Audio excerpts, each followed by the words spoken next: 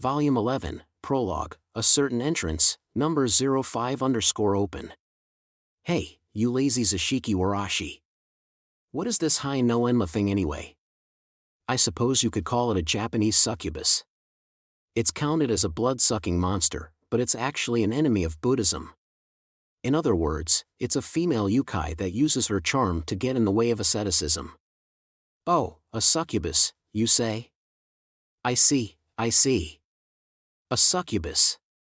You mean like the one in a micro-bikini living in our attic? Don't act like that, Shinobu. It's disturbing. And I believe this kind destroys the victim's family as well. That's why I'm so mad. But I wonder how they work the Hai no Enma into the criminal package.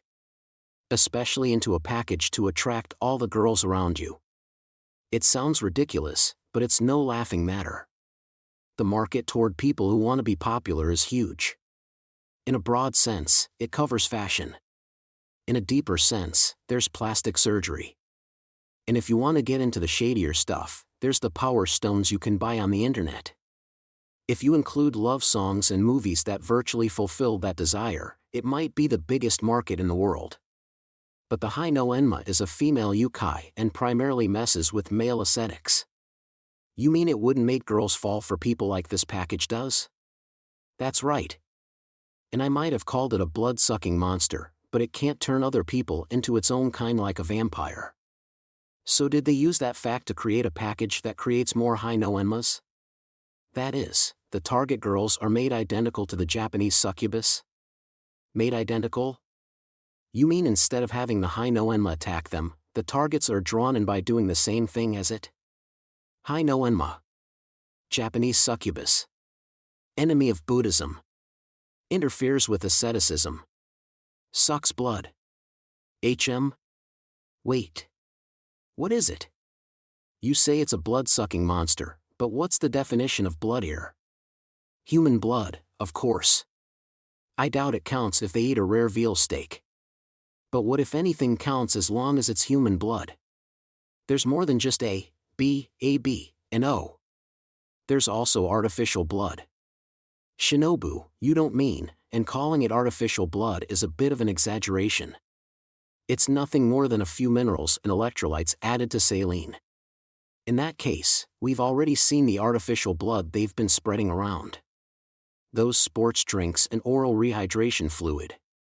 This popularity package turns the girls who drink those things into succubi and makes them obey your will. But it's nothing to worry about now that we know the trick. Come on, let's go unmask them.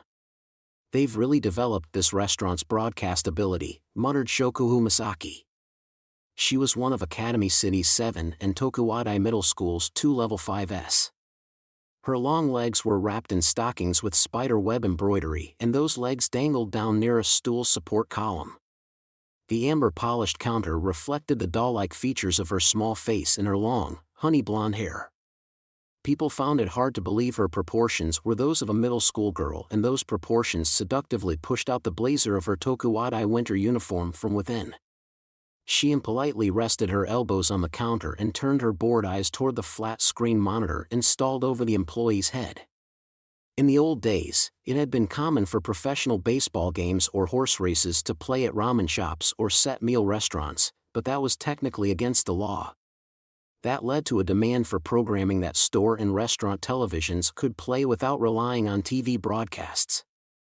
However, the spread of those had only accelerated people's trend away from television, so there really was no winning in that business.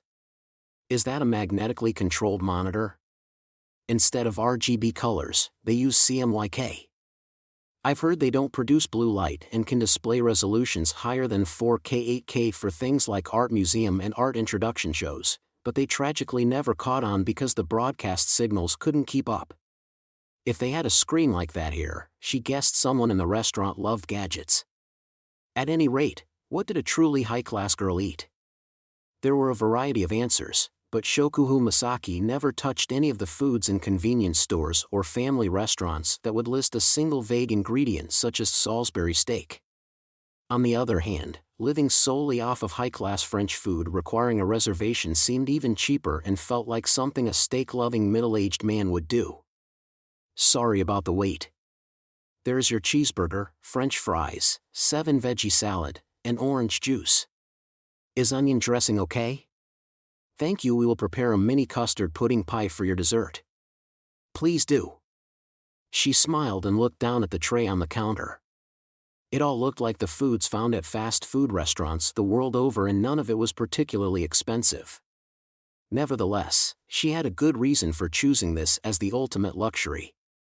Beef bowls, hamburgers, hot dogs, rice balls, sandwiches, ramen, curry rice, sodas, and ice cream.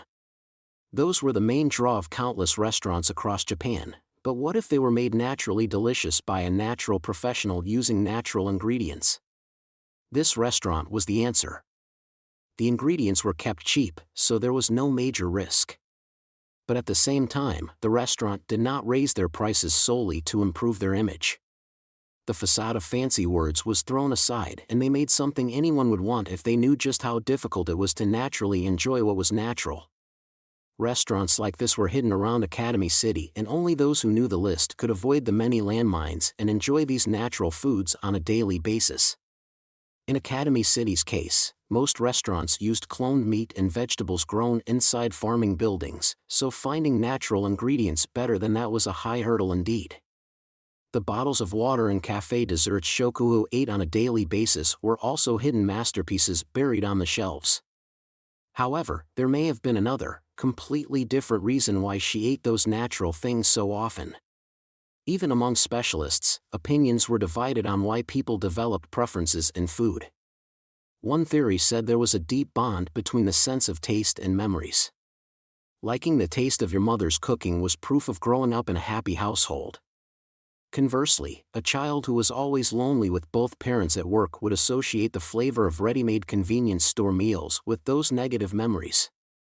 What this theory said about disgusting prison food went without saying. People often said their tastes changed when they grew up, but that could be interpreted as overcoming their unpleasant memories as time went on. Chomp. Shokuho Masaki grabbed a large paper napkin from the counter, wrapped it around the cheeseburger, and accomplished the miraculous task of elegantly eating that handheld food which was much larger than her small mouth. One look at the hint of relaxation around her eyes was enough to see that something comfortable had come to mind when she tasted that combination of juicy meat, melted cheese, crisp lettuce, sliced tomato, and spices kept subtle enough to not overpower those other traits. She was naturally enjoying this natural thing. There was no need to get excited, and she did not let her high-class world take this from her. Come to think of it, with the giant cheeseburger in one hand, she looked to the side. This was an area primarily targeted toward university students, and the first floor of this building contained a convenience store. But from the second-story window, she could see a small intersection. That's the intersection where I first met him, isn't it? Those two people with no previous connection had bumped into each other there. Their paths had crossed. It was not a particularly beautiful location, and it had not been the kind of lovely meeting seen in dramas. However, it had been a special event for the girl named Shokuho Masaki. Even if it had all come to an end and their paths would never cross again, it had been important enough to strongly influence what had happened to her from then on. Shokuho Masaki still remembered even now. That was when she had first met the pointy-haired boy named Kamachi Toma. That time in August of the previous year was a strong contender for the happiest period of her life. Volume 11, Chapter 1, Reminiscence Front Hall, Episode _the Girl. Part 1. When she thought back on the entire incident, the first time Shokuho Masaki had run into Kamachi Toma could easily be called a false start. That was oftentimes how reality worked. Kaya. Sorry. The loud cries of cicadas and the great heat of midsummer filled a completely ordinary intersection in a completely ordinary district. When a pointy-haired boy ran against the flow of people and crashed into Shokuho Masaki, a short and slender girl who was still developing, the contents of their bags audibly scattered all over the asphalt. Her brand new stationery and other items newly bought after entering middle school went everywhere. The boy who had run into her was most likely 2 or 3 years older than her. He crouched down until he was practically on all fours while quickly gathering up all of her belongings and pressing them into her arms. I'm really sorry, but I'm in a hurry. You aren't hurt, are you? Bye. Eh? What? Wait. She did not even have time to get angry. The pointy-haired boy ran off with his belongings in his arms, and the crosswalk's green light began to flash. On top of that, she was honked at by an emergency vehicle from an emergency response service that had recently made a name for itself as a civilian ambulance. She decided it would be stupid to turn back in pursuit of that intruder and have to wait through another full light cycle, so she quickly made her way across the road. Huh. She found an unfamiliar object mixed in with the belongings in her arms. It was a cheap cell phone. The screen was locked with a password, so she could not even try to find the owner's name. However, there was no need to do that. She knew whose it was without looking into it. One of the boy's possessions had gotten mixed in with hers. She turned around, but a stream of cars blocked her since the light had changed and the pointy-haired boy was nowhere to be seen on the road past that. What am I supposed to do about this? She had no real obligation to return it, and hunting him down sounded like a real pain. However, she felt she needed to at least hand it over to anti-skill or judgment later. Even if it was cheap, an electronic device seemed different from a pencil or an eraser. She was hesitant to just throw it away, so she was unsure what to do with it. If this is a new trick for hitting on girls, then it's quite something. That was all she said before leaving the intersection. That meeting had surely been nothing but a false start, and it had been completely meaningless. In fact, she did not even count it as a meeting. In that case, Academy City's number 5 had to have experienced another meeting that did hold great meaning. That second chance meeting was the one that held real value for Shokuhu Masaki and Kamachi Toma. Part 2. It had not been until several days after crashing into each other in the intersection that things had truly been set in motion. There may have been signs from well before that, but this was the day and the time that held great meaning for Shokuhu Masaki. She had not wanted to meet anyone. During an oppressively hot night, she had staggered through the familiar student areas and continually made her way as far from any other people as she could. She always chose the quieter and emptier direction. As she did so, she crossed into another district, left the asphalt and concrete scenery, and entered a winding mountain trail surrounded by the trees of a dark forest. This was District 21. The mountainous region had a rare amount of preserved nature for an urban center like Academy City.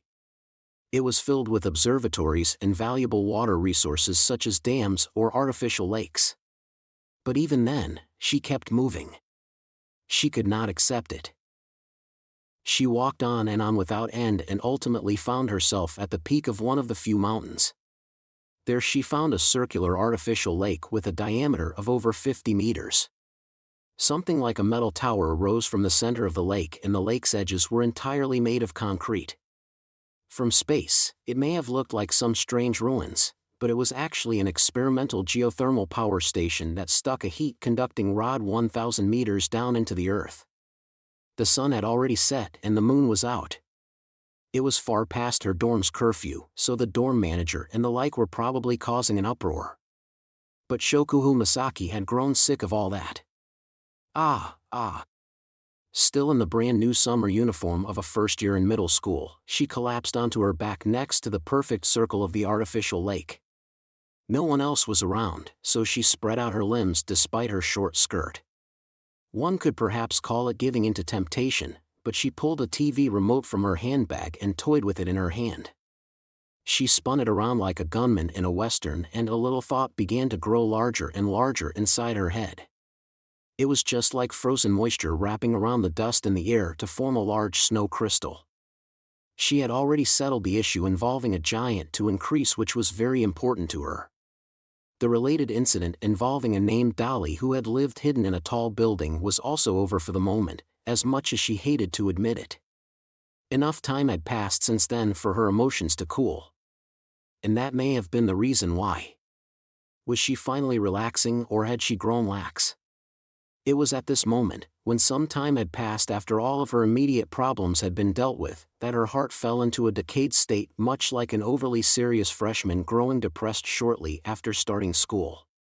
She was an esper who could control people's minds, so some might have found it strange for her to fall victim to this kind of thing, but she had not had many opportunities to use her powers on her own mind. And this may have been one of those opportunities. I don't know if you call this my weariness ability or what, but I'm just sick of it all. Sick of memories. Sick of relationships. Sick of everything like that. She stopped spinning the TV remote and pressed it against her own temple, just like she was committing suicide with a handgun. She was one of the few level 5s among the 2.3 million residents of Academy City, so it was not unusual for her to be used for the benefit of the adults, in experiments, or as part of some sort of conspiracy. And during the intense time spent dealing with those conspiracies, she had not had time to think about this sort of thing. If, during one of those times, she had seen herself now, she might have angrily grabbed the remote and eliminated that self-indulgent denial of people's bonds even if it meant altering her personality. But that was why one could say she had given in to temptation. She had grown lax and let her guard down. Otherwise, she would never have said what she did. Why not reset everything inside my head? Would that free me from all these heavy thoughts? Speaking it aloud may have been an imprinting ritual meant to convince herself of what she was saying. It would be a simple task. So very, very simple. She only had to move her thumb and press the button on the remote pressed to her temple. That would immediately activate Mental Out, history's strongest mental esper power, and reset all of her memories. She would not regain all that time and nothing would physically change, but she would definitely return to being innocent in a certain way. She felt like something was holding her thumb back, but the desire to escape the strange weight in her heart was stronger. Her thumb twitched and her powers were about to activate. But in that very moment, something else happened. Huh? What are you doing here? She heard a male voice. She first thought a worker at the geothermal power station was out patrolling the area, but the voice was far too young for that. She concluded it must be a student who had ignored the no-entry signs like she had, but she could not work up the willpower to sit up and speak with him. What does it matter? I really don't think you should be doing that. What, are you with judgment? No, but, then what does it matter? Oh, but I really don't think you should be doing that. I guess it's not really my place, though. He sounded terribly indecisive. She questioned whether this was some new method of hitting on girls, but he spoke again before she could sit up and see what he looked like. I mean, when you're lying all sprawled out like that, I can see right up your skirt from over here. You should really cover up. For an instant, truly just an instant, her entire face grew beet red from the tip of her nose to the edge of her ears, but as a gorgeous and elegant lady, she did not do anything as unseemly as frantically reach out to hold her skirt down. Instead, she sat up as slowly and silently as the shimmering heat, removed the TV remote from her temple, and pointed it at the boy standing a short distance away. Erase his memories, she shouted. Her thumb moved and the pointy-haired head swayed. Mental Out never failed, so the memory of what color of flower garden was inside her skirt had been banished to eternal darkness. Or so she thought. The boy grew unsteady on his feet as if feeling faint, so he slowly shook his head while holding his head with his right hand. I get that you're embarrassed, but why would you think that would erase someone's memories, he said with a dazed look on his face. And I don't know who you think's interested in you and that flat chest of yours, but I won't tell anyone, so just stand up already. What? He showed no sign of having lost the memory. If anything, he was adding to it. Just to be sure, she asked the question. Incidentally, can you remind me what I'm wearing today? What's with that spider web pattern? Have you thought about something more your age? And does that even cover up the important bits? Erase. But no matter how many times she tried, nothing came of it.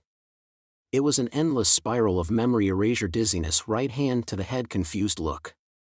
After the failure of the power she had absolute faith in and what seemed like a tremendous obsession with her panties, Shokuhu Masaki threw aside her ladle-like aura and let out a shout. I've erased your memories 38 times now, so why are your eyes still glued to my underwear? Just how great is your pervertibility? Wait. Don't tell me you really have a power like that. That's a bit of an overreaction to some panties, don't you think? A puzzled look came over her as she watched the pointy-haired boy hurriedly move back. She felt like she recognized him from somewhere. You're the guy who ran into me at the intersection with toast in his mouth. I did not have toast in my mouth. Come to think of it, that means you're the one that brought my phone to Anti-Skill. Thanks for that. She grew suspicious as he pulled the cheap cell phone from his pocket and waved it a little. So was all of this some new way of hitting on girls? Oh, I get it now. That's Tokuwadai's uniform, isn't it?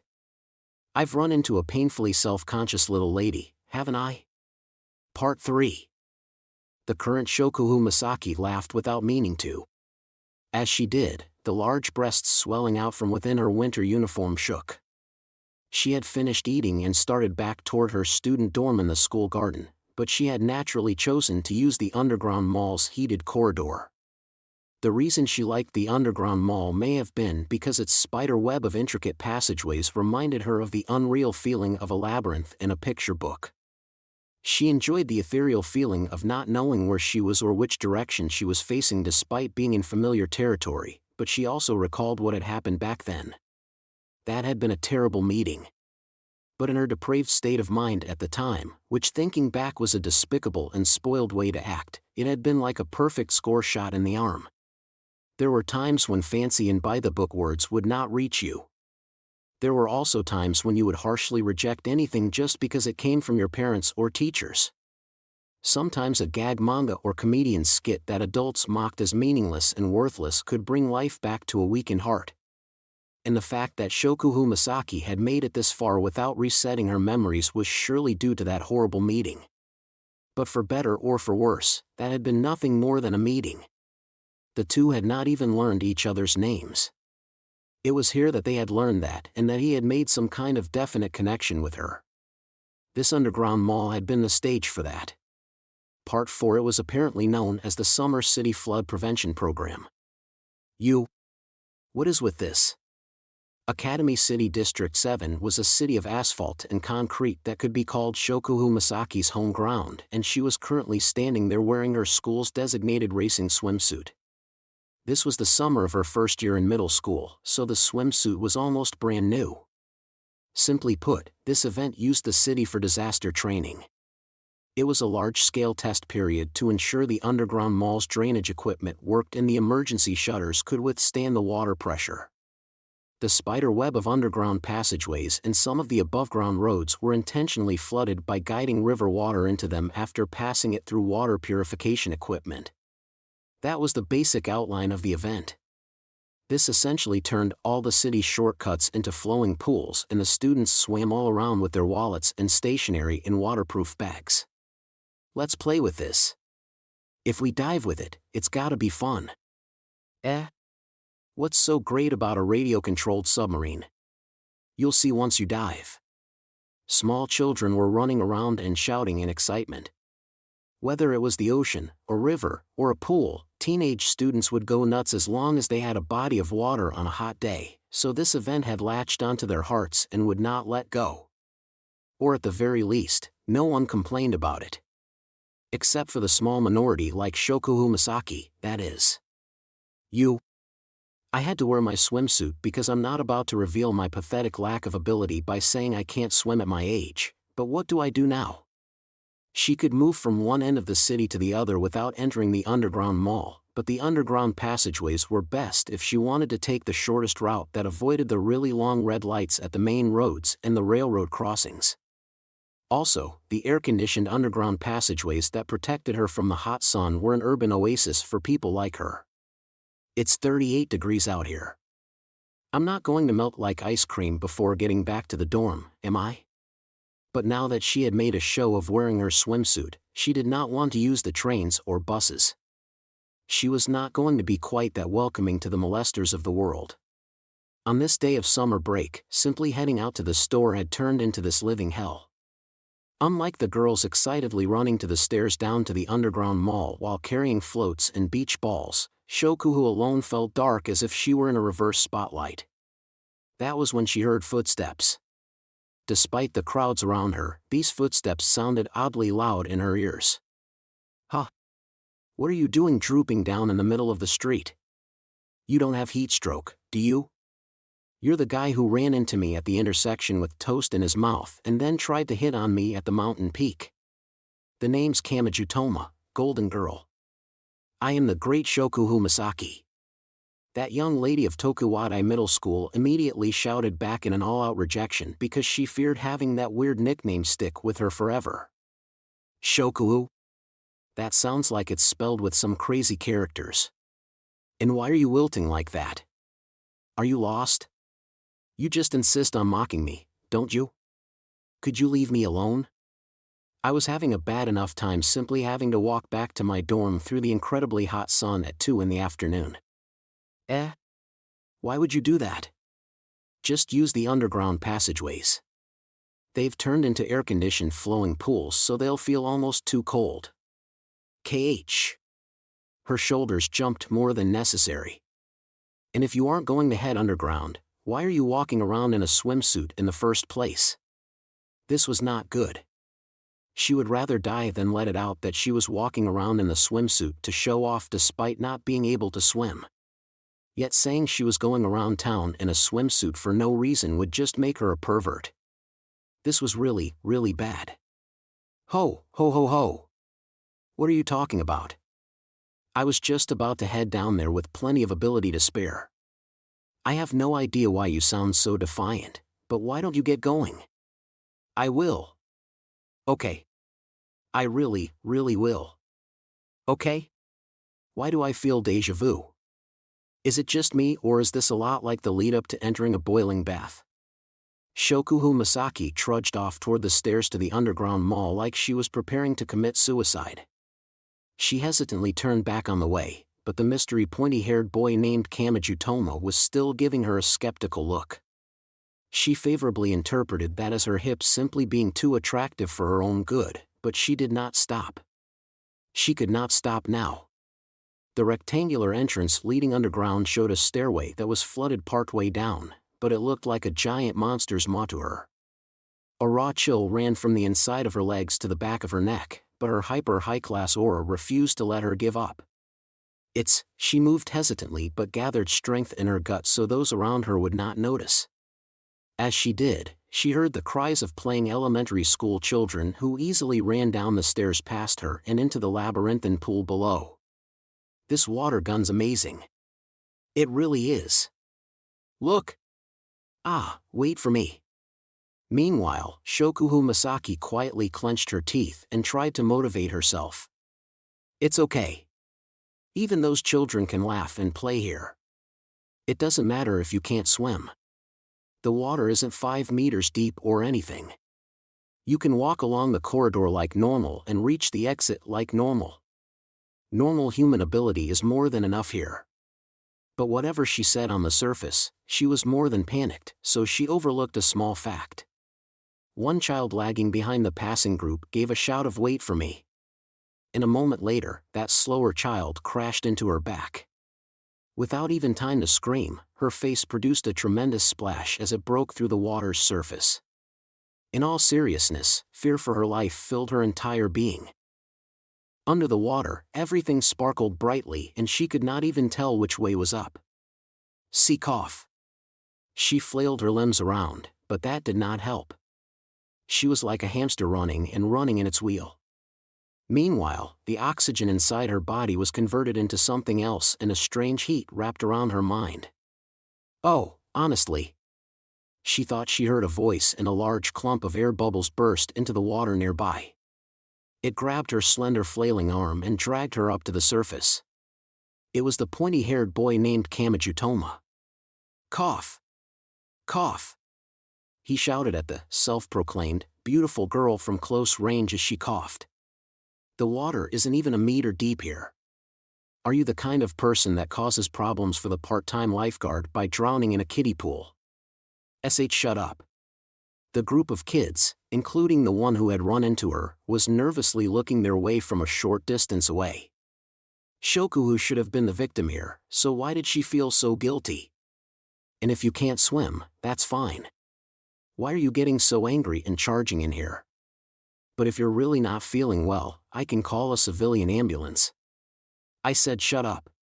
She shouted in desperation with her face completely red and even the very top of her head soaking wet, but then she grabbed onto Kamajutoma's arm. What the hell are you doing? Humph. What's so great about being able to float in water? Do you really have to swim the breaststroke like a frog to be a winner in life? If people who live on land hadn't forced themselves to invent these techniques of moving through the water, people like me wouldn't be stuck having to pretend. But what does any of that have to do with grabbing my arm? Now that it's come to this, I have no choice but to bet my pride on traveling through this pool that used to be an underground mall. But I can't let anyone see me relying on a float, so I need a more elegant alternative. Essentially, she was afraid the surrounding people would spread a rumor of Miss Shokuhu Masaki almost drowning in a pool less than a meter deep, so her desperate objective was to suppress that rumor with the image of her traveling through the pool without issue. And instead of using her arms and kicking her legs to swim through the pool, she would elegantly walk through it while holding a boy's arm. However, they're touching me. You've been pressing them up against my arm for a bit now. You really, really need to shut up. I have more important things to worry about. No matter how modest they might be, a girl's breasts are still a girl's breasts. What did you BGH?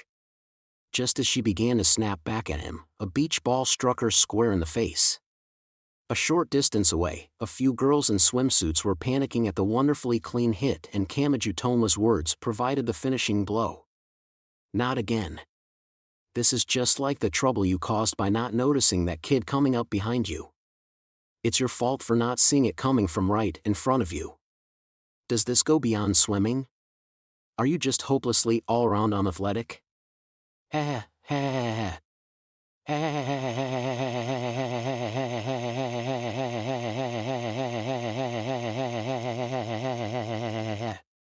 Shokuhu Masaki no longer cared about appearances. With some dark laughter, she stuck a hand in her bag, pulled out one of the many remote controls inside, and pointed it in every direction. I'll erase your memories. I'll erase every single memory of my pathetic lack of ability. Wait. Aren't you being a little tyrannical here? Incidentally, Kamajutoma was included in the targets, but the bit of dizziness once again caused him to grab his head with his right hand and negate her command. Meanwhile, she continued through the flowing pool of a passageway while dragging the dumbfounded boy along as a human float. I have a feeling I'm being casually forced to help with something awful. Humph. You have the privilege of accompanying mental out Shokuhu Masaki, one of Academy City's level 5s, so this will naturally be the highlight of your otherwise dreary summer break. Level 5? That's right. Mental out? That's right. Do you have a problem with that? You've gotta be kidding. But the rumors said the level 5 with the greatest mental powers was a young woman with an amazing body. I am a young woman. I have always been the most mature one in my class. But for some reason, Kamajutoma gave her a kind look. Shokuhu-kun. Shokuhu Masaki-kun. Before, I may have said that, no matter how modest they might be, a girl's breasts are still a girl's breasts. What about it? Listen, little girl. When I refer to a young woman, I mean someone who manages a student dorm and has the tolerance to give anyone advice if they want it. And there is one thing you lack as far as that's concerned. Do you know what that is, little girl? There was no way she could, so she gave him a confused look and he gave the answer. These common breasts of yours disqualify you from providing the support of a young woman. Give up and try again later. What? Part 5. The present Shokuhu Masaki held her head in her hands. As a student at a girls' school, she did not have enough contact with boys to know what an average boy was like, but she still wondered if that pointy-haired one was one of the worst. Well, while reflecting on those stupid words, she lowered her gaze. With an odd shaking sound effect, 2 large masses pushed out the chest of her winter uniform from within. It does look like I grew even more than necessary thanks to that. She had met him a few more times around the city, but they had never exchanged cell phone addresses or anything like that. They may have seen some special value in only ever meeting by chance. And she had set up another personal rule: she never looked in his mind using mental out. Why had she decided that? She must have seen some special value in that as well. She climbed the stairs and left the underground mall. The chill of the late November air stabbed at her skin, and she felt no hint of that summer heat. She then walked along a large road for a while. Perhaps due to limited land, all of the buildings in this area were quite tall, but there were occasional gaps. One of those was a park entrance. She suddenly stopped and turned to that entrance and the poles preventing cars from entering. The casual remnants of memories could be found here and there, and this park was one such place. Part 6. One day, Shokuhu Masaki had found the pointy-haired boy sitting on a park bench. Whether it helped much or not, he had chosen a bench in the shade to escape the heat. She wanted to say he was reading, but that may not have been quite right. He was looking through a notebook, but he held nothing to write with. What was he doing? Curious, she had asked, and this was his reply. Hypnotism. I can get anyone to do what I say with this. Hypnotism? That upperclassman sure is amazing. High school girls can do anything. They can ride motorcycles, work part-time, and casually answer anything you ask. Taking that step from middle school to high school really is amazing. She's such an adult. What? Are you trying to piss me off? Shokuhu had only just entered the middle school zone this year, so she did not like the sound of that theory. It made her feel several levels behind. But at the same time, she noticed the boy had mentioned asking this high school girl something. In that case, could he be studying psychology to have more to talk with me about? He was way off the mark if that was the case, but why not help with his efforts? She sat next to him and he continued with the notebook in hand. But doesn't Academy City's curriculum use hypnotic suggestion? Well, there are some kids who use abreaction, hypermnesia, self-hypnosis, and that sort of thing as triggers or safeties, but I seriously doubt that involves dangling a plastic pendulum from a string and waving it back and forth. Come on, just this once. I just want to try it out once. I'll only try it a little. Fine, but if you succeed, it's my turn. I'll do to you what you did to me. Her warning would make him too afraid of her revenge to give any inappropriate orders. With that in mind, she watched as he held a power stone pendulum in front of her eyes. All the while, he was looking down at the notebook instead of her. Okay, here goes. First, stare at the pendulum. It would actually be pretty scary if this was enough to mess with someone's mind. This is like performing surgery without knowing what you're doing. She followed his instructions while working to keep her thoughts from showing on her face. But now a surprise attack. He clapped his hands right in front of her face. There was in fact a way of inducing a hypnotic state with an unexpected action. For example, you could rub their back as they focused on the movements of your finger. But it was hopeless when the method was this straightforward. Did it work? He asked the surprised girl. Please relax. Controlling people isn't that easy. She swallowed her thoughts and followed his instructions. She let her eyes glaze over and shoulders go limp. The pointy-haired idiot called out to her and waved his hand in front of her face to test her reactions, but he finally seemed to believe in his own power. It really worked. Amazing. That upperclassman's notebook is real. She's really something else to make a method even an amateur like me can use. High school girls can do anything. They really are adults. What? Why is my effort improving his opinion of that old woman? The middle school girl briefly contemplated throwing it all aside and attacking him head-on, but she decided ruining this would not be any fun and so continued her act. Now that Kamachi had gained the right to freely use another person, she wanted to see what kind of commands he would give this self-proclaimed, beautiful girl. Okay. Time for the first command. He looked down at the notebook titled Kumakuwa Serious Hypnotism Notebook. And then he said it. You have a strong desire to stand up and lift your skirt in both hands. She thought her heart would leap from her throat. He. He completely gave in to his desires once he thought he'd succeeded, didn't he? She began to tremble, but Kamachi did not seem to notice. He looked at her face in confusion, tilted his head, and looked back down to the notebook. Odd. It's not working. But it says right here to test that first. Shokuhu moved just her eyes to glance down at the notebook sitting in his lap.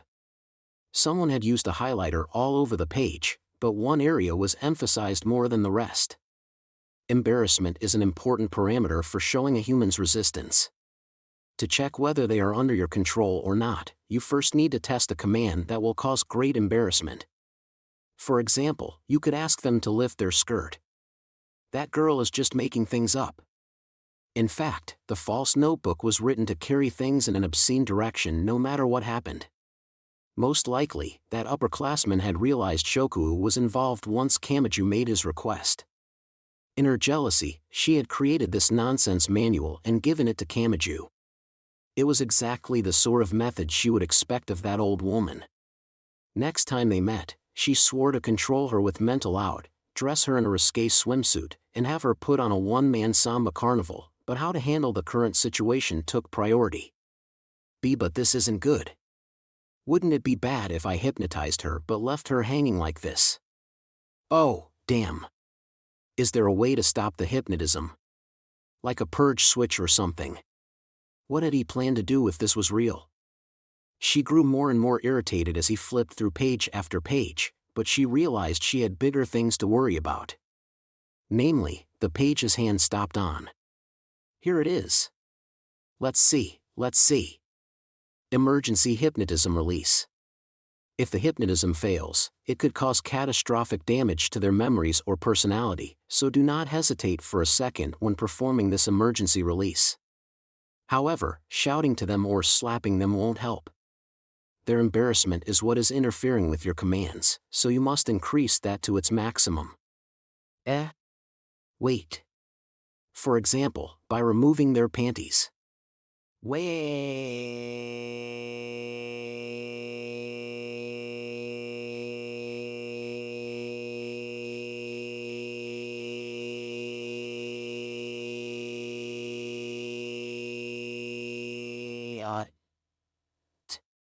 She lost control of herself and jabbed the corner of her handbag into the very middle of his pointy-haired head. Part 7, Shokuhu felt like holding her head and writhing around, but she used all of her strength to suppress the urge. That had not actually been the pointy-haired boy's fault. That old woman was at fault and he had simply been tricked into it. It would have been something if he had understood what was going on and went along with it while playing the role of victim, but she doubted he was that crafty. She was inside a chilly park covered in brown dried leaves. It must have been a common point between their spheres of activity because they had shared a few other memories there. For example, Part 8 Shokuhu Masaki could no longer hear the loud cicada cries. There was a simple reason for that. On that summer day, she was entirely covered in pigeons. Wah, wah, wah. The pointy-haired boy frantically swung his school bag around to drive away the 50 or so pigeons. All of the popcorn in the cardboard container had already been wiped out and she had only managed to eat 2 or 3 pieces. I look away for just a second to get some drinks and this is what happens. What are you even doing? But, that wasn't my fault. I was the one attacked by the park pigeons. This goes beyond simply being unathletic. What? Why does it seem so familiar?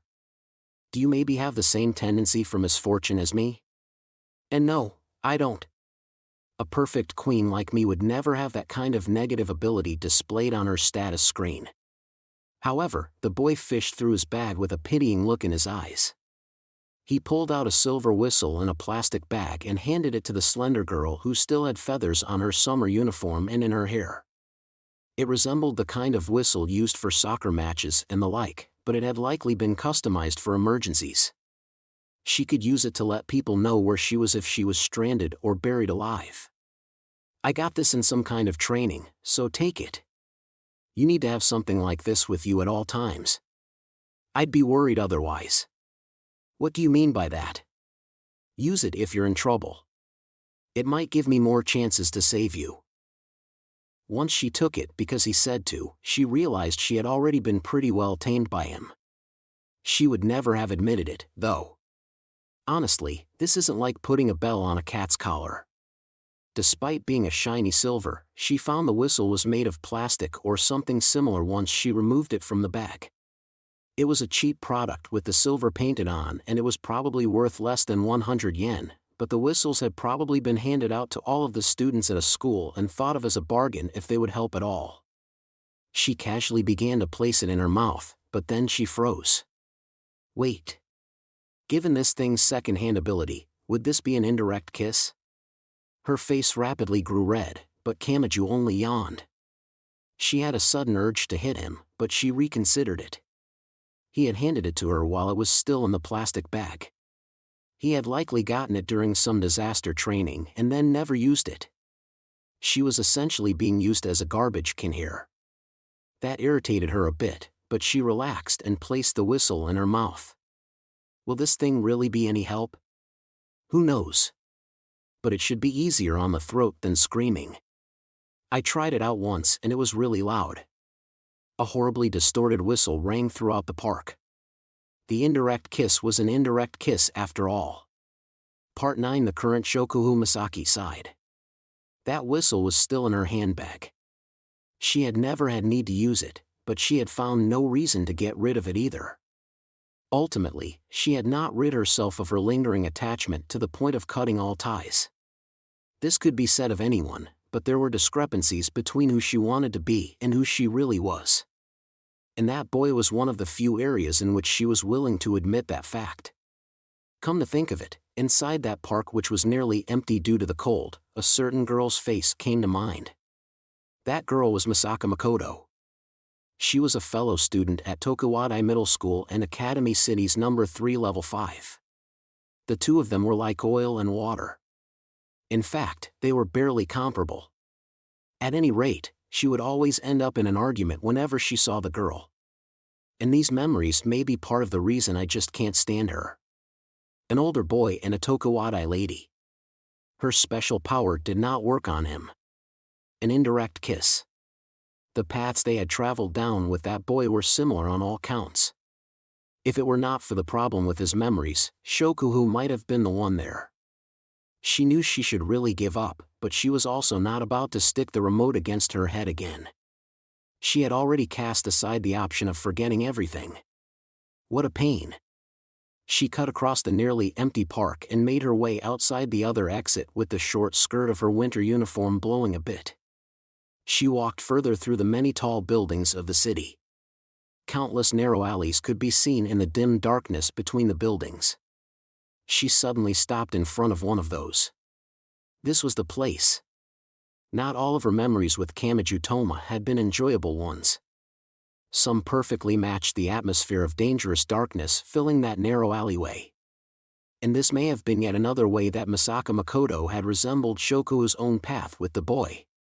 Simply put, an incident had stood in her way and it would never have reached her had she not been a level 5. And she had defied it along with that boy. Part 10. Pant. Kamachi Toma panted like an exhausted stray dog as he ran through the hot Academy City night. He was not alone. His hand held the hand of Shokuhu Misaki, who wore a brand new summer uniform. Technically, she was the one being targeted. They ran past a sign at the base of a wind turbine notifying them of a recent murder. The two of them took a turn and left the main road. W8. Why would you go out of your way to enter an empty alley? Given their speed, a wide street is more dangerous.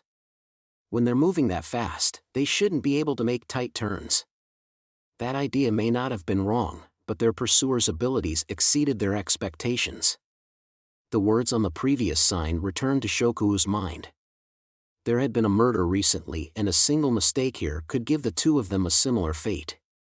She heard the sound of wheels burning the ground below them. Their pursuer was a boy in a red riding suit and a full-face helmet.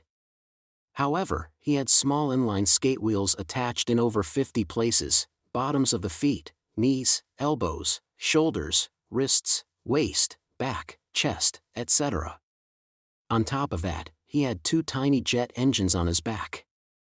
They were 20 centimeters wide and 55 centimeters long. The pursuer charged toward them while generally leaning forward like a speed skater. He did not do anything as sensible as kick off the ground. It would be more accurate to say he kicked off the wall. Damn it! He exceeded 200 kilometers per hour. That incredible speed rivaled a roller coaster, and he would temporarily change his field to the walls or even the ceiling. Even a simple tackle from a human-sized mass would be a fatal impact at that speed. And yet the boy held something resembling a bazooka over his shoulder. It was actually an explosive-driven pile bunker. If they crossed paths, Shokuhu and Kamachi would be taken out in a single strike. Altogether, the equipment was known as Queen Diver. True to the initial impression it gave, the weapon system had been created from the ground up to crush Shokuhu specifically. Its overwhelming speed let one charge in before she could control you. The concept was to kill a level 5 even if it meant your own destruction. Shokuhu swung around her TV remote regardless, but that method had a certain weakness. Her personal rule was to divide up her too powerful mental out ability in order to make it easier to use. And her personal rule required her to aim the remote at her target. When the enemy was moving around and around at high speed, her targeting was too slow. Yet even when she was certain she had aimed in time, the enemy's movements did not fully stop. Does that helmet detect the abnormal brain wave ability and switch control of the suit over to a program? Mental out may have been the most powerful mental ability, but even it did not work on pure machines or non-human animals. This equipment had clearly been made specifically to target her. Beyond the issue of strength, this is just a poor match. And I don't have time to remove that limiter when he's moving around so fast. They went out of their way to create a weapon with absolutely no use beyond its ability to kill me. While she thought and clenched her teeth, Kamachi snatched the remote from her hand.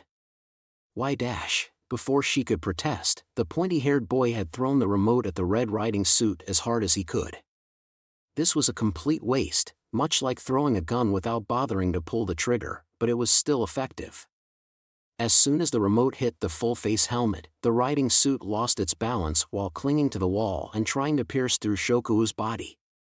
And once he lost control, that pursuer riding the rails of an invisible roller coaster became quite fragile. He flipped over and fell to the ground. Beyond that, he plowed through everything on the ground at 200 kilometers per hour. He passed by Shokuhu and Kamachi and crashed into an old bike and some trash cans left in the alley. That was when Shokuhu heard an explosion and saw orange light burst out. You're kidding. Even Kamachi, the one who had supposedly defeated the pursuer, was so dumbfounded that he stopped running. Did the shock of the fall mess with the jet engine? Just how dangerous are these things they're relying on? It did seem they had put in the bare minimum of safety measures. They heard the sound of a shaken soda opening but magnified several dozen times. Something like white steam surrounded the skin-tight Queen Diver suit. It was likely some sort of incombustible gas. The pursuer had probably been wrapped in flames for less than 10 seconds, but the burning temperature of the jet fuel had been extraordinary. It was not clear what material the suit was made of, but it might have melted onto his skin like cheese. A civilian ambulance must have passed by the main road because a siren experiencing the Doppler effect reached their ears. The din was unpleasantly reminiscent of death and violence. Then, just as Kamachi began to run forward to help the criminal who had targeted their lives, something else made him stop. More Queen Divers were approaching. With the unpleasant sound of their wheels scraping along the ground, they blocked the boy and girl's path in front, behind, and even above. They all wore Red Riding suits and full-face helmets, but their silhouettes suggested the group contained both boys and girls. Based on their heights and shoulder widths, there was a large range of ages as well. Kamachi held Shokuhu's hand while giving an annoyed yell. He was with you, wasn't he? Aren't you worried about him at all? We won't let first aid get in our way, replied a male voice. We have something more important to deal with. They all hid their faces behind helmets that blocked mental attacks to an unknown extent, and they all aimed their explosive-driven pile bunkers at the boy and girl. Death to the level 5. A deluge of noise surrounded them as the pursuers prepared their weapons. The human malice created a cage more frightening than the weapons. Death to the level 5. It sounded like the ritual of some strange cult. Their resentful voices would overpower anyone who heard them but showed just how misguided they were. Death to the level 5 who has taken everything from us. Part 11. The current Shokuhu Masaki recalled those events while facing the alley entrance in the chilly wind. It might have sounded absurd, but even outside this city, it was common to find attractions where one raced down a slope in a wheel-covered riding suit or to find special-made suits that used inline skates and a jet engine on the back to reach over 100 kilometers per hour. That group had combined a few such things and added the high stability and handling of electronic control to create the weapon known as the Queen Diver. The name of that Red Riding Suit group came to her mind. Deadlock. The group using that English word as a name could be described as the students whose powers development had reached a standstill and would not progress any further for some reason. They belonged to a great number of different schools and years. Some were genuine high-class ladies and some were delinquent boys. The ideology that bound Deadlock was shockingly simple and the actions they actually took went beyond shocking. Shokuhu set foot in that alley for the first time in a long while. She normally never used such areas, and she could not let any of the Tokuwadai students know about somewhere that made her as nervous as this, but she was in the mood today. The abandoned bike and trash cans were of course gone, but the general location had not changed much. Halfway down the alley, she stopped and looked straight up. Yes. It was right here. The sky spread out while confined to the shape of that narrow alley, and a rusty old emergency staircase invaded the space of that limited sky. There was a small chain-link door at the entrance to the staircase, but she could easily climb over it if she ignored her short skirt. While treading on each red and rusty step that could break through at any moment, she climbed the emergency staircase. She was not interested in any of the doors on the way up. She was on her way to the roof of the small multi-tenant building. Beyond that was the final location. The final location she and Kamijutoma had run to. Part 12. They had jumped from building to building, rooftop to rooftop. But having to bring along Shokuhu Masaki in the fluttering short skirt of her brand new summer uniform had to have been a great detriment to Kamijutoma. She was willing to admit it now, she was terribly unathletic. During the athletic test in April of that year, her awful results had led her to manipulate the memories of everyone around her. She had to go to the great effort of working up her courage and then taking a running start to cross the ravines that were not even a meter wide, so Deadlock and their Queen Diver suits naturally caught up in no time. They were surrounded on every side. Deadlock must have been communicating by phone or something because more riding suit students arrived along different routes. More than 30 of them had gathered on the roof.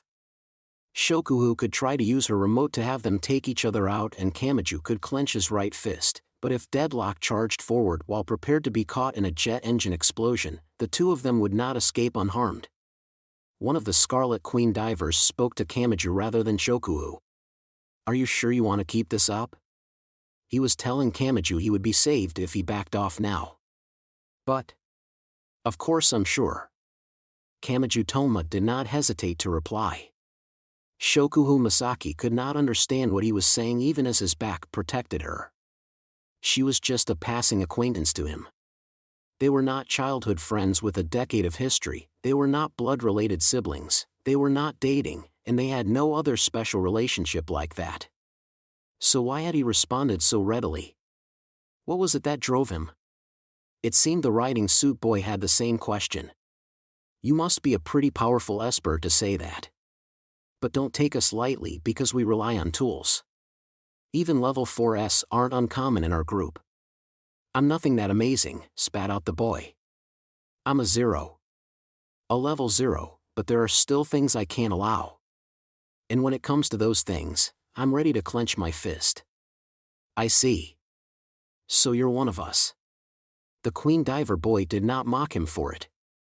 In fact, some of the calm in his voice vanished. The tone of his voice suggested that, in a way, facing a level 0 boy had greater meaning than facing that level 5 girl. That may have been the case for them. He raised a hand to stop his impatient comrades and spoke. Don't you find it odd? Find what odd? Everything. The riding suit boy did not make any meaningless or self-important theatrics. In this alone, he was sincere. He took the shortest course to the crux of the matter. From the very fact that you've decided to fight for Shokuhu Masaki in this hopeless situation, doesn't it seem like she's already controlling you with her mental out?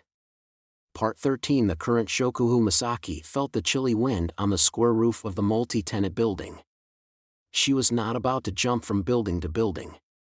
She was aware of her own lack of athletic ability and she was wearing the short skirt of her winter uniform. Instead, she stayed here and thought to herself while almost feeling left behind by her past self. There was such a thing as an AIM diffusion field. It was a tiny, tiny power subconsciously emitted by an esper.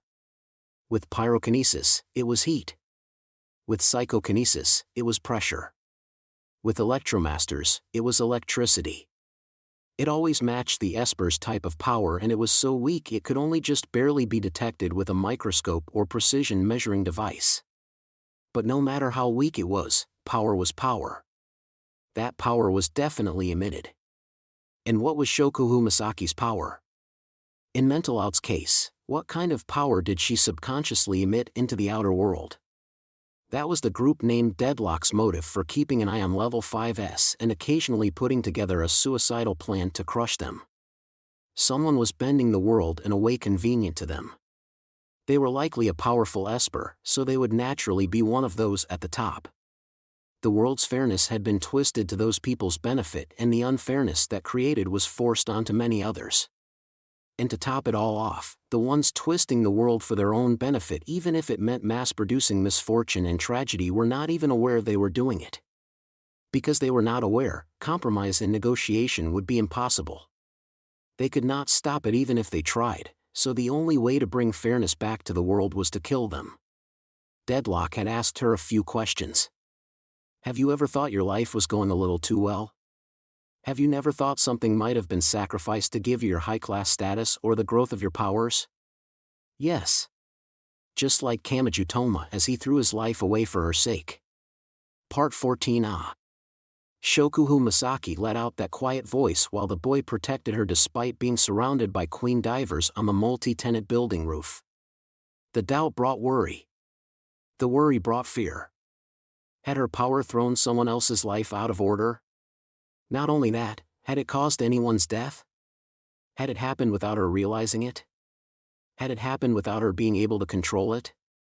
The murder notification at the alley entrance came to mind. The refrain of civilian ambulance service sirens played again and again. Ow! Ow! She was no saint. She had no problem with using her power to manipulate people's minds. She simply saw nothing wrong with using what was hers. But at the same time, she felt she had to use people properly when they were under her control. If someone she controlled died or killed someone, she would have to be punished as the one in control. She had that much resolve and dignity. But what if that was meaningless? What if she had already controlled countless people without realizing it and that had led them to lose fortunes, closed off their futures, or even taken their lives? If she still claimed to be safe and normal after all that? She looked around her. All of them wore the same red riding suits and full-face helmets. If her own success was what had stolen the lives of those faceless students and even robbed them of the possibility of proudly showing their faces, just how should one describe her? She could always claim she had not known, that it was not under her control, and that it was therefore not her fault, but who would those words actually save? What a joke! But even though Shokuhu Masaki had put him in this dangerous situation, the pointy-haired boy's words cut straight through the stagnant atmosphere. Is it fun blaming others for your own failures? The harder it is to prove something, the harder it is to argue against it.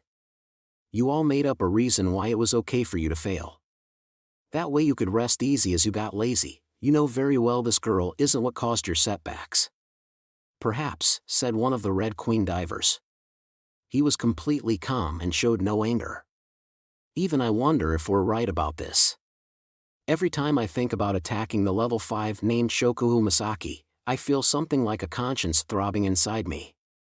It says this is all the work of a monster created by our own weak hearts, and the external factor of Shokuhu Masaki has nothing to do with it. But he went on to reject everything he had just said.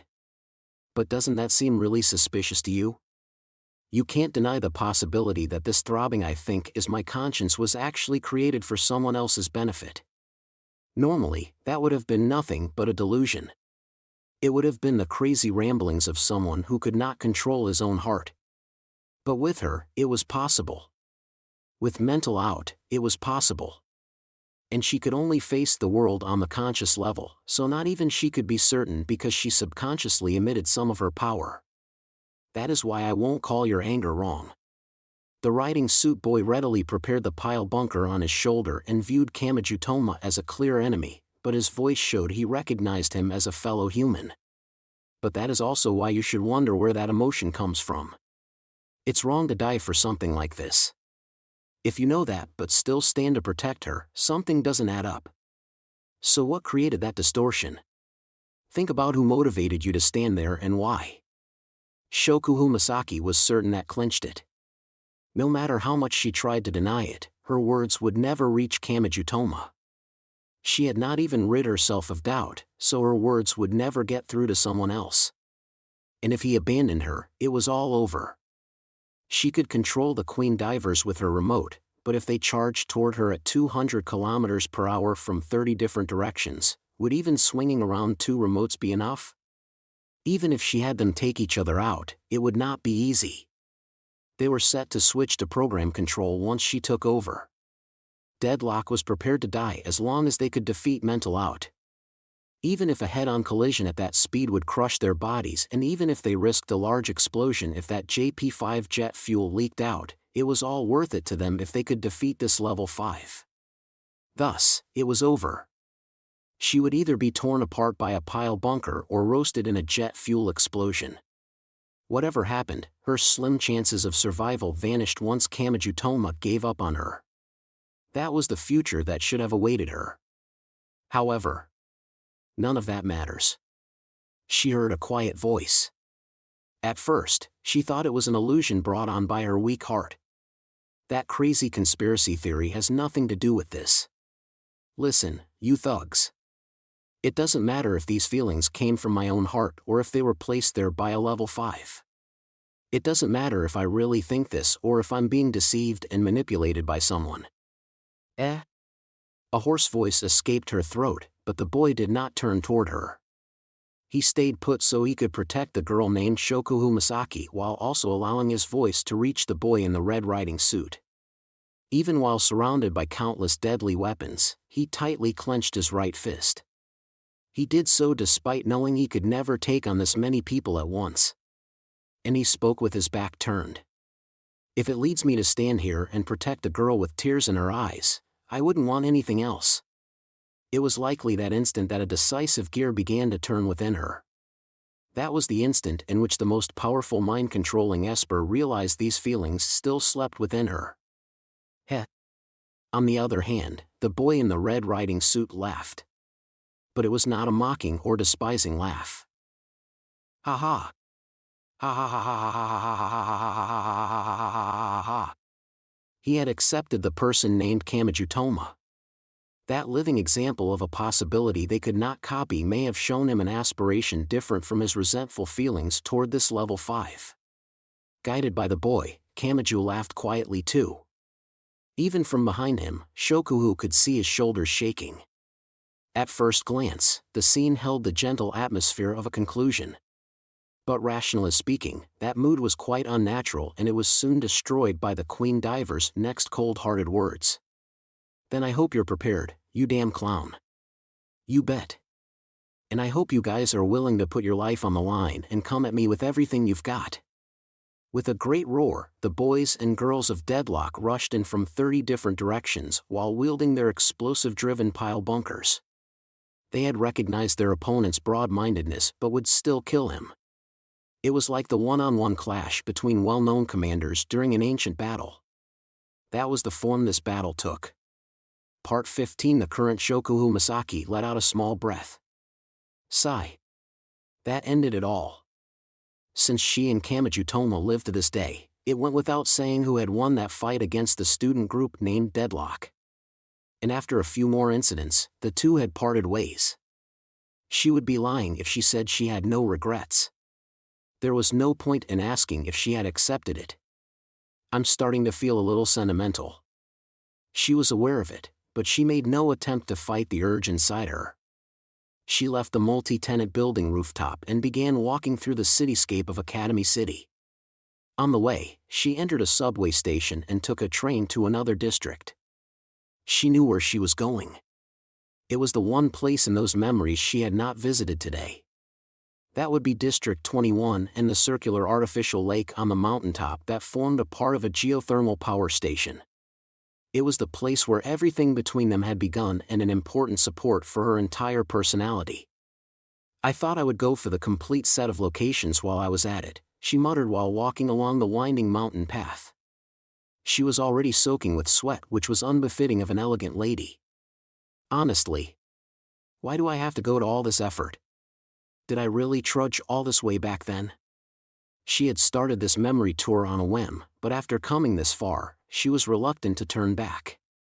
Just as she used the remotes to regulate her power, she was often pulled around by her own personal rules. She was now walking up the mountain path in complete desperation. Honestly. And I know perfectly well that doing this isn't going to change a thing. By the time she reached the peak, the sun had set and night had fallen. Pant, pant, pant, pant. She bent over, placed her hands on her knees, and frantically tried to catch her breath. She was completely exhausted, but she tried to encourage herself by saying this was for the best because it recreated the atmosphere from back then. Finally, she raised her head to look at the area from her memories. Ignoring the initial false start, this was the wonderful location where she had met Kamachi Toma. The clouds covering the moon must have cleared because the scene suddenly appeared before her night-adjusted eyes. And she saw it once more. Huh. Something slowly ran down her spine. It was a terrible, horrible, indescribable feeling that went beyond a common chill. Reality seemed to leave her. She was overcome by such great confusion that she no longer felt even the pull of gravity. There was indeed a geothermal power station there.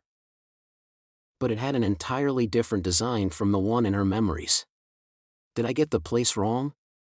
The lake was much larger and the tower in the center was a different color, height, and shape. However, there had only been the one winding path, so she could not have taken a wrong turn. Not to mention that there was only the one mountain peak. No matter what route she had taken, this is where she would have ended up.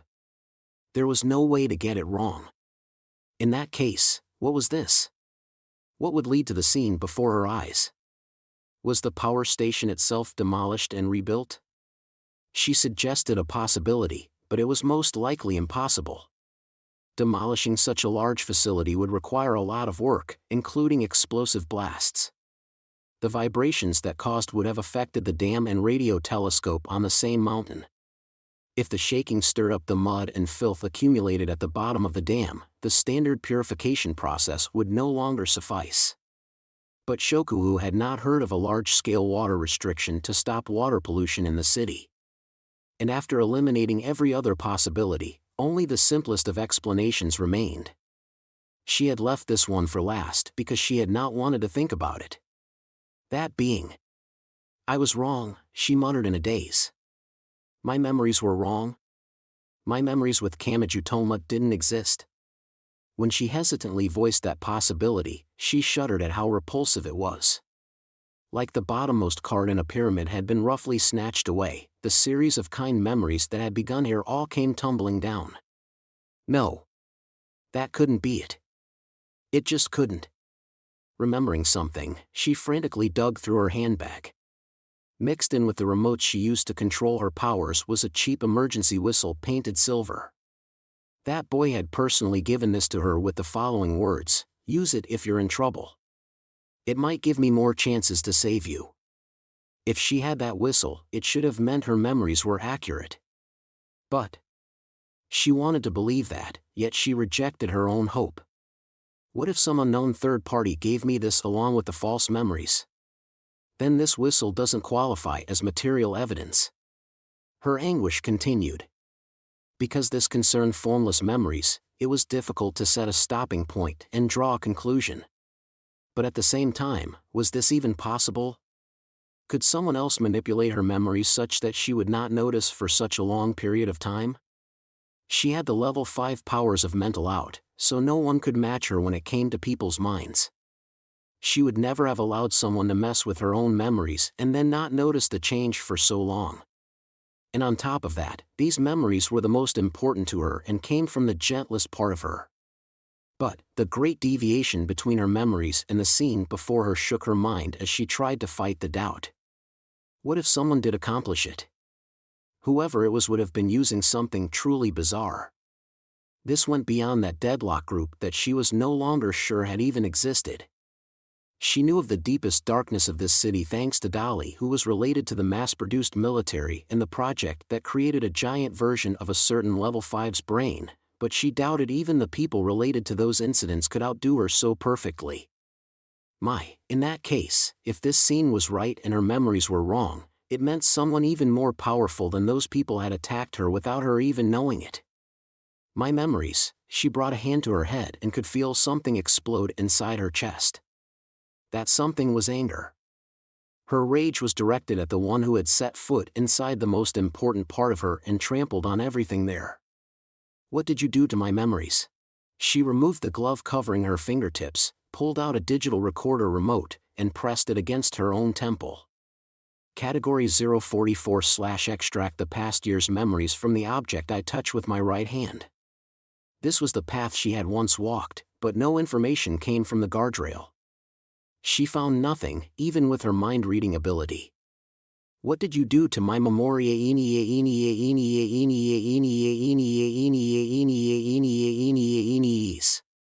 Even now, that pointy-haired boy's smile flashed through the back of her mind. The great warmth of that smile only shook her all the more. Were those memories real or not? What had truly happened in those days back then? A battle was beginning for Mental Out, the number 5 level 5, who was overcome with anguish. She would fight to find this unseen enemy and grasp the truth. Between the lines, one is certain golden retriever did not like pet cafes. Or perhaps he should be called the researcher named Kihara Nukan. They were officially a welcoming place that advertised their many dishes specifically designed for pets so the owners could enjoy themselves with their pets, but once he actually crossed the threshold, he found the humans were treated superior. Or rather, the animals were meaninglessly treated as inferiors. All in all, it felt like he was being mocked.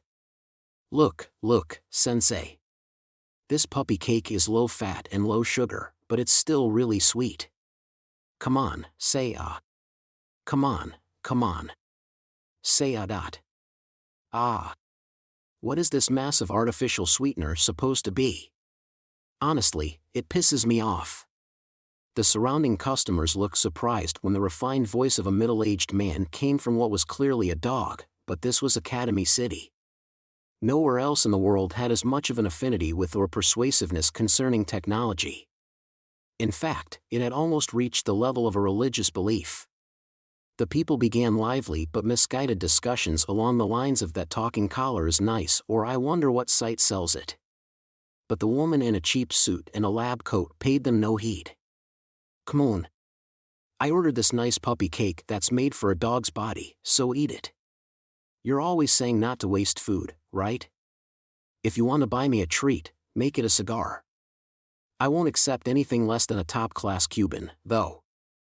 That doesn't sound like something I'd hear from a resident of Academy City where everything's produced in agriculture buildings. Yuietsukuin. What is it, sensei? Oh, do you want me to brush you? Get to the point. Cafes like this are awkward enough for guys. Only after you finish the puppy ca-. Sorry, I got carried away. Anyway, it looks like Shokuhu Masaki has noticed.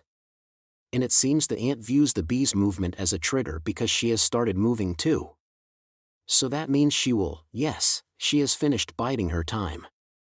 I've lost contact with the entire section, so it was probably taken over from within. She is a queen ant now.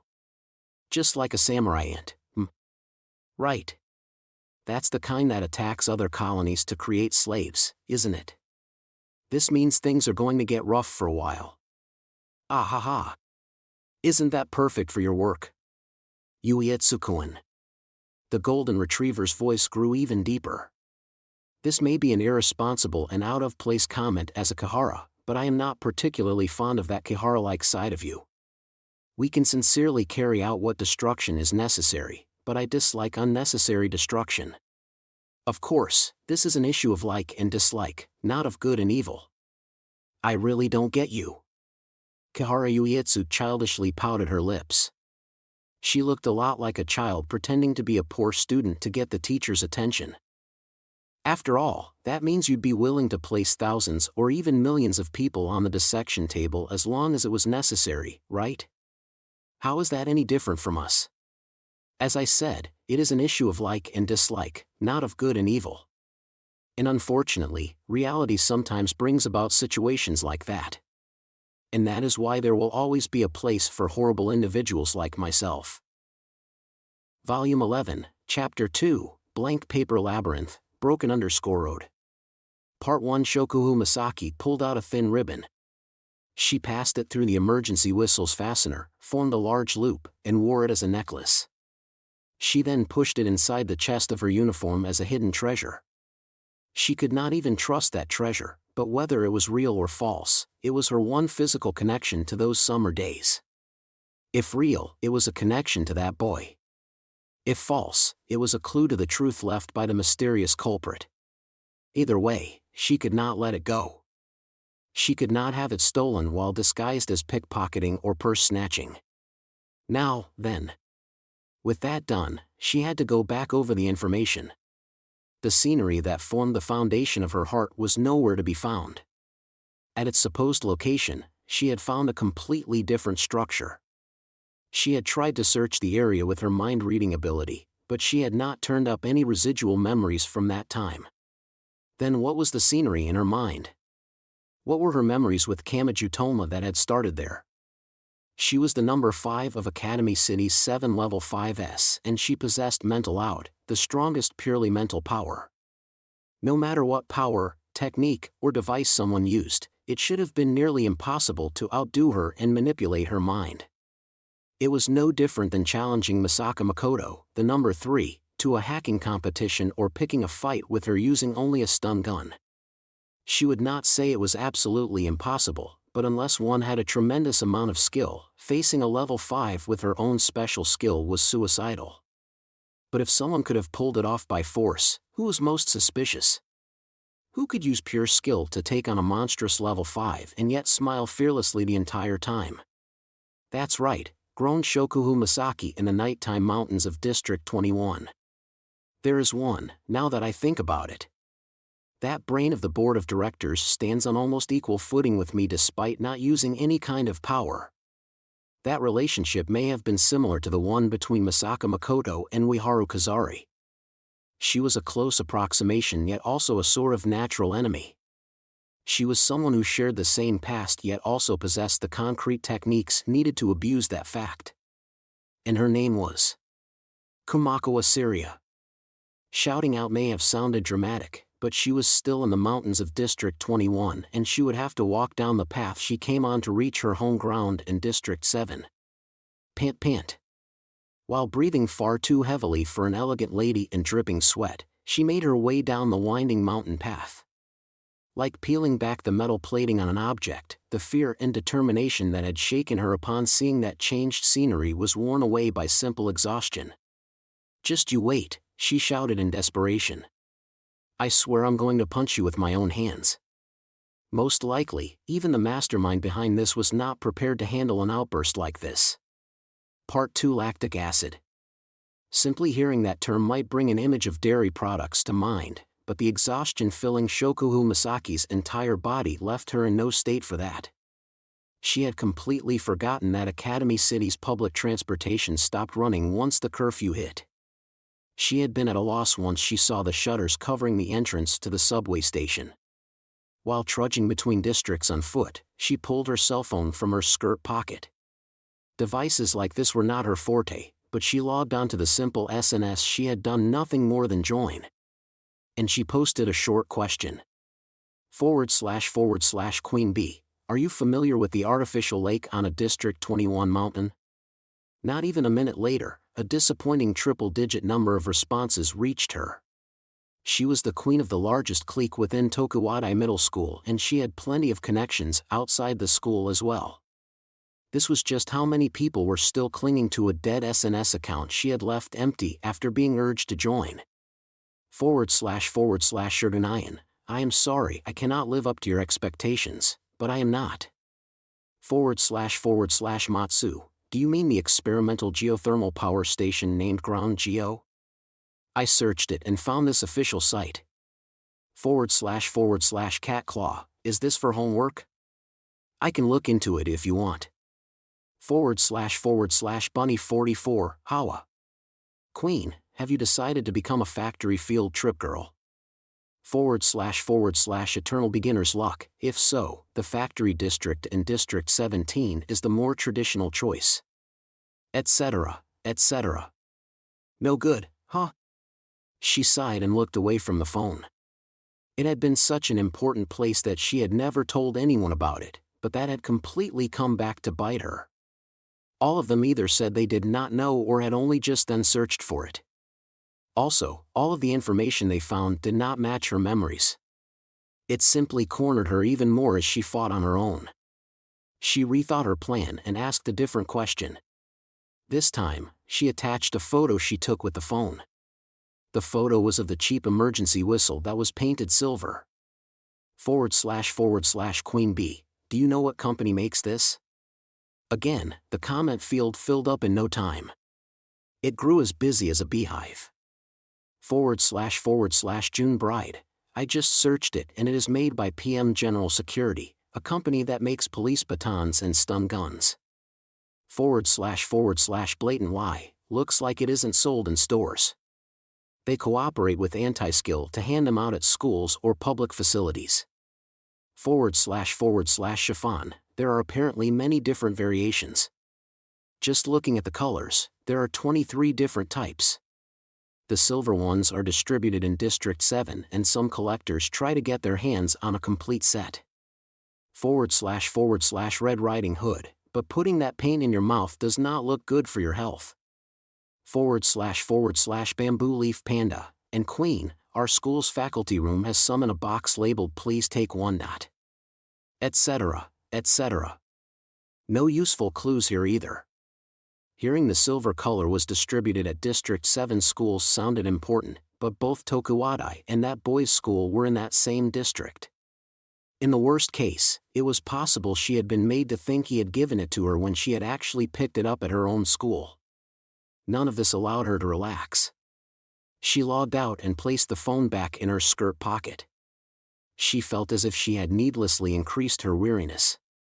By the time she made it back to her home ground in District 7, she felt completely exhausted, both physically and mentally.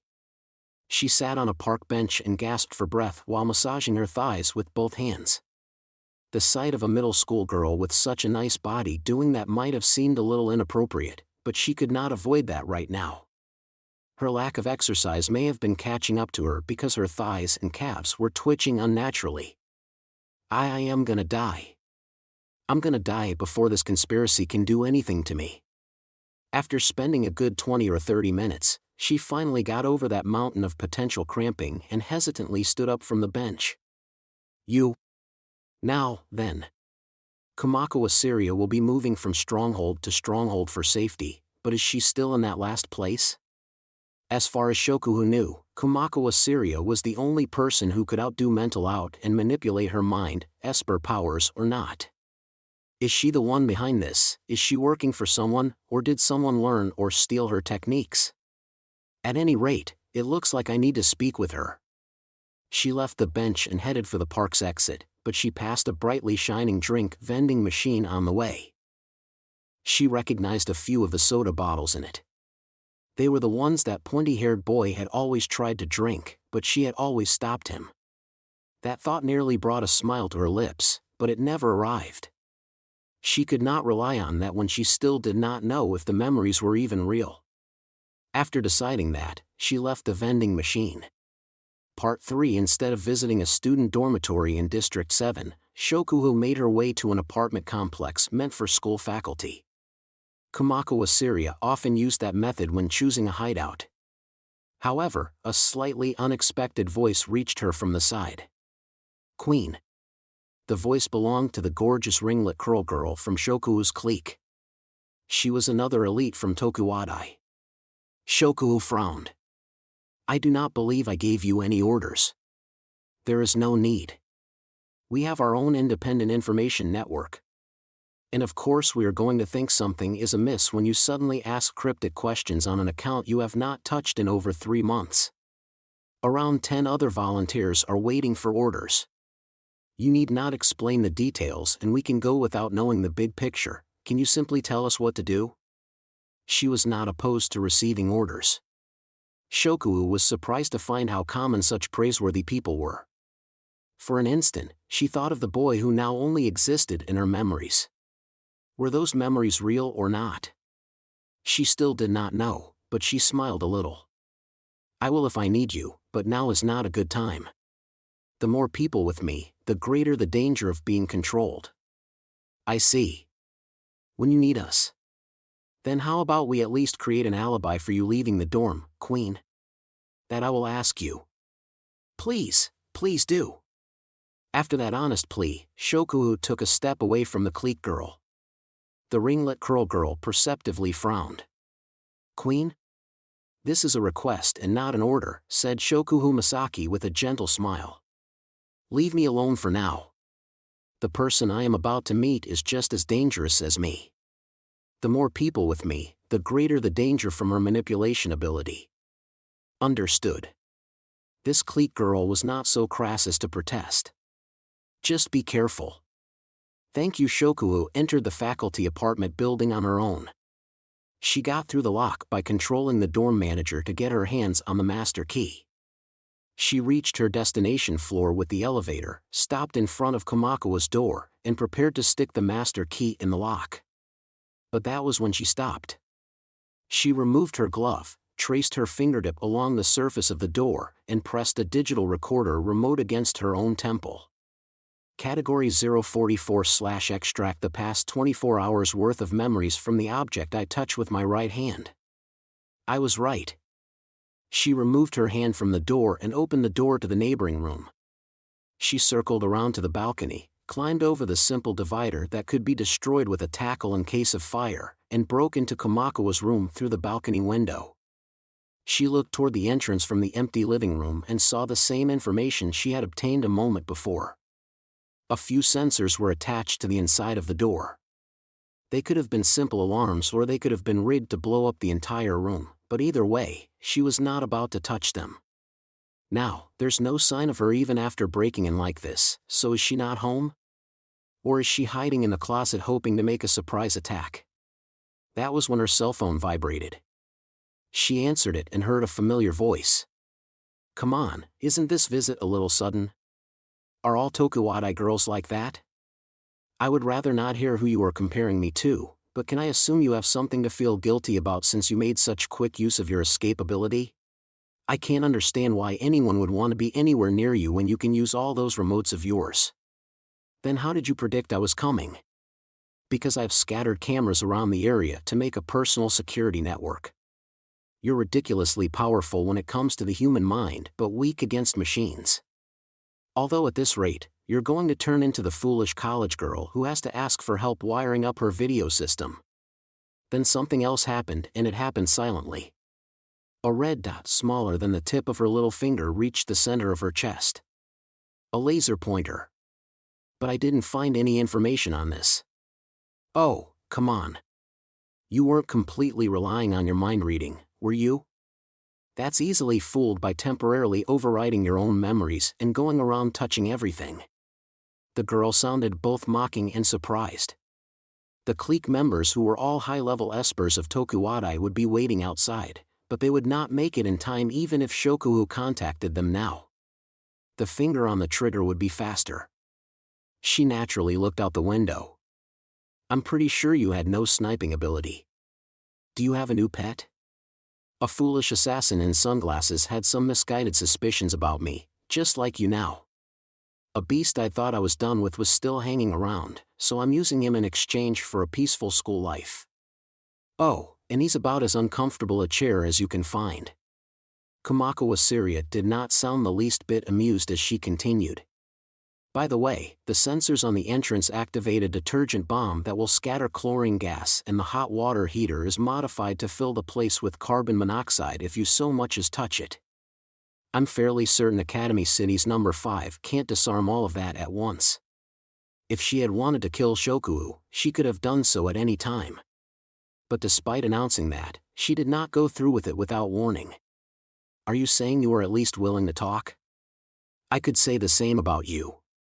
If you had given yourself as many pawns as you could without worrying about who you sacrificed, I wouldn't have escaped unharmed.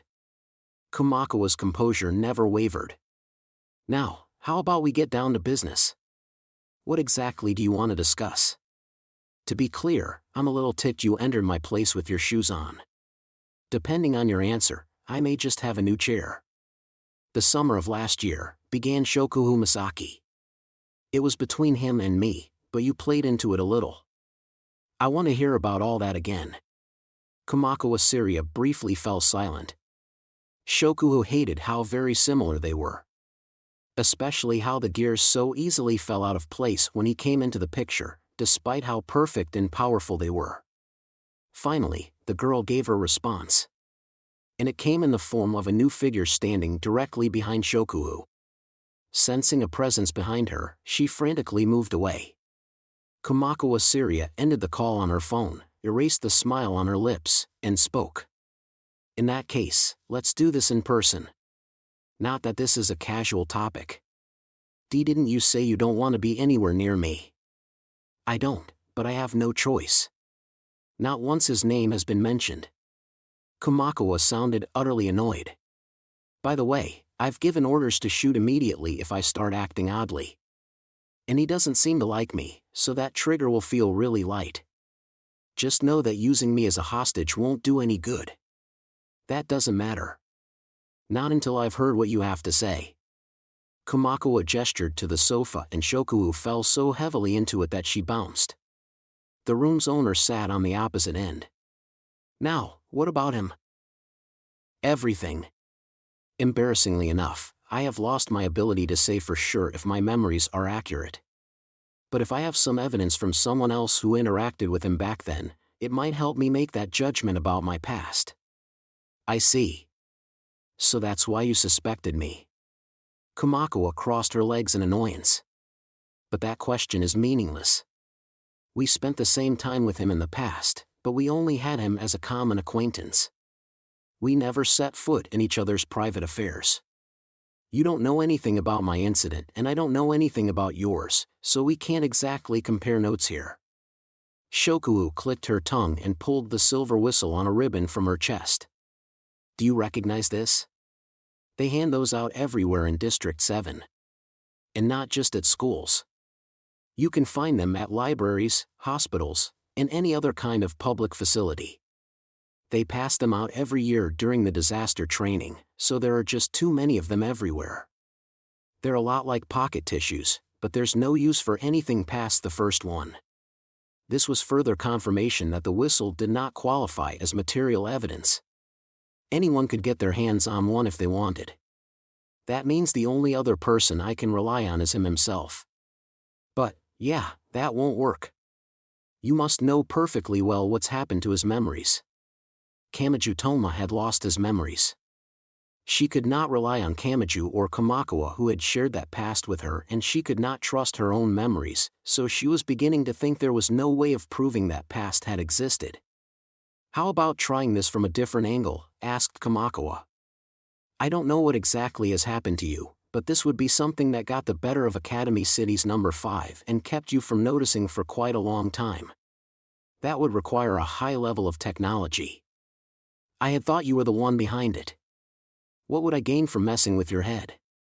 You would get him all to yourself, immediately replied Shokuo. Of course, that would only make sense if I was still in contact with him. Kamachi fell silent. However, she was not trembling in rage over a false accusation. "You're right. I could have done that. Damn. Why didn't I ever think of it? Wait. But about this." Kamakawa held her head in her hand. It had to have taken quite a bit of technology to pull off, so whoever it was must have something to gain that's worth that. Do you know what memories were falsified and what they've led you to do? And if so, who benefits from that? If we knew that, we could narrow it down a good bit. Who benefits, you say? The Kamajutoma in her memories had become a spoiling and kind support for her. Had someone set things up so she would help him? He himself did not have the high level of technology needed, so was some third party trying to control both of them, much like in the Agitate Halation project? The only other hint I can think of is the actual technology used. Whether an Esper power, a technique, or a device, it had to have been something highly specialized if it fooled you. If there's any kind of trace left, I might be able to find where it came from. Shokuhu shook one hand back and forth. It couldn't have been an Esper power. No one could ever outdo me there. You're probably right about that.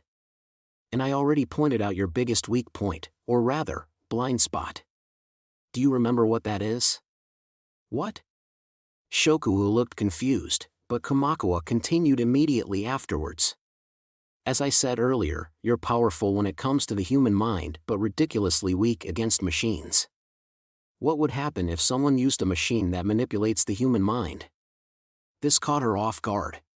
She was left speechless, and Kamakawa gave an exasperated sigh. Some espers with high basic specs can get by on pure strength alone, so they get lax in checking the small loopholes in their powers. That's the type that tends to get beaten up by him. With that said, Kamakawa stood from the sofa. For some reason, she urged Shokuhu to stand as well. Okay. I'll help, so come with me. Help with what? Like I said, we might find a trace of the device used on you. There could be something embedded inside you or a wound where something was injected into the skin. Come on, you can use my bathroom, so it's time for a thorough examination. Wait. The bathroom. Wait. I can do this on my own. I said wait. They've already messed with your head, so it might have a security system that makes you look right past the oddity. Honestly, it's not like I want to see you naked.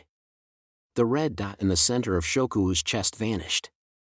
At the same time, Kamakawa Syria dragged her toward the changing room with a surprising amount of strength. They closed the door from the inside. Just to be sure, would you rather remove your clothes on your own, or do I have to do it? Oh, honestly. I can do it myself, so look the other way. Shokuhu's face and then entire body turned red as she shouted back, but Kamakawa did not comply. Half in desperation, Shokuhu removed her blazer. She just about stopped with her hands on her white blouse, but pursuing the mystery of her memories was more important now. With that in mind, she quickly removed it. Now wearing a fully exposed white bra, with a lace spider web pattern that just barely covered everything, and a pleated skirt, she asked a simple question. The skirt too? I said it was going to be a thorough examination, didn't I? Personally, I'd find it creepier that some unknown person had messed with my body and some trace might still remain. She lowered the side zipper and the skirt fell to the floor. She finally wore only her underwear, long gloves, and knee socks. The underwear too? Fine. I'll spare you that for now. But if this turns up nothing, you'll have no choice but to remove that as well. For some reason, Kamakawa was acting irritatingly superior. Standing in her underwear, Shokuhu pulled her hair up with one hand and stared into the distance. Sigh. If I think of this as art using my far too radiant beauty ability, this isn't all that bad. Sounds like your brain has been nicely fried. Think what you want, but face that way so I can check your back. Fine. By the way, are you really in middle school? Can't you do this digitally? I can feel all sorts of heat gathering inside me. Even as she shouted in protest, Shokuhu somehow managed to carry out the businesslike work. Specifically, she looked back down at her body and touched around with her palms to see if anything felt off. There really isn't anything. Hm. Your skin is a lot shinier than I was expecting. Ah. Wait. What do you use? It is an oil. Is it a type of mud? Why dash? Don't run your finger down my back like that. She shouted in anger and tried to turn around, but Kamakuwa tightly grabbed her neck, ignored the number 5's look of surprise, and spoke.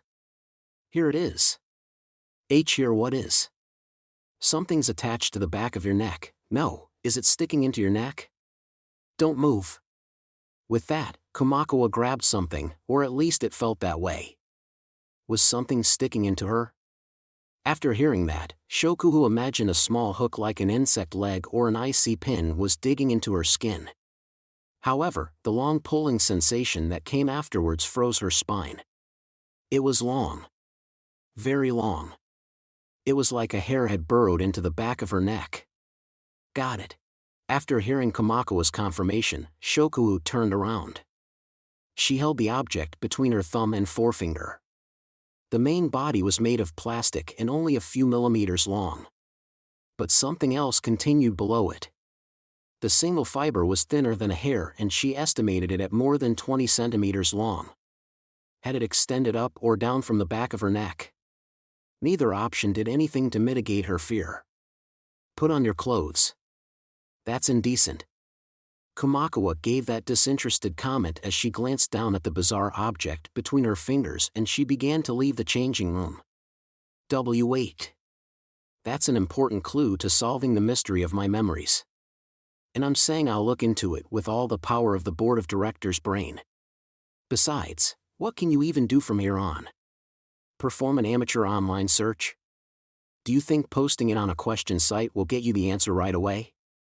With that said, Kamakuwa Syria truly did leave.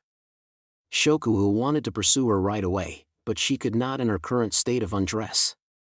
She hurriedly put on her uniform and practically tackled open the door. Kamakuwa had already connected her handheld device to the living room computer and finished some sort of authentication process to access a database normal people were restricted from. You sounded pretty confident, but can you really figure this out? Most of the time, people use illegal modified equipment. Killing someone with a registered weapon will get anti-skill knocking on your door right away, after all. But there's always a technology it's based on. If I check through the research that matches the materials, appearance, and functionality, I should find something. She sounded proud of herself, but her fingers did not race across a keyboard like a hacker in a movie. She was apparently using some kind of program as an agent. When Shokuhu thought about it, Academy City was a collection of countless research institutions, so it would have a massive number of patents and academic papers. Rather than just let them pile up, they would need a specialized system for quickly searching for and finding them. Here we go. Even with the automated selection of papers, she had over 30 given to her. She rejected the ones that did not match and displayed the final remaining one. This is probably it. It's called a strobilia. The name apparently comes from one of the stages in a jellyfish's life cycle. This gives basic research theory on highly accurate mental control of a human without interfering with the brain that is so closely related to Esper development. Oh, so that's it. People's minds do not consist solely of the brain. In addition to the chemicals released there, your mind is influenced by the various hormones secreted by your other organs. In the strobilia's case, it stimulates the heart to alter the balance of secreted hormones and thus manipulate your mind without ever touching the brain. In that case, that fiber must have run all the way to your heart. The very end of the paper suggested it could be used as a new restraint for out-of-control espers or a method of efficiently controlling the espers in juvenile hall, but those uses had likely been tacked on later. Researchers generally gave no thought to making compromises with society except when it came to getting funding. See? It really wasn't me. That's your fault for always sneaking around in the background. Even he called you a mysterious and creepy old woman who wore too much makeup and had disgusting lumps of fat. What? He didn't, did he? You just tricked me, didn't you? Not to mention that I thought we couldn't trust your memories. Kamakawa Syria was brought to tears far more easily than anyone would have normally thought possible. She just barely managed to recover from the shock and resumed explaining the specs of that strange device. If you look into the people connected to the research institution that developed the Strabila or anyone who could have stolen the data, you should reach the culprit behind this. Probably. I truly thank you for this, said Shokuhu. However, her tone contained almost no ambition toward having something to do or anger at being used. But when was this attached to me? Yeah, I don't like saying this kind of thing, but, go ahead. Since you had a Strabila or a derivative device attached, it would be best not to trust your memories and actions too much. I see. Shokuhu took a small step back and brought a hand to her head. Why had she wanted to search out the truth? It had not been to hunt down the creepy culprit and have them punished. It had been to find out that her memories with that boy were accurate and that the warmth inside her was real. But that path had been cut off. The memories inside her heart were all lies. Her past with Kamachi Toma had never existed. It was possible she could find the person behind it, reveal their conspiracy, crush the entire incident, and ensure those who had trampled all over her memories experienced a living hell. But what would that accomplish? Were her feelings so trivial that this would erase them or replace them? What will you do? Now that we've removed the Strabila, you've left the culprit's expectations. They might target you again, but for now, you've escaped the greatest threat. Will you continue on or turn back? It's up to you. You're right. Shokuhu Masaki sounded weary and wilted as she replied. I'll decide what to do from here on. Part 4. By the time Shokuhu Masaki left Kamakawa Syria's faculty apartment, the night was growing late. Sigh. She had been unable to stop sighing for a while now. Queen. A member of her clique silently appeared and spoke to her. It was the ringlet curl girl from before. Shokuhu had only asked for her help when the time came, but she had apparently been waiting all this time. You do not look very happy. Is something the matter? No, I'm fine. If you are in some kind of trouble, you only need to tell us what to do. Yes, but unfortunately, working alone is best for now. If I really do need you, I won't hesitate to give you an order. With that, Shokuhu disappeared into the dark streets. The memories that had supported her more than any other had been created for someone else's benefit. Continuing to pursue the truth would only increase the risk and she would not find what she wanted there. Her hopes would be completely sidestepped. She had left the Strabila with Kamakawa Syria. That had surely been enough to tell that girl that Shokuhu was burned out. Really? What should I do now? That question was not only directed at her immediate situation. On a much larger scale, where was she headed now? Would she continue to drag around those non-existent memories of Kamachi Toma or... The handbag hanging from her shoulder by a thin chain was her armory filled with remote controls, but it felt awfully heavy now. Was there any point in holding on to false memories? If someone had created them to manipulate her, wouldn't it be best to throw them away? It would only take a single press of the button. She only had to place the remote against her temple like committing suicide with a handgun. It would be a simple reset. She felt as if an unavoidably and hopelessly cold wind was passing through her body. As she stood there, she felt as though, this time, she truly would lose sight of it all. With her greatest support and reference point lost, she did not know what to base her decision on. Why not do it? If it was a lie, why not make it a lie? And if she could throw that away, was there anything in her own memories that would be even harder to part with? She thought of her position as Tokuwada's queen, the largest clique, her strongest mental powers, Dali, the former project, before she came to this city, and her own birth. Even if any of that was important, was it really important enough that she would not be able to throw it away if something like this happened? And in that case, did she really need to keep those memories? Wouldn't she be happier if she erased everything that fell into the category of unnecessary? She normally would have laughed off that question, but now she could not deny it. She no longer had what it took to do that. She stood perfectly still for a long, long time. Not even she knew how long she had been there. However, a change finally came from outside.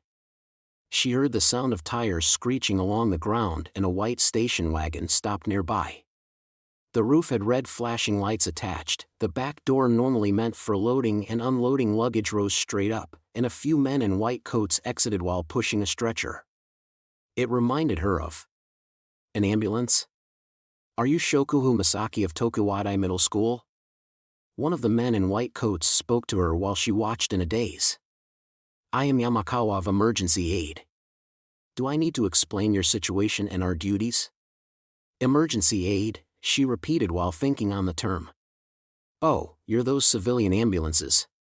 119 was overburdened with all the pointless reports, so your service was started to take on some of the work. Have you expanded into transporting out-of-control espers who the school infirmaries can't handle? After all, if the school doesn't call 119, there won't be an official record of the esper being taken to the hospital. We do not use the term out of control. When drugs, electrodes, suggestion, and other methods are used to stimulate the brain for esper development during the already unstable hormone balance of adolescence, it is expected for a certain number of incidents to occur. The man calling himself Yamakawa mechanically rattled off this explanation. We were unsure if we should head out in your case, but given the type and scope of your powers, we decided we could not ignore this. We have contacted your school and you will be transported to a facility inside the school garden, so do not worry. Just out of curiosity, what triggered this? When you trespassed on someone else's residence. All the wandering around you did earlier was also a hint of danger. When she heard that, she gave up. It was even possible Kamakawa Syria had noticed the abnormality and set this up. At any rate, please get inside. We would prefer not to strap you to the stretcher if at all possible. Thank you for your concern. Whatever the case, she had to do something about the memories implanted inside her by the Strabila. It did not matter if she erased them with her remote control suicide or through high-level treatment by the specialists at Emergency Aid.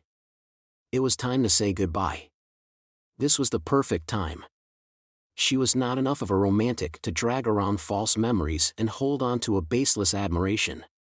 Pushed on by those thoughts, she prepared to enter the white station wagon. But something occurred to her just before she did. Yamakawa-san, was it? Yes. What is it? You said the trigger was my trespassing and how I was wandering around several hours ago. Yes? But that doesn't make sense. She kept her head lowered as she spoke. If you knew I had trespassed, it means you knew from the beginning where I was going or had the ability to detect my location. But after sneaking into her place, I spent several hours of investigation before leaving. Just look how late it is. Shokuhu-san. That means you should have shown up earlier than this. Since you didn't, I can only assume that trespassing was not the trigger. Perhaps it was Shokuhu Masaki-san. Conspiracy theories and delusions of persecution are a common symptom. We truly do not want to strap you down like some kind of spectacle, so please calm down. Perhaps it was this right here. You lost contact with the Strabila embedded in my neck here, so you came rushing out here. That way you could embed a new one while disguising it as treatment.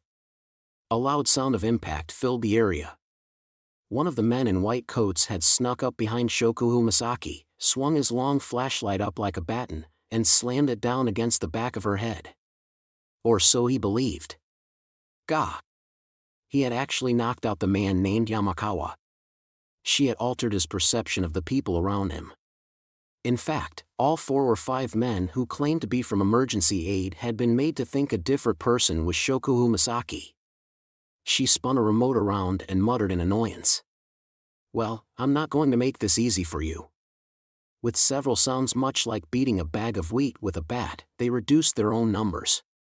After confirming they were no longer moving and that no reinforcements were coming, she stuck a hand in her handbag. I really don't want to dive right into these dangerous people's minds. I guess I'll start by asking from the outside. Category 081/Shokuhu Masaki is Direct Superior A. Get up. Come on, get up. Hurry. She spoke slowly and kept her voice low, but that was enough for the man, supposedly named Yamakawa, to force open his own eyes. He could not stand up from the road, but he groaned and worked to look Shokuhu in the eye. It seemed his superior had thoroughly trained him. "What are you doing there?" "So sorry. Shokuhu is." "Damn, where'd she go?" "This is no time to be looking away." "What did I assign you to do?" "Repeat it back to me." "Of course." "I was told to quickly contact Shokuhu Masaki and attach a replacement for the Strabila that ceased functioning." "And what was that for?" "I do not know." "You said I did not need to know." Simply holding this conversation made her feel empty inside. Her memories of Kamachi Toma really had not existed. The deeper she dug, she only found more of some lowly villain's plan and was dragged further from her lovely memories with him. What was the point of this? A bitter feeling grew in her chest and she considered ending this, but he continued just before she did. "But there was one odd fact about the Strabila you supplied. Are you sure it was set up right?" "And what was that?" She asked that question almost on autopilot. And that was when the man calling himself Yamakawa dropped a bombshell. There was no data inside the Strabila. "Even if we manage to attach it, I don't think it will function." "What?" This time it really happened. The situation really and truly surpassed anything she had imagined. The Strabila given to Yamakawa and the others disguised as emergency aid had not contained any data. Even if they had secretly attached it, it could not have altered her mind or memories. Then what about the one Kamakawa Syria had removed?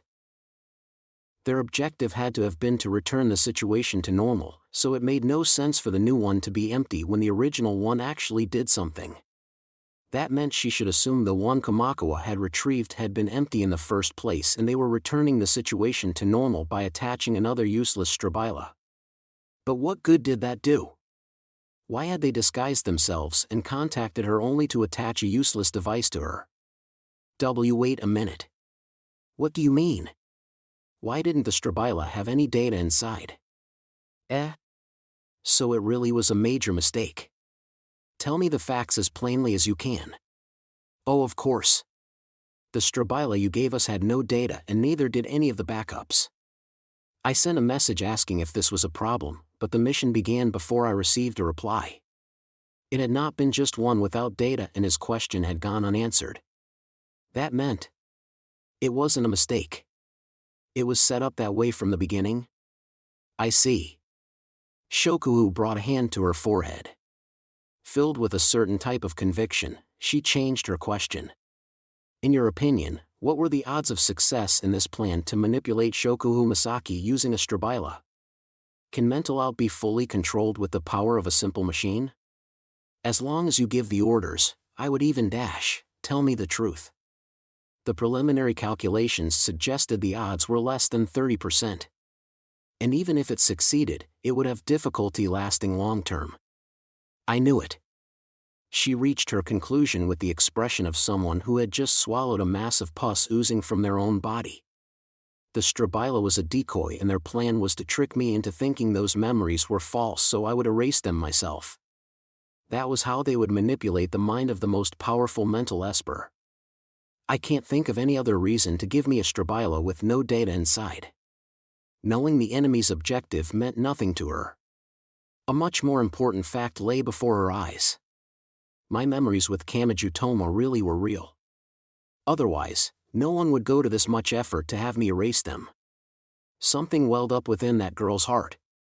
It initially felt like a tiny, tiny point of light, but it quickly exploded and she found herself unable to control it.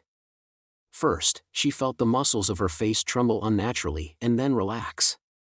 The tremble tried to run down her spine and spread to her entire body, but she held her body in her arms to suppress it.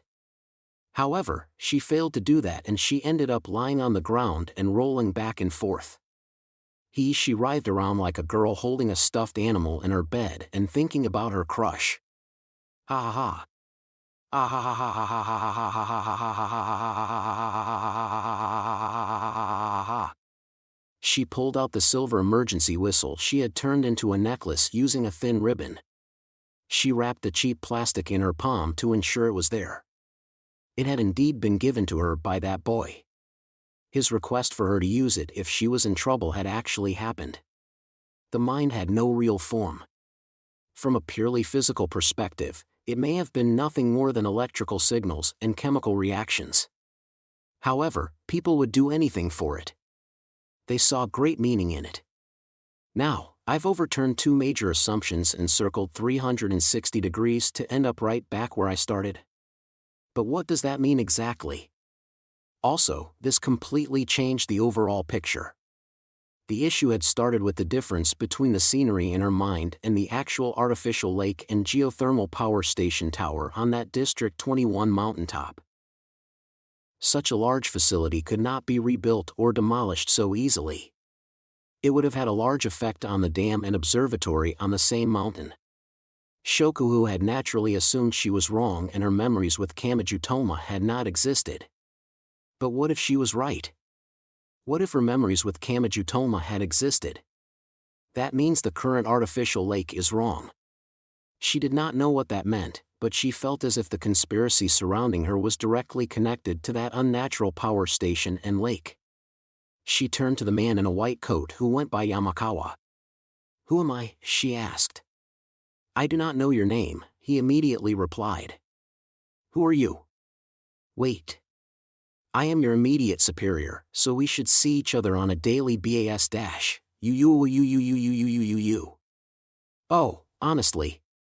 Once his ability to speak broke down, she frantically reached into her handbag, pulled out a variety remotes for televisions or air conditioners, and lined them up on the road. She would look after the people she controlled. That was a rule she had set for herself. She checked the back of his neck, but he did not have a strabila attached. However, his unnatural reaction made it clear he had some kind of bomb installed that had activated at a set keyword. And if it was not a machine, was it an esper like me? I can't recommend peeking inside a contaminated mind like this, but I have no choice. Category 005/locate the bomb set in the indicated individual. For about 10 seconds, she read his mind as if tracing her hand along its surface. Category 401/return the indicated individual's mind to its state just before the bomb activated. She restored his broken mind like using a computer's recovery system. Category 030/leave the indicated individual unconscious for 24 hours. What? You're Shakuho Gwa. Thank you for your cooperation. He was then safely rendered unconscious with no lasting effects. Mental Out's greatest weapon was its overwhelming power and number of applications. Of course, its great strength left even her unable to grasp its full scope without dividing it up using the remotes and her other personal rules. Helping someone who will never thank you feels so empty. She did not know how much his mind had been contaminated, so she wanted to avoid diving deeper to search for the name of whoever was behind this. But even though she did not investigate with her powers, she still made some guesses based on her knowledge and experience. Yamakawa, no, all of those claiming to be with emergency aid may have been controlled by a single individual.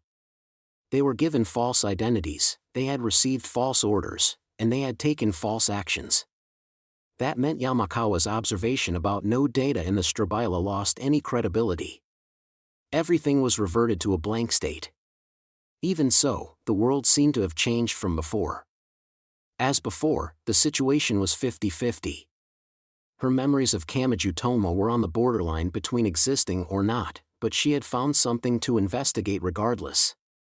That geothermal power station and artificial lake in District 21.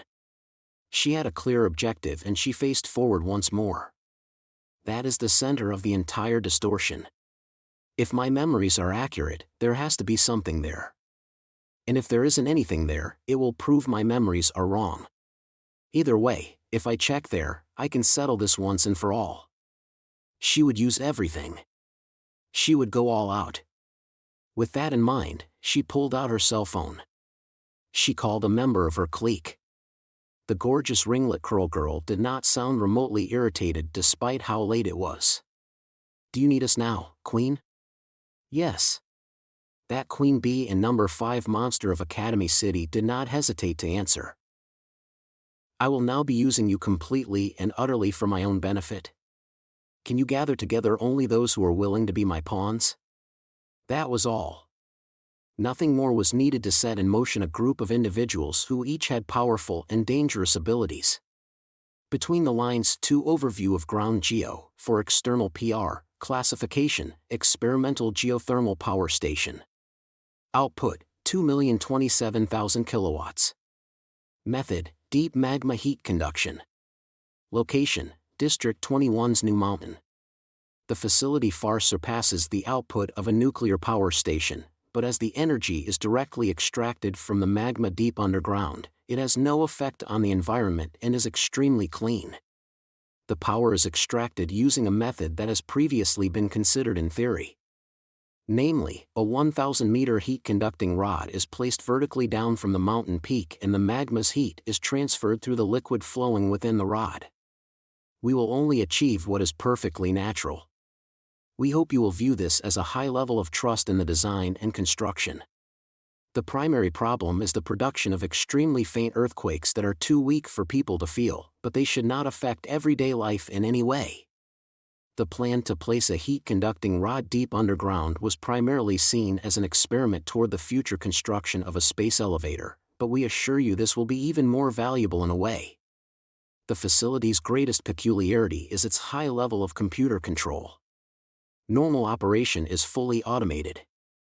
Every part of the facility is naturally monitored by a total of 32,000 sensors, and the slightest abnormality will be immediately reported. However, the fact that it has been running for more than 3 years without issue may prove just how flexible it is.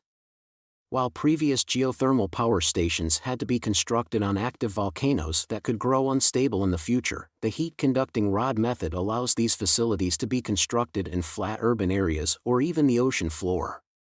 Just like the wind turbines that are Academy City's primary method, these facilities can be freely constructed anywhere and their applications are endless.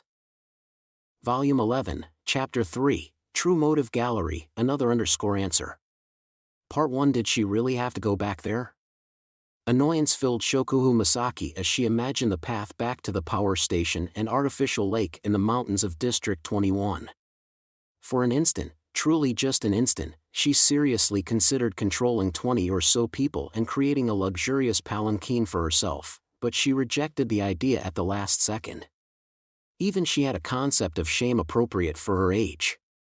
While gasping for breath on the winding and pitch-black mountain path, she held her phone to her ear. I looked into it some more since you left, but ground geo is definitely the one you saw, said Kamakawa Syria. I checked the construction blueprint, the photos attached to the basic overview, and even the government office bulletins that no one would normally be able to see, but it all matches. Or at least, all the official records depict it that way. That was an odd way of putting that. All of the documents my searches turned up had their last modified dates altered. It looks like all of those were actually put in quite recently. What do you think about that? It's hard to say. A few days ago, she might have been overjoyed and latched onto this news. She would have seen the evidence of altered data as proof that her memories were accurate. If they could change those dates, we can't be certain about what you say actually happened either, can we? It's possible someone in the past added in the data with the time set to the future true. Also, we can't say altering data is the same as altering the truth. They might have overwritten the accurate data with identical accurate data. That way I would assume the data is false when I found the evidence of their altering ability. She had already seen the Strabila and emergency aid. She still did not know who the enemy was or the full scope of the incident, but she needed to assume this much given what she did know. When you took the reverse of the reverse of the reverse of the reverse of the reverse of the reverse of the reverse of the reverse of the reverse of the reverse of the reverse of the reverse, did you end up with the original or the reverse? At any rate, the altered files were classification rank S. Whoever they are, they can easily reach a level a step beyond the highest classification level known to the public. They've clearly broken away from their loyalty to the board of directors. I can't tell if this is real or a bluff, but I do know they have the power and conviction to do something like this for nothing but a step in their preparations. You should be careful. I already know that.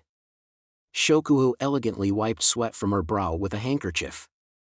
Besides, this already went well past my predictive ability from the moment someone knew enough about the incident with that boy to pull off an attack like this. I will not be foolish enough to look down on them. I don't really care about you or anything, but he isn't strong enough to handle someone's death. So don't go off and die. If you do die, I'll give you the proper decorations, so make sure you contact me. That goes for both of us. With a quiet laugh, Shokuhu Masaki ended the call. She then stared into empty space and muttered in her heart. When did she gain that impudent skill for being tsundere? Thinking about it was not going to give her an answer, and it disturbed her to get too involved with that older, large-breasted tsundere who was actually an immature old hag who refused to grow up. Shokuhu decided spending any more thought on this was a waste of her time, and so changed her train of thought. She could see the artificial lake and tower now. The facility was so massive that it was difficult to hide. Normally thinking, it would be impossible to remove it without affecting the surroundings at all. The fact that it looked so very different from her past made it the singularity for her personal mystery and contradiction. It was supposedly constantly monitored by countless cameras and sensors, but all she saw from the outside were a metal fence surrounding the lake and a gate sealed with chains and a padlock. Whether it had changed form or not, it was still the place she had once wandered into and collapsed on the ground.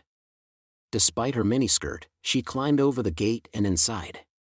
There, she walked along the concrete shore. Even this created an intense discrepancy between her memories and reality. It was not that a specific aspect was wrong, she was having trouble finding anything that was the same. And that went beyond the lake. When she looked over her shoulder and down from the mountaintop, it was blatantly obvious that the shape of the dark forest and mountains were completely wrong, or that her memories were. The locations of the rising surfaces of rock and the taller trees were clearly different. Of course, landslides and development can easily change the natural landscape, so it isn't that strange for it to differ from my memories. She removed her glove and traced her fingers across the ground, but she found no information connecting it to that day. Her mind-reading power was no comfort. Even so, she faced forward again. She looked to the circular lake surrounded by concrete and the metal tower standing up from the center. This was where she had sprawled out on the ground back then.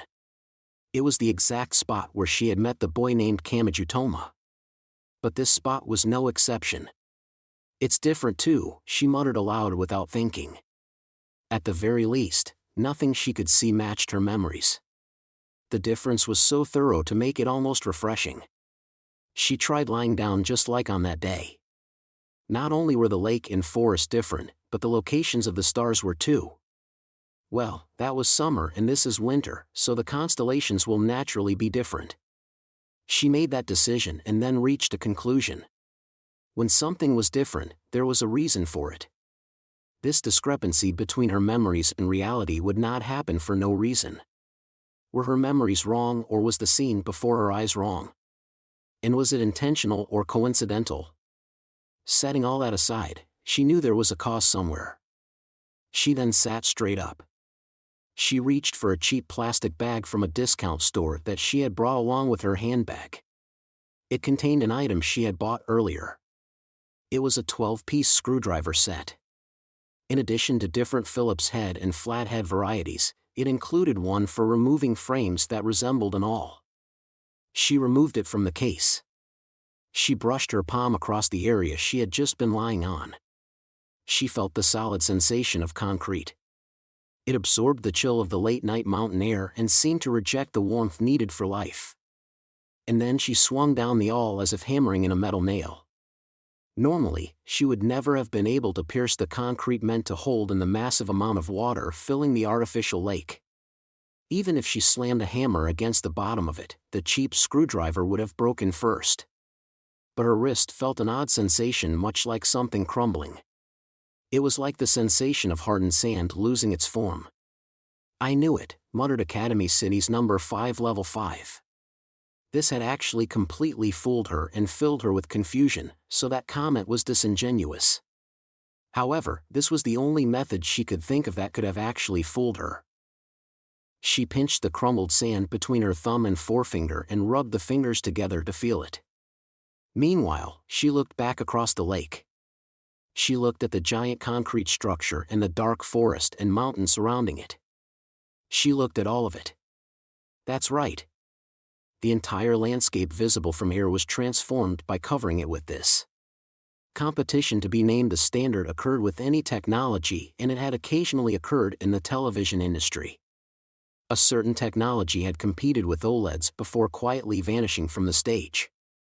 That technology was magnetically controlled monitors. Whether CRT or LCD, the standard television used the RGB color system or added in black for a 4-color composition. On the other hand, the magnetically controlled monitors constructed the image using the CMYK structure. The basic idea was simple. A fine powder given the basic colors was mixed into an ultra-thin water tank and magnetism was used to manipulate them and form the image. Due to the method, it produced no blue light and it could more accurately reproduce watercolor or oil paintings than a traditional television, so they held overwhelming possibility for educational programs providing an introduction to art. However, the cost for a single unit was too expensive and the producers and distributors were used to the traditional RGB coloration, so they lost the competition to become the standard for television. Incidentally, that unknown television technology had later been used in an entirely different field. Namely, military camouflage. The pattern could change in real time just like a television and the bright colors did not require a backlight as LCDs did, so they had become the next generation of high-tech deception. That was placed over everything I can see from here, muttered Shokuhu Misaki half in annoyance. Even her mind-reading powers had found nothing about that day in the lake or even the surrounding guardrail. But that was not because reality had changed. It was due to the magnetically controlled monitor powder covering it all. Even if the infrastructure for mass production was established with a large-scale factory, it was feared a single television would have cost over 1 million yen. And yet the basic component for those televisions had been spread all across the mountains visible from here.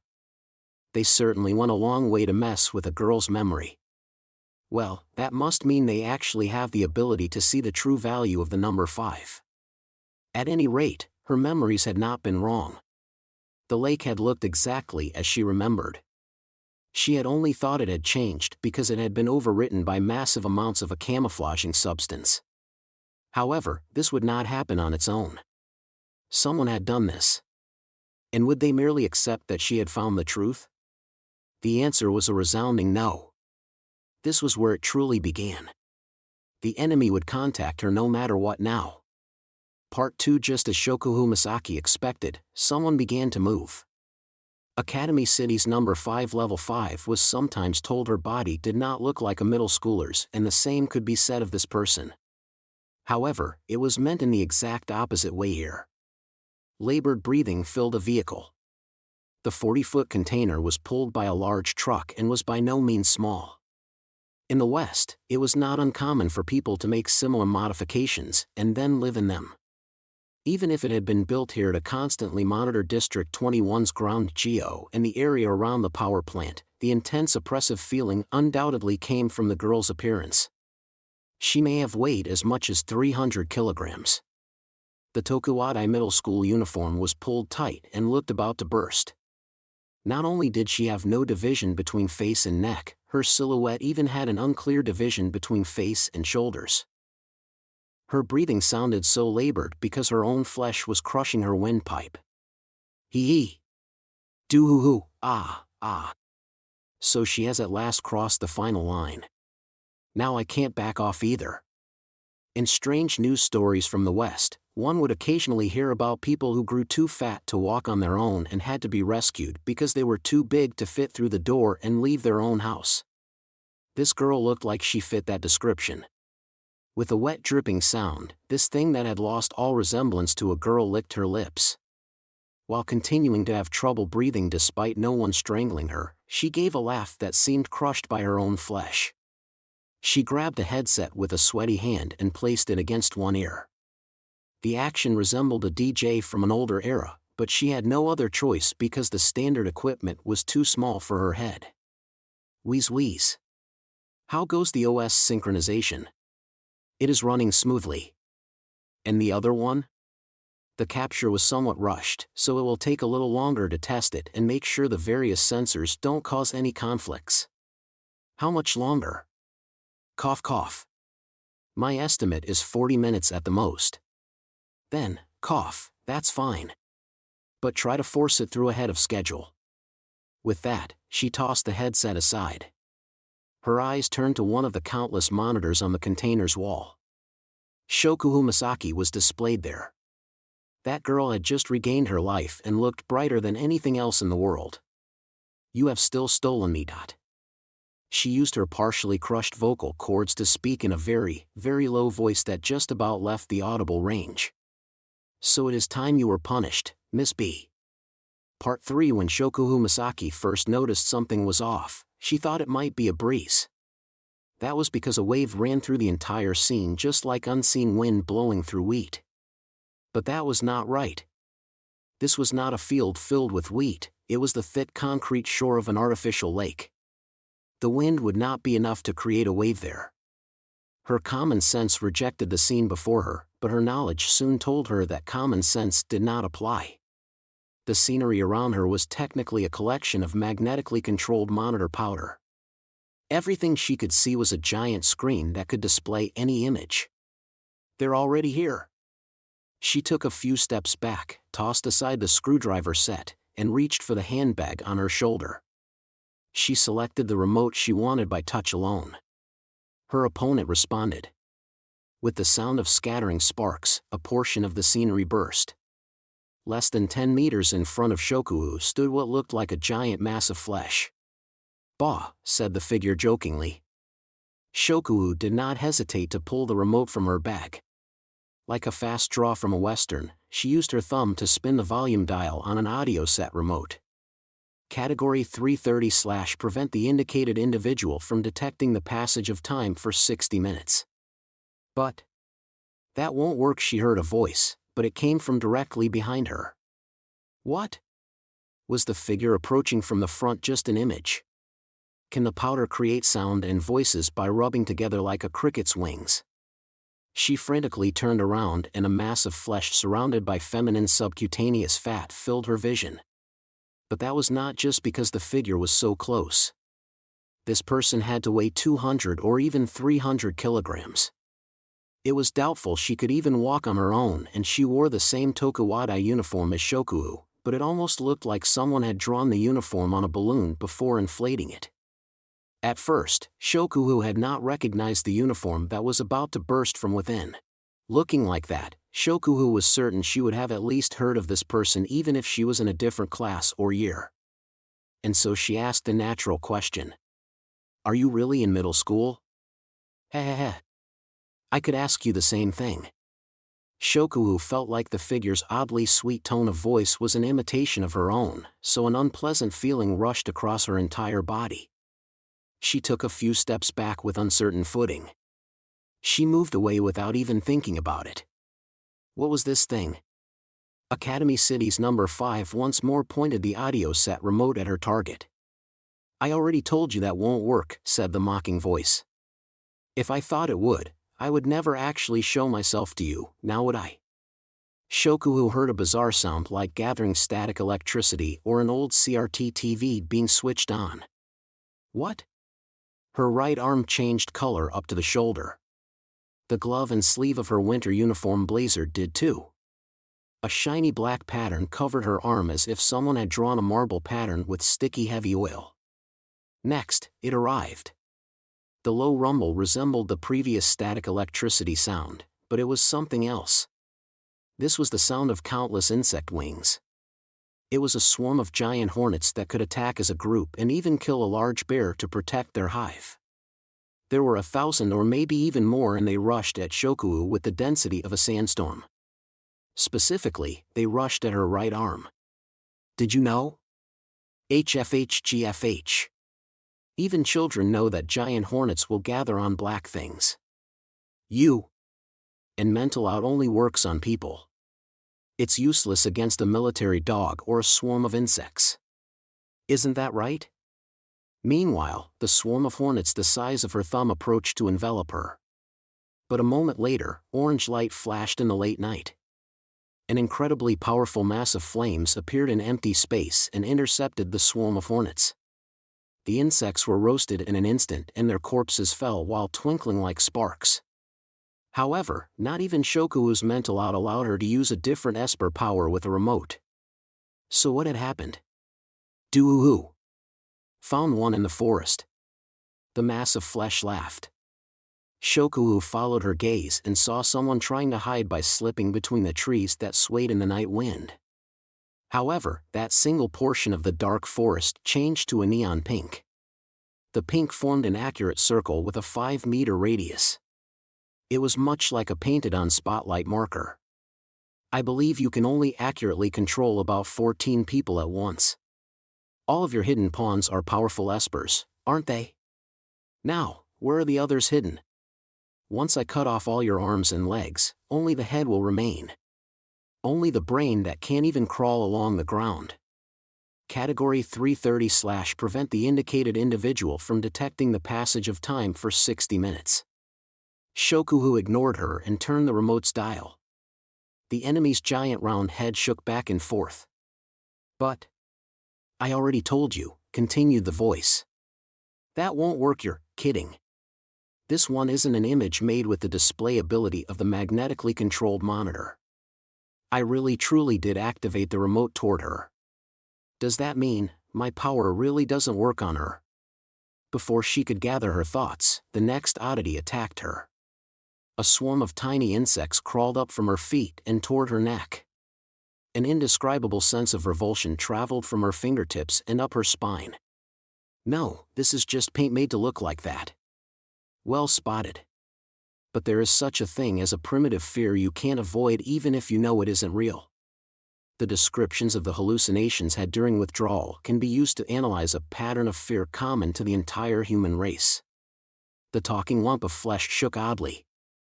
A moment later, a giant eyeball appeared on the swollen flesh. As soon as its gaze pierced through her, Shokuu almost stopped breathing. She seriously felt the movements of her diaphragm slow from a mere mental attack. Ah, Ka. All girls love Greek mythology, which we're familiar with from astrology, but that mythology also included Medusa. You know, the female snake monster known for her petrifying eyes. This intentionally transformed person gave a thin smile. But that wasn't originally a story of eyeballs with a mysterious power. Medusa was a former beauty who was cursed by a god and given a face too horrifying to behold. The fear that filled anyone who saw it would make them freeze up as if they had turned to stone. But that was too boring, so it changed to the story of eyes that truly turned people to stone. The idea of a woman with a horrifying face or a beauty waving her hair around in anger was one of the patterns of fear seen around the world. In Japan, for example, the traditional art of no included a mask called the hanya. It was a representation of the frightening yet uniquely bewitching side of a beauty dyed in the colors of rage. This was the extreme representation of that. The visual fear that everyone held had been drawn out and transformed into a technology to drive that fear into a target's heart. Gasp, gasp. Kh ha. Ha ha ha ha. I see you're finally talking like me, Miss B. Shokuu ignored the mocking laughter and doubled over. She clenched her teeth and made up her mind. A roar burst out a moment later.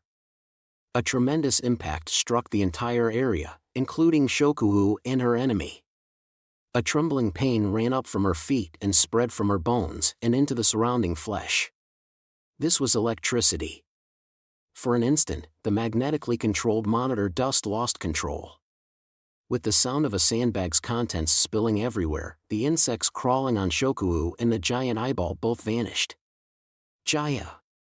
Kh ha. But now I've found the second. The enemy produced a wet sound while trembling. Another portion of the scenery turned an unnatural neon pink. How many more?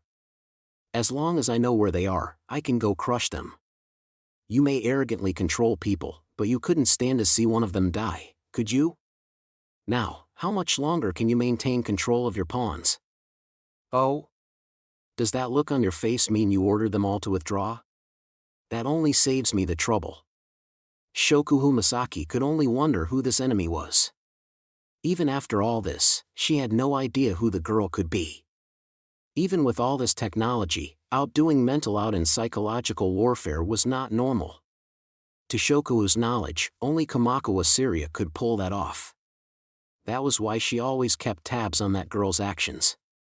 She did not know what kind of life this person lived, but Shokuhu's network would have caught her if she used this kind of power on a daily basis.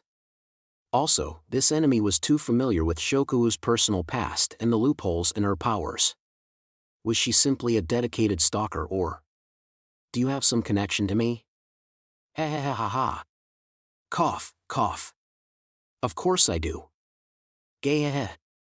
Otherwise, I would have no reason to resent you. But I've never seen you. I don't know who you are. Do-hoo-hoo.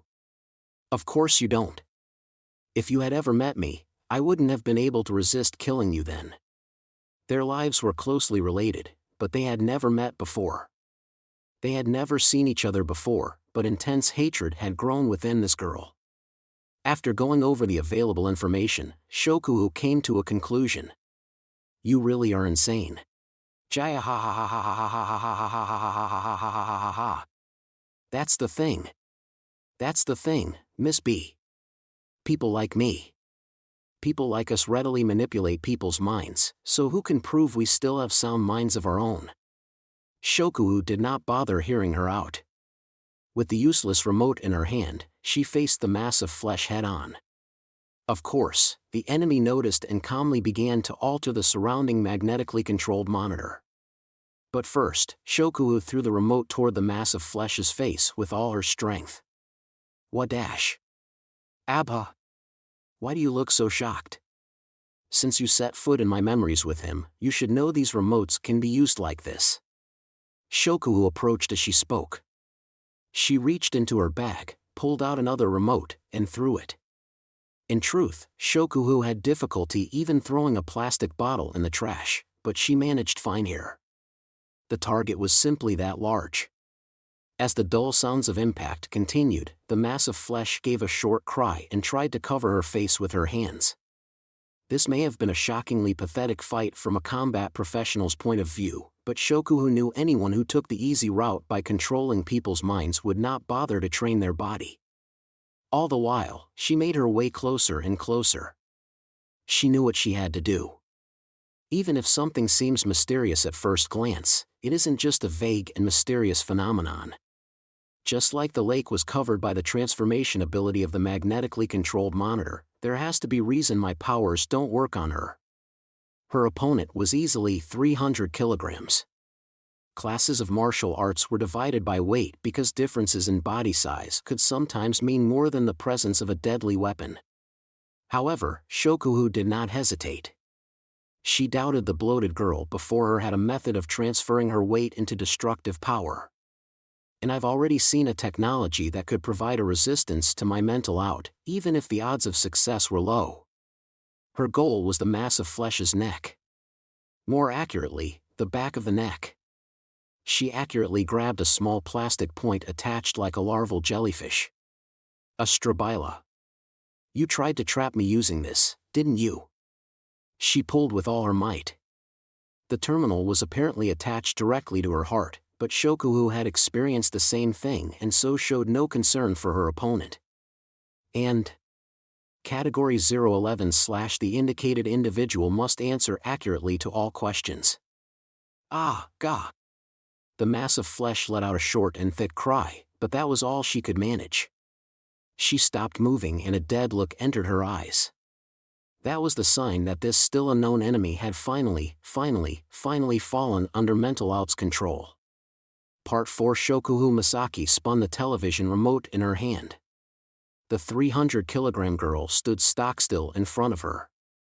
She moved back and forth in front of that enemy while trying to gather her thoughts a little. But she simply could not gather them. Everything this enemy had said had made no sense whatsoever. I guess I'll just have you give me some spoilers for everything I don't understand. She stopped the spinning remote, pointed it forward, and asked a question while pressing the button. Are you the one behind this? Or is there someone beyond even you? No, I am the deepest point. I was the only one, giving orders. It seemed the coughing was legit and not just an act. What is the backbone of your power? I work alone.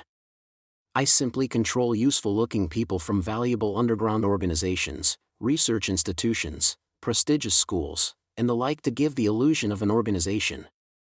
And how do you control them? 5/0 OS. Be more specific.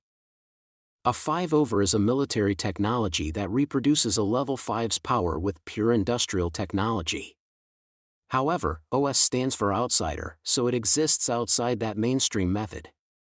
Simply put, it uses techniques fundamentally different from the level 5's power to produce a phenomenon resembling the level 5's power. I see. So the concept behind this large-scale magnetically controlled monitor might be a version of me using a different method. Shokuhu Masaki directly manipulated the internal structure of the human brain. However, the knowledge within the larger category of one's personality was defined as that which adapted to an unknown environment. There was a report that sounded more like a dubious urban legend that said, if a human was closed inside a pitch-black and empty room, their personality would collapse within only a few days. That was the opposite of Shokuhu's process. Instead of controlling the mind from within, they would thoroughly decorate the external world to convince someone the contents of their mind were wrong. It was the same thing Shokuhu had experienced at the artificial lake. Why did you do this? For revenge. To punish you for stealing me. Be more specific. I do not think I can retrieve me. I am simply fighting to satisfy myself. Her responses were too abstract. But if that was what she believed, no more information could be drawn from her. Also, Shokuhu had forgotten to ask the most important question. Who are you? Shokuhu's powers meant the enemy had to answer accurately to any question asked of her. That could not be fought with willpower, and the Strabila had already been removed. That meant it was impossible for her to lie. And yet, I am Shokuhu Masaki. I am here to take revenge on you for stealing me. Part 5. She did not understand what that meant. Part 6. Shokuhu Masaki's legs and mind grew unsteady. The massive 300-kilogram girl still stood in front of her, and she had called herself Shokuhu Masaki. They looked nothing alike, and anyone asked if they did would have asked if you were joking, but Shokuhu herself knew better than anyone that this girl could not lie. In that case, what did she mean? What was that answer? Wait a second. You're Shokuhu Masaki? Do you really think that? Yes. Then who am I? Who is the person everyone else believes is Shokuhu Masaki? I do not know. I thought I would reveal her true identity here. But you can't be Shokuhu Masaki. Shokuhu Masaki is more beautiful and cute. She has a figure anyone would be jealous of, and she shines all the way to the tips of her nails. It is not my fault I ended up like this. It was the malice of a third party that turned me into this. She could not think of anything else to ask. What was this? That girl was under an inviolable rule forcing her to accurately answer all questions, so she could not lie. This was not a lie, but it was a delusion far removed from reality. So did this girl truly believe this delusion? Or... No, wait. Don't let her trick you. Or rather, don't get swallowed up in her delusion. No one would let something like this be a transformed Shokuhu Masaki. Besides, I have mental out. This is the power of Academy City's number 5 level 5, and it can't be mass-produced. It proves I'm the real one beyond a shadow of a doubt. But did it really? What if the Strabila in her neck had not been a method of avoiding Shokuhu's attack, and it had instead been used by a third party to restrain her power? And it had already been proven that the Strabila or 5/0 OS could control a human mind on a high level without relying on level 5 powers. What if some strange technique had been used without her knowledge? No. What if she had been under that technique's control and she had only thought she was controlling others? What was it? What was the answer? Which one was the real Shokuhu Misaki? Was there any way of objectively proving it one way or the other with only the two of them here? She of course truly believed that she was Shokuhu Misaki, but what value did that belief or her memories hold when faced with techniques of freely manipulating the human mind? If she overturned all of her assumptions, could she even say who she really was? Just like that, a disturbing sense of floating assaulted whoever she was. But then a supposedly impossible voice reached her ears. Just kidding. A mocking voice came from the motionless mass of flesh. That alone was enough to overturn Shokuhu's assumptions, but the next thing she knew, something long and thick yet obviously not a rope had wrapped tightly around her body. What? Ah ha ha ha ha ha. Gef, Gaye. I already told you. I already told you.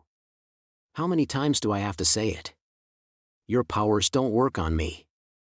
Tremendous pressure squeezed at Shokuhu's organs. And as she struggled to breathe, she saw something. The 300-kilogram girl's flesh split open at the wrist and something flew out. Overall, it was cream-colored. It was a jointless, flexible manipulator arm with countless suckers covering it just like an octopus or squid tentacle. 5_over_out_cider.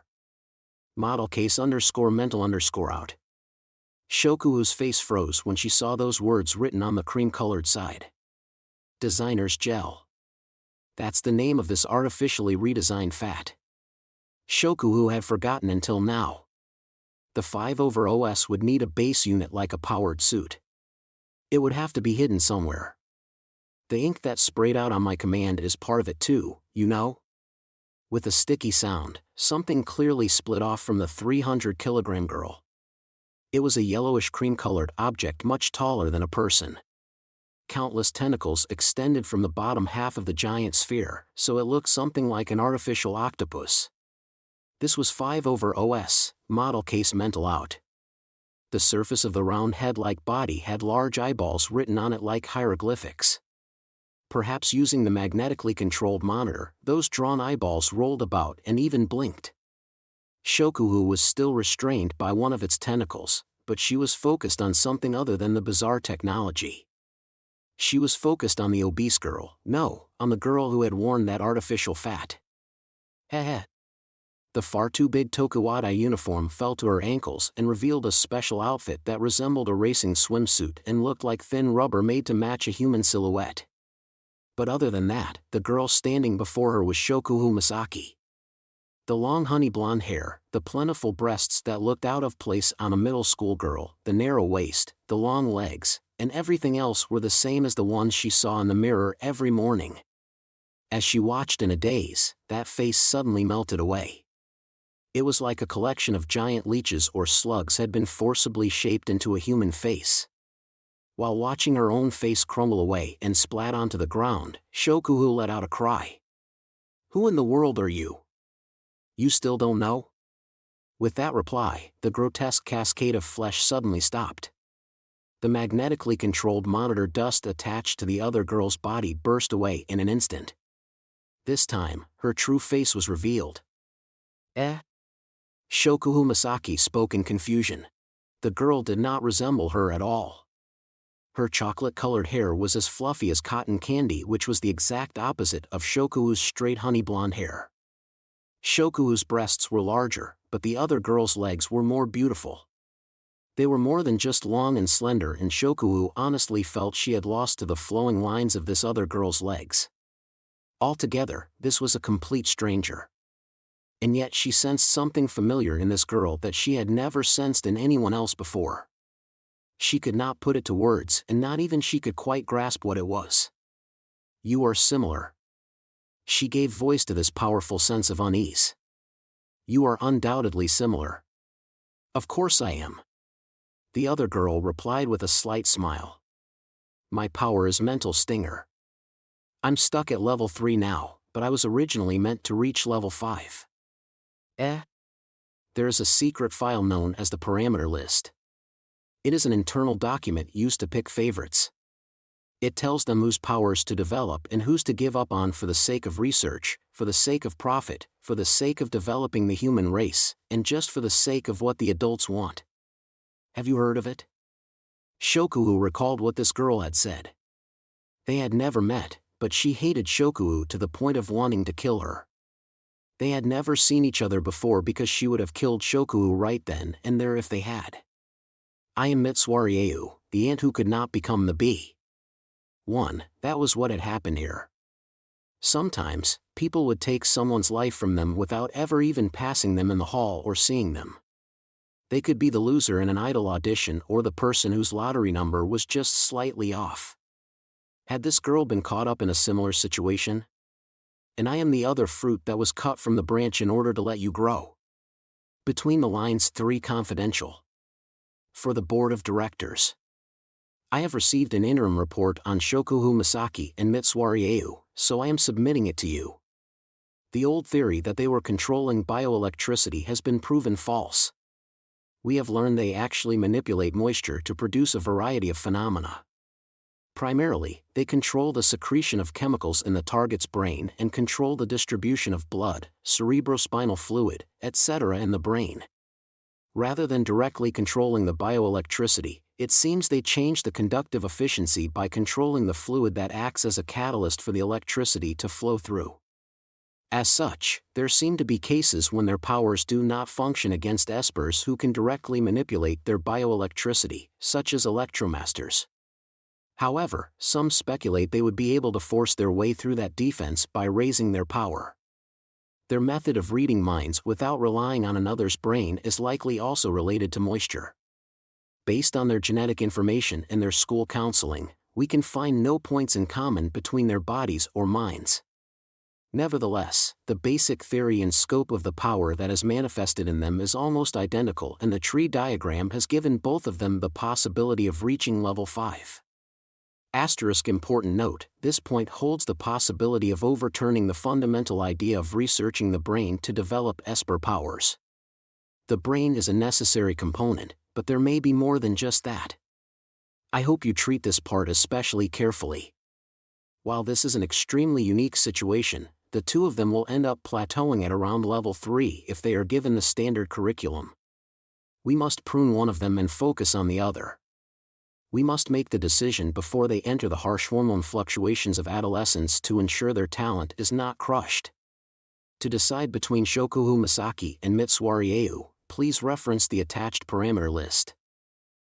And whichever one is chosen as the master, I recommend leaving the other as a slave. If the master happens to die, the equipment and funding focused on her can be reinvested into the slave for a second chance at developing a level 5 under the same circumstances. Notes 1. Mitsuari's name contains the character for ant and Shokuhu's name contains the character for bee. Volume 11, Chapter 4, Chance Meeting Audience Chamber, Dual _in_the Mind. Part 1 Bees and Ants. They were both known as insects with a high level of society centered around a queen, although a lot of bees lived solitary lives, but the species were actually extremely closely related. By the technical definition, they both belonged to the Hymenoptera order. But that did not mean they could coexist. The fiercer bees or wasps would attack ants, and the more clever species would even lay their eggs in the ants' underground colony. Ants, on the other hand, would mercilessly swarm a bee that lost its strength and fell to the ground, and they would carry its corpse back to their colony. These two separated girls may have been similar. The 5/OS was made up of an artificial fat called designer's gel. That wearable weapon resembled a giant cream-colored octopus, and one of its tentacles was wrapped around Shokuhu Misaki's body. Our relationship might be similar to Shirai Kuriko and Muzujai Mawaki's, said the girl named Mitsuarieu. She gave a smile that did not at all match her appearance, and she pulled out a palm-sized smartphone as if preparing for a card trick. It was not the Strabila or the 5/OS that deflected your power. My power may be weaker than yours, but it is the same. All I did was use it to obstruct the interference you caused. As she spoke, the number of smartphones grew. It was reminiscent of all the remotes Shokuhu used. So that's why you've directed all your hatred ability my way? Shokuhu groaned while held by the giant tentacle that looked like it could crush a small car like balling up a tissue. Everything was chosen based on some file called the parameter list, and our futures were decided based on what the adults wanted, so you're the victim and I'm the culprit? What about it? Shokuhu wondered what she would have done if the situation had been reversed. What if some stranger she had never even met had used her as a stepping stone and stolen every possibility from her? What if her talent had been crushed? What if she had never been allowed in Tokuwadai Middle School? What if she had not been a level 5? After considering that, the girl named Shokuhu Masaki spoke. Are you an idiot? That's nothing more than an excuse for falling to a life of crime. Mitsuari remained smiling. And while smiling, a disturbing spasm came over her face at not quite her temple and not quite her cheek. It was as if small insects were running around below the skin. Shokuhu ignored it and continued. She found herself able to ignore it. Your success was stolen from you. You had talent, but you weren't placed on the proper stage? You can find similar situations anywhere you look. Do you think every country can provide their Olympic athletes the same funding and equipment? How many countries do you think want to go to space but can't carry out realistic space development? It isn't rare for competitions to be influenced by more than just one's pure skill. Competing in the exact same environment and under the exact same conditions is something you only see in the lukewarm miniature gardens adults prepare for children. That only applies to school tests that have no bearing on your actual life. Her words stabbed out at the other girl. Her words mocked this girl who had lost her way. And those clear words continued. But it's human nature that leads us to win regardless. If doing everything right isn't enough to win, the winners will work 2 or even 3 times as hard. They'll show off what they can do with a method no one else had thought of. That's what leads to the instant an athlete who trained by running through the wasteland defeats the elite athlete who trained in a cutting-edge gym. If you want to reach space, you make your way to a realistic launch pad even if it means leaving your home country. When adults fight, it comes down to a conflict between adults with childlike looks in their eyes as they work to both stay true to the type of race their predecessors established and also to produce shocking results that completely overturn those expectations. So there was no reason to feel inferior. There was a reason she had been chosen. Mitsuari Ayu was no different from the people who shamelessly begged a lottery winner to treat them to something. Except she was not even an old acquaintance, she was someone Shokuhu had never even heard of before. Shokuhu was not about to let someone like that take everything from her. The loss of a single possibility had been enough to make Mitsuari rot, and she now wanted to be a child with a mature look in her eyes, so she would never have been able to withstand the pressure of holding Academy City's number 5 ability. And I happen to know something else. Shokuhu continued to challenge the girl even as her stomach was squeezed to the limit. I know of an older boy who stuck to his own path without rotting despite being a level 0.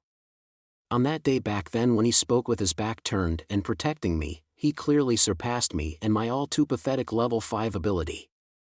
Your actual skill doesn't matter. Coolly calculating out all the numbers is pointless. No matter how many arguments you prepare, you have no choice but to accept defeat once he walks in from beyond the horizon. I am very familiar with a level 0 like that. What was it that kept Mitsuari from shining like that? Not becoming a level 5? That was not enough to deny someone their humanity. Having her possibilities stolen by the adults? If that was enough for her to give up, had she truly put in any effort in the first place? Did that mean any crime of hers could be forgiven? That was the same as treating all level 3s and below like criminals. You are weak, summed up Shokuhu Masaki. From the moment you could only use your life as an excuse for committing crimes, you insulted that very life. You didn't notice, you were afraid of noticing, and you went around destroying everything that could make you notice, but you have also crushed your ability to ever gather respect. Even if you managed to reach the position of level 5. Heh. At that point, Mitsuari Ayu switched from listening to laughing. And the crazed expression from before had changed. Heh heh heh. Heh heh heh. Heh heh heh ha ha. Ah, ah. It sounds like you met a lovely person, Miss B. Was this what you were hoping to say to get me to give up? If you had met him, a different path might have opened for you? It was a calculated expression. It was not the expression of a girl going mad with rage after having her entire identity rejected. There was something more there. Did the core of Mitsuari lay elsewhere? But that won't work here. The ant stood next to the bee, and that other queen played her final card with a calm smile. After all, I too spoke with Kamaji-kun quite a bit. Eh? This time, Shoku's mind truly went blank. This blank was larger and deeper than when her own memories had been rejected or when she had learned her own mental outpowers were the result of being chosen for the adult's convenience. I told you, didn't I? The smile vanished from Mitsuari's face. The smile vanished from the face of the girl who had continued to smile even as her very existence and the path she had taken were rejected. I'm taking revenge to take back what you stole from me. How would you feel in my situation? What if someone you didn't even know stole that person you were so proud of? I was there back then too. She approached Shoku, whose torso was still restrained. With a smartphone in each hand, she gently grabbed the sides of Shoku's head. The chill of the LCD screens tormented her mind. And then the decisive words arrived. It may be a beautiful past for you, but I was not saved by Kamaji-kun. That is why I can say you stole everything from me. If it wasn't for you, he would have made it in time. She brought her face so close that Shoku could not focus her eyes. And a moment later, Shoku felt a strange sensation pass through her mind. It was like invisible wires running through her head had been gathered together and suddenly pulled out from her forehead. While pressing their foreheads together and placing the smartphones on either side of Shoku's head, the other girl spoke without even a hint of a smile. This is mental stinger. In my case, I set the target with cameras in my fingertips. Ah, KH. But with identical types of power, any interference can be deflected regardless of strength.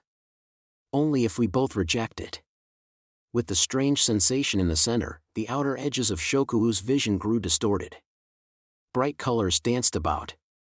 But what if I accept it all? What if I intentionally open a port and allow an exchange of identically formatted packets? This isn't your power. Shoku finally caught on. This is an ignition to make me lose control of my mental out. Well done. I can drag you into my head using your own power. Welcome to a life of despair and resignation.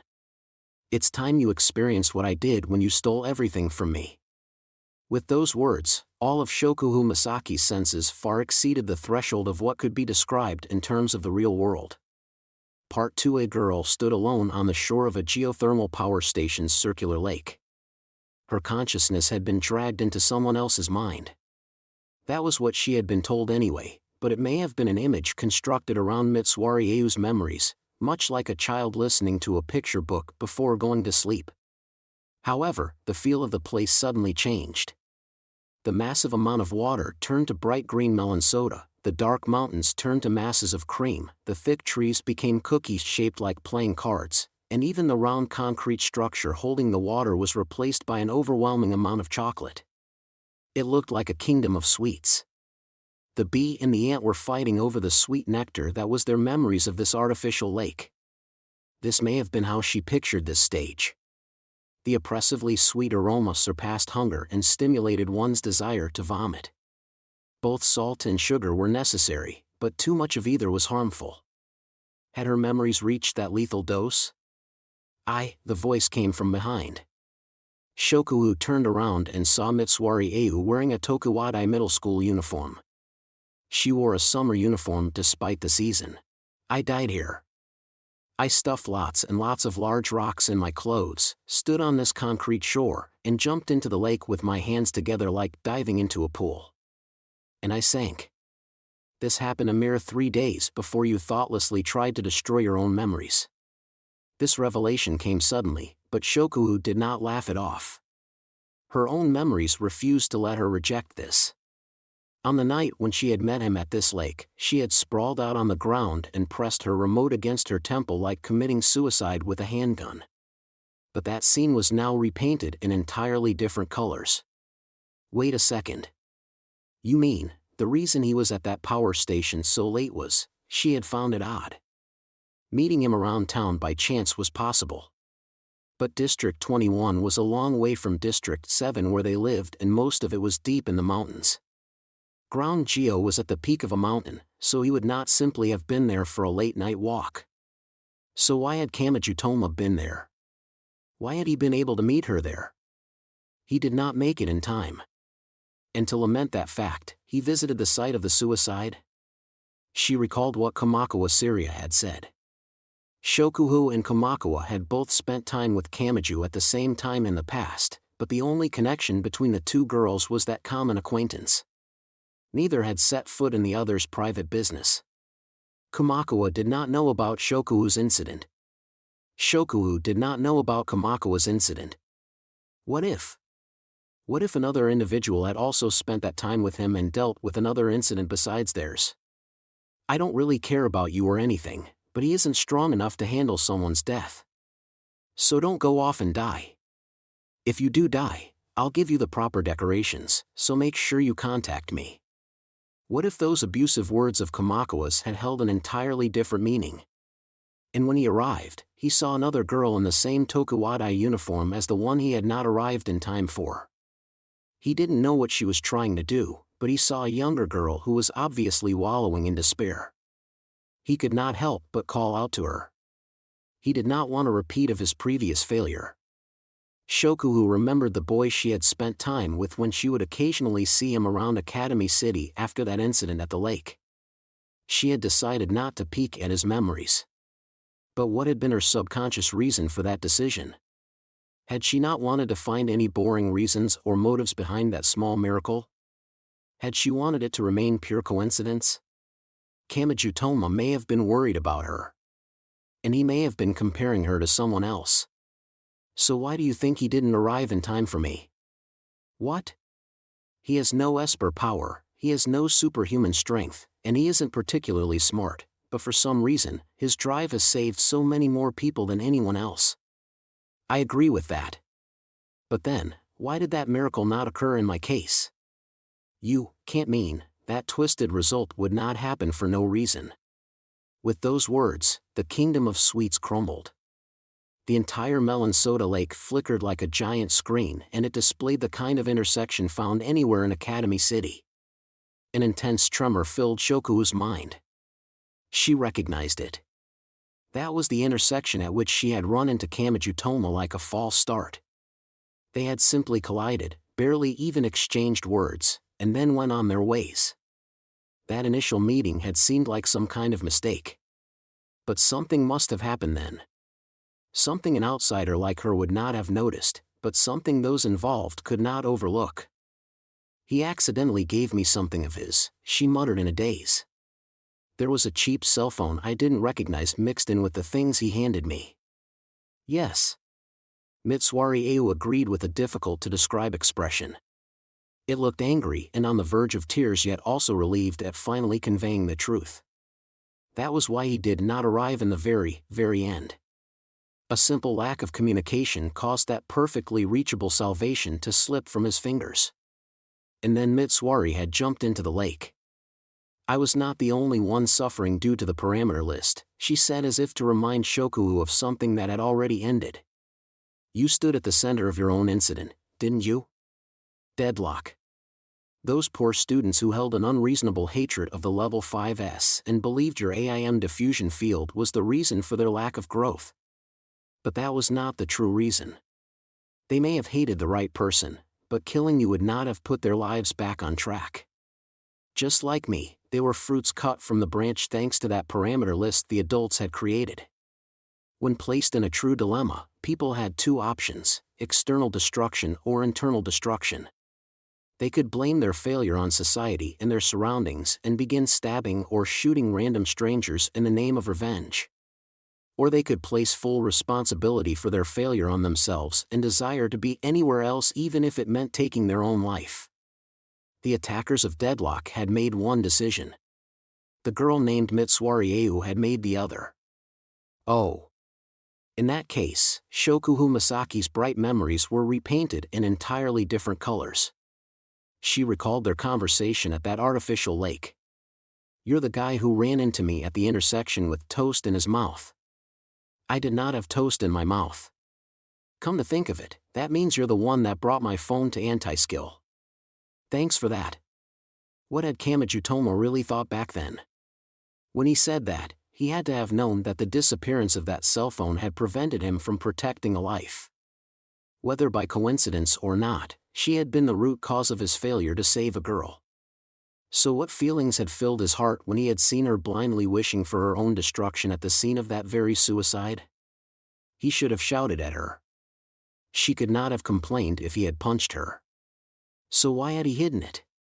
Why had he hidden it and worried for her instead? Just how endlessly good-natured was he? "I wanted to be saved," said Mitsuari. She directly stated her own desire. "Taking my own life may sound irresponsible and selfish, but even so, I really did want to be saved." It was unclear just how serious Mitsuari had been about committing suicide. Had she truly intended to die, or had she wanted to go through the actions so someone would worry about her? She had waited for her own personal hero, but Kamijutoma had not shown up. He had not come. And so that lonely girl, that life left behind by the world, had felt throwing herself to the depths of that dark water was her only choice. Oh. Mitsuari had said she was taking revenge on Shokuhu for taking everything from her. According to her, Shokuhu had twisted her entire life even though they had never met and had avoided contact because she would have killed Shokuhu the second she saw her. It all finally clicked in place. They had shared the same time in the past, but they also had no real connection. Even so, every last thing had been related to Shokuhu: the parameter list that had led to her suicide, the cell phone that had been the final trigger, and even that spot next to Kamijutoma after her suicide. What if their situations had been reversed? Shokuhu might have been able to handle the parameter list issue. But what about causing him to lose his phone? What if the girl who had unknowingly given that final shove was then happily walking by that boy's side? I probably couldn't have forgiven her. Whatever else may have happened, that alone would be unforgivable. As Mitsuari was now attacking her as a real threat, her suicide must have ended in failure. And once she had woken, she would have learned everything. That was what had broken her. That was why she had sunken into the deepest darkness of Academy City and gathered enough power to reach the Strabila and 5/OS. Answer me one thing honestly, Queen Ant. Just one, Miss B. Why did you wear the 5/OS? The unit made from designer's gel can move on its own, can't it? Then you wouldn't need to swell up to that 300-kilo body. It's easier to see people for who they are when they look down on you, so I intentionally ruined my looks to dash. No, not that. Shokuhu cut her off. The bee and ant were similar. She had asked the question after already realizing the answer. And Mitsuari must have realized that because she spoke in resignation. I couldn't exactly let myself be seen like this. She was covered in the filth of pitch-black hatred. And the cracks in that hatred allowed a glimpse of the girl who had to have exited back then. I said I wanted to help people. I really did say that during that same time you spent with him. And yet, this was the only path available for me. I could never let him know that the Mitsuari Au he knew still lives as the utterly changed ruins of that person. Shokuhu heard those words. She confirmed her own thoughts. She had grasped the core of this girl. And now she could not abandon her. Shokuhu Masaki had finally found just one thing that allowed her to think that. She switched to a new train of thought. A clear difference appeared in the colors filling her vision. This changed nothing of what Mitsuari had done. She was a criminal who had immersed herself in Academy City's dark side, altered all sorts of documents, attacked Shokuhu using men disguised as emergency aid, used the Strabila and 5/OS to have her destroy her own memories or personality, and was even now trying to take her life. But even so, something changed inside Shokuhu. It may have been the same for that boy. She had been the root cause of that girl's suicide, she had been the one to give the final shove, and she had even defiled the site of that suicide, but he may have found something inside that thoughtless girl. It only had to be one thing. Just the one thing that made you not want to kill them. Hey, Mitsuari Ayu. What? It may be too late and nothing I do now may have any ability to actually change things. Shokuhu Masaki made an announcement as if challenging the other girl. But I'm still going to save you? Because I know that's what he would do. He had saved her like that. She stood here today because of his decision. And so no matter how pathetic, ridiculous, or meaningless to others it might be, she refused to reject that salvation. No matter what. Part 3. She thought back over the basic assumptions. Shokuhu Masaki and Mitsuari Ayu stood at a circular artificial lake of a kingdom of sweets where the scene was constructed from cream and melon soda. In truth, the number 5's mental outpower had been used to drag Shokuhu's mind into Mitsuari's mental world. However, even if you have a method of doing that, I am the level 5 with the strongest mental powers. No one would want to expose their mind to me. Shokuhu powerfully and deeply searched out the pieces she needed to turn this tiny sensation into a victory. In that case, she must have a reason to force herself to use this strategy. For example, what is happening to my body right now? If she had pre-programmed the 5 over OS, it could be dragging my body away, implanting something inside it, or whatever she wanted. Hee. I can read all of that. Shokuhu frantically turned around and saw all of her thoughts written out in melted chocolate ink on the cream mountains. And the work is already done. Even if you begin fighting now, there is no way to turn it around. Is that so? As soon as she spoke, her words appeared on the sweet mountains. Her mouth and the writing had the bizarre synchronization of movie subtitles. If you really had that much time, you wouldn't have needed to reveal everything about your embarrassing past to me. It was valuable to me, but it was meaningless to you. In that case, I can only imagine you were stalling for time. The situation is not progressing as smoothly as you would like. But that changes nothing. I will make sure it does. What is she trying to do with the 5 over OS? Kill me while I don't have the ability to defend myself? No, then she could leave it to that tentacle that could crush a car. My ability doesn't work on machines, so mental out wouldn't be a problem if she left it to a program. More importantly, I can't even sense the pain while my mind and body are separated. This situation doesn't fit with her supposed intent to take revenge by killing me. Even though her thoughts were leaking out, she kept thinking as quickly as she could. The mountains were already filled with chocolate ink writing and it began to fill the terribly bright night sky that had candy sprinkled through it. So she must be after something beyond that. She was being buried by her own thoughts, but she did not waver. She stared out at Mitsuari's world. She must have in mind a crueler punishment than merely killing me. But what is it? How is she planning to use the 5 over OS to bring an end to that awful past that began with the parameter list and ended with me being saved instead of her? You won't find the answer. A voice disturbed her thoughts. But it led Shokuhu to realize something. That voice was clearly unnecessary. Her thoughts were getting nowhere fast, so not giving her any new information would be the best option as her enemy. And yet Mitsuari spoke those unneeded words. Just like my words and thoughts are set to be exposed in chocolate ink as time goes on, are you not able to lie inside your own mind? That's right. But either way, you won't make it in time. It is already here. It's already here? Not just on its way. And that is why you did not make it in time. She used the past tense again. A moment later, a great shock ran through that mental world. The cream and chocolate kingdom of sweets melted away as if intense sunlight washed over it. This isn't good. She's throwing away the mental cage herself. That means she has no reason to keep it around and she has already put my body in checkmate back in the real world. I want to make that past mine and mine alone. Mitsuari Ayu's expression remained unchanged even as she too was swallowed up by the torrent. That is why your memories are not needed. And if I can't alter them with the 5 over OS, I have to bring in a higher level machine. You don't mean, the 5 over OS was a devilish device that rewrote the scenery surrounding the target and used that twisted information to indirectly influence their memories and mental state. If there was a truly superior machine, it would have to be. It can't be. Part 4. It resembled a bee or a wasp. However, this was not a honeybee or giant hornet that created a hive and lived as a group. This was a lone wolf species.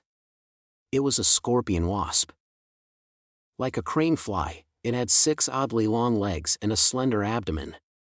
Its most notable feature was the stinger, which was formed by a delicate tube that extended more than 3 times the length of its body. Normally, that stinger was used to pierce into the larvae eating into a tree and then lay its eggs inside them.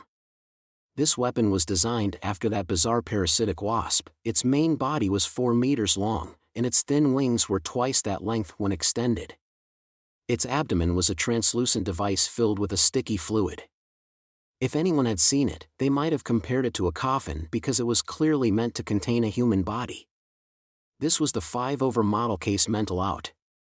It used pure industrial technology to completely reproduce the phenomena of a level 5's powers and, unlike the OS, it used the same basic theory as the level 5's powers. On top of that, it was meant to exceed the original's output. This was the final trump card the ant had hidden away to challenge the bee. Part 5. A giant form stood at the center of the world as everything melted together and formed a marble pattern. It was a bizarrely long and narrow weapon that looked like a crane fly given the details of a wasp. It was likely due to that weapon that Shokuhu and Mitswari had been able to compare answers in that world of no lies. 5 over, muttered a dazed Shokuhu Masaki. I'd heard one modeled after that foolish number 3 had been mass-produced, but I didn't know there was one for me. In fact, I thought even the researchers couldn't agree how exactly mental out works. Hee. To be honest, this thing breaks the rules. I doubt the higher-ups would have agreed to build it under normal circumstances. After all, it doesn't contain anything to reproduce an Esper's powers using industrial technology. It doesn't fit the definition of a 5 over. Shokuhu did not understand. That would mean it was nothing more than a flying-powered suit shaped like an insect. But she rejected that idea. No, nothing that lacking in ability would show up after all this. Very true. To correct what you said earlier, I believe they understood the general process mental out uses, but the exact distribution was a mystery. Even with a refrigerator full of ingredients, you can't reproduce the flavor of a restaurant's dishes without the recipe. This was the same. Mitswari's voice filled the melting world. That is why I will put you inside the machine. I know it's getting the priorities hopelessly reversed, but it's the only correct answer. That 5 over is crammed full of 8,000 output devices. By placing you inside and having you activate your powers, it can monitor exactly which devices to use and how. By taking sample data from the real level 5 just once, we should be able to mass produce it without end. For just an instant, Shokuhu imagined a world where mental out could be bought at any store just like a cell phone. You're completely insane. Haha. So you're allowed to have it, but no one else is? No one's going to listen to you if you say that. Mitswari's words gave no thought to the future. She was not thinking about what would happen to the world even 3 days later. And it's a little late to be shocked by this. This was tested quite a long time ago. What? Let's talk about the past again. Remember Deadlock, that group of students who attacked you for the wrong reason, even if their anger was justified? Do you remember one peculiar element of their Queen Diver weapon systems? That's right. The helmets blocked your mental attacks by putting a program in control once their brainwaves shifted. Are you saying they did more than that? Did those thoroughly scan the brain structure of the people I was controlling and send a report back to someone? In the end, that information failed to produce a working 5 over. That said, I don't know if it was a simple technical issue or if it was because the adults leading the project were blown to pieces in a highly unusual accidental explosion. Mitswari's tone was entirely unconcerned. Based on that, Shokuhu decided those adults were not anyone Mitswari had particularly known and the girl had likely not been involved in the supposed accident. And the people left over decided they would never get anywhere even with data from tens of thousands of victims.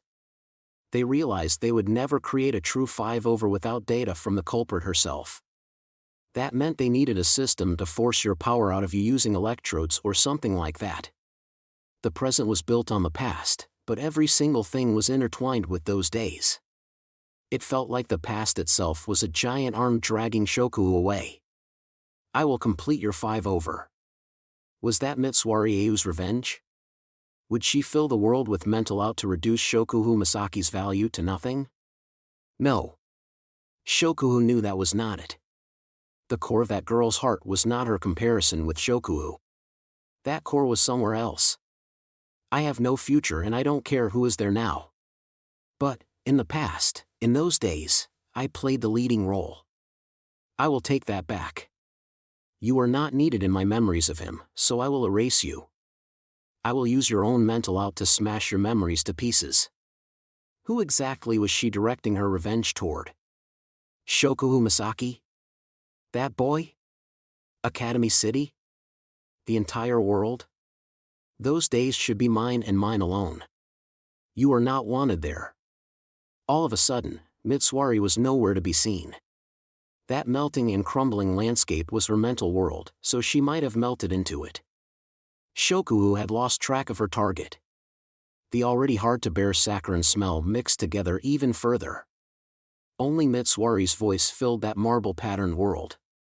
This is already over. The 5-over simply has to place you inside while you can't even touch your own body. Once the electrodes are attached across your body and your powers are forcibly drawn out, this will truly be over. You can drown in this melting world until then. Do you really think I'll let you do that? There's nothing you can do. Your mind is split from your body and trapped in my head, so you can't move your body back in reality. You can't even blink. Meanwhile, both the outsider and 5-over are programmed to move on their own. And don't forget you are trapped by the OS tentacle, so you couldn't do anything even if you could move.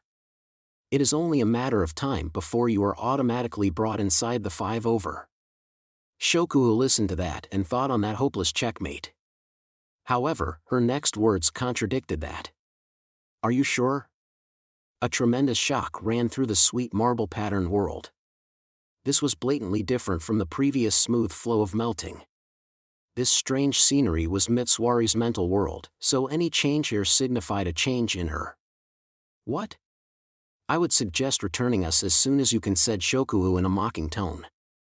I didn't have enough spare ability to hold back, so could have killed you if you were unlucky. KSSSHHH.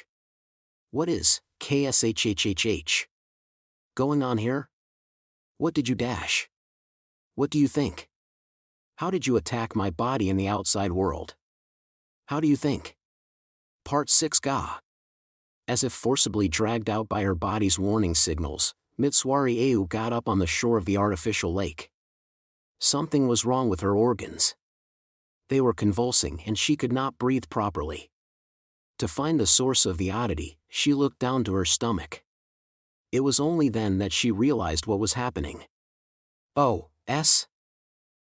A giant yellowish-white octopus tentacle had sunk into her stomach as if performing a body blow. Ack! Why have I lost control of the 5-over OS? She just barely suppressed the rising urge to vomit and slowly looked up. There she saw the number 5 who had been constricted so tightly she should have been spewing her organs from her mouth. However, the girl had escaped the grasp of that giant tentacle. In fact, the outsider's giant form had changed position to protect her instead. You took control of it. But that's impossible. Your mental out is supposed to be useless against pure technology. That's right? Shokuhu spun a television remote around in her hand. So here's a question. You used a variety of methods to locate the bodyguards I had hidden around, and I ordered them to leave so those unrelated espers wouldn't die. But where exactly did I send all those powerful espers? You can't mean, when I thought about it, it didn't make sense. The number 5 lady smiled with her intense exhaustion visible on her face. I get why my 5-over couldn't be mass-produced. After all, it was an incomplete product that lacked its core mental out ability, so it had yet to prove itself worthy of mass production. But what about the 5-over OS? Its effectiveness has been proven and it has a detailed blueprint, so why hasn't it been prepared for military use? In other words, the 5 over OS is a prototype with plenty of unresolved problems remaining. For example, it can't perfectly overwrite the scenery from just your viewpoint. After all, you're using the magnetically controlled monitor to overwrite an entire power station, no, to overwrite the entire landscape visible from here in real time. To pull that off without anything feeling out of place, you need to monitor the entire target area from multiple angles to check for abnormalities. Mitsuari looked down at her own smartphone. Are you saying you went after that? Did you locate the people providing the 5 over OS different viewpoints, attack them, and steal their lenses? Correct, Shokuo laughed. So, what if we took over all of the lenses forming that ultra-wide-range network that even crosses into other districts? What if we used those lenses to provide malicious feedback? Could that maybe allow us to take control of your precious toy like tugging on a marionette's strings? Besides, we are two sides of the same coin. Just like me, you should be ridiculously strong against people's minds but weak against pure machines. You weren't giving detailed commands to the 5 over OS, were you? Once the data being sent in from around the area was gathered together, you would give general instructions with small gestures and the machine would take care of the rest. In that case, can someone so terrible with machines recover from this even if you know what's going on? You couldn't possibly pull that off. I have 39 different viewpoints that perfectly blend into the city as normal people. Do you seriously expect me to believe you instantly located, attacked, and defeated them all to take control of the OS without me noticing? Think what you want, said Shokuo with an air of importance. But it's because we can do that sort of thing that we're called Tokuwadai Middle School's largest clique. Part 7. A girl with black twin tails ran through the trees at tremendous speed. She ignored the winding mountain road and dashed along the steep slope of that deep forest with the momentum of a race car. Target incapacitated. Please give me the next target. In a distant room, a girl with bobbed hair traced her index finger along a map with her eyes closed. Next. District 7, Exit A2 of Western Mountain Station. The target is a man in a knit hat sitting on a bench. A girl with voluminous ringlet curls quietly stood behind a man in a knit hat who blended into the city while messing with a smartphone. Understood. I will now incapacitate him. It no longer mattered to the girls whether they were being controlled. They did not care if this would only help the one who stood in the center. They may not have been powerful enough to be called Academy City's number 5 or number 3. They may not have been powerful enough to be called an ace or a queen. But one could not forget that they were young ladies of Tokuwadai Middle School. That position alone meant they played more than minor roles. Every single one of them did. While a beehive had a queen, it was mostly run by the soldier bees who flew around the surrounding area. Part 8 now, said Shokuo. I think I'll take this toy of yours. The entire landscape changed. Like switching off a television, it transformed into the dreary gray of the artificial lake at night. This scene matched Shokuo's memories perfectly. And the tentacles of the giant octopus device rushed toward Mitsuari. Now, how about we enjoy this? 5 over. As soon as Mitsuari Ayu shouted out, the true 5 over that resembled a scorpion wasp collided with the imitation OS. The two girls did not follow the weapons with their eyes. They both pointed their television remote or smartphone lens toward each other's faces. They had nothing left to trick each other with. No further truth remained hidden. When it comes down to pure power, I should have the advantage with my upwards compatibility. But her inferiority complex should give her the ability to know that all too well, so she won't choose to fight that way. With a dull sound of impact, the scorpion wasp 5 over slammed into the octopus outsider. As it did, the long, thick tube that resembled a scorpion wasp's ovipositor snapped like a whip and forcefully struck Mitsuari's back. The impact knocked the breath from her and launched her forward. As she flew through the air, she turned a look of clear hostility toward Shokuo. She's going for a physical battle instead of a psychological one. Deadlock had once cornered her in the same way. To kill her before she could control them, they had approached too quickly for her to use her remote. They had even taken the concept to its extreme with their queen diver equipment. Mitsuari tightly clutched her smartphone and swung her fist toward Shoku's face. The girl shot toward her. "You!" Shoku cried out while forcibly blocking the fist with both her arms. She once more tried to thrust her remote toward the girl's head, but the girl grabbed her arm at the wrist and shoved it outward. And now that she was unguarded, the girl swung her smartphone-holding fist at her face. Pain could leave one in a dazed state. A stun grenade was known as a non-lethal weapon that blinded people with a flash of light and loud noise, but that explanation was not quite sufficient. By assaulting people with more information than they could handle, they were left in a daze for a few seconds to a few dozen seconds. A fist to the face could produce a similar phenomenon. And Shoku had not lived a life that left her accustomed to pain. The gap between level 3 and level 5 was obvious, but who could say what would happen if the level 3 power was used against the level 5 in the short gap this created? But if you think this remote is my only weapon, you're sorely mistaken. Outsider. Rather than the machine, she was speaking to the girls of her clique who had stolen all of the nearly 40 smartphones which were sending massive amounts of data on the changes to the landscape. A moment later, a giant hieroglyphic-like eyeball attached to Shoku's body. This was the same method Mitsuari had used. One of the sources of fear that people of all cultures and regions shared was the face of a beauty swinging her hair around in rage. This was an effect extracted from that, and it was designed to stir up people's emotions as much as possible. Once Mitsuari fell for this and her movements dulled, Shoku could use her remote. However, Shoku saw the other girl hold up the smartphone in her palm to cover her eyes. Instead of using her own eyes, she viewed the scene through the camera after running it through some kind of filter. Ah! Shoku recalled that Mitsuari had mentioned the story of Medusa when using this tactic. In that story, hadn't a shield polished into a mirror been used to avoid her gaze? Mitsuari's other hand grabbed Shoku's honey blonde hair. She tugged downwards to point Shoku's head toward her own clothes. You will be the one to experience this digital petrification. Oh, no! Shoku's entire body stiffened. Soon, the fist holding the smartphone flew toward her. It jabbed into her cheek, shook her head, and briefly blanked out her thoughts with the sudden pain and the vibration of her inner ear. Not good. Mitsuari pointed the smartphone lens toward her. A disturbing number of blood vessels were swelling out on the girl's small face.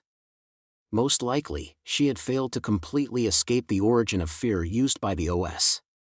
She moved her arms and legs as if they were being eaten into and as if she were breaking free from chains. She was tenacious. She had no future and her present contained nothing but tragedy, but the mistaken yet utterly pure heart at the core of her being wished to have the past all to herself. And for this brief moment, that surpassed all else. Her fingertips moved across the smartphone and Shoku's vision instantly fell into darkness. Part 9. Where was she and what had happened? For a while, Shoku Masaki did not understand anything.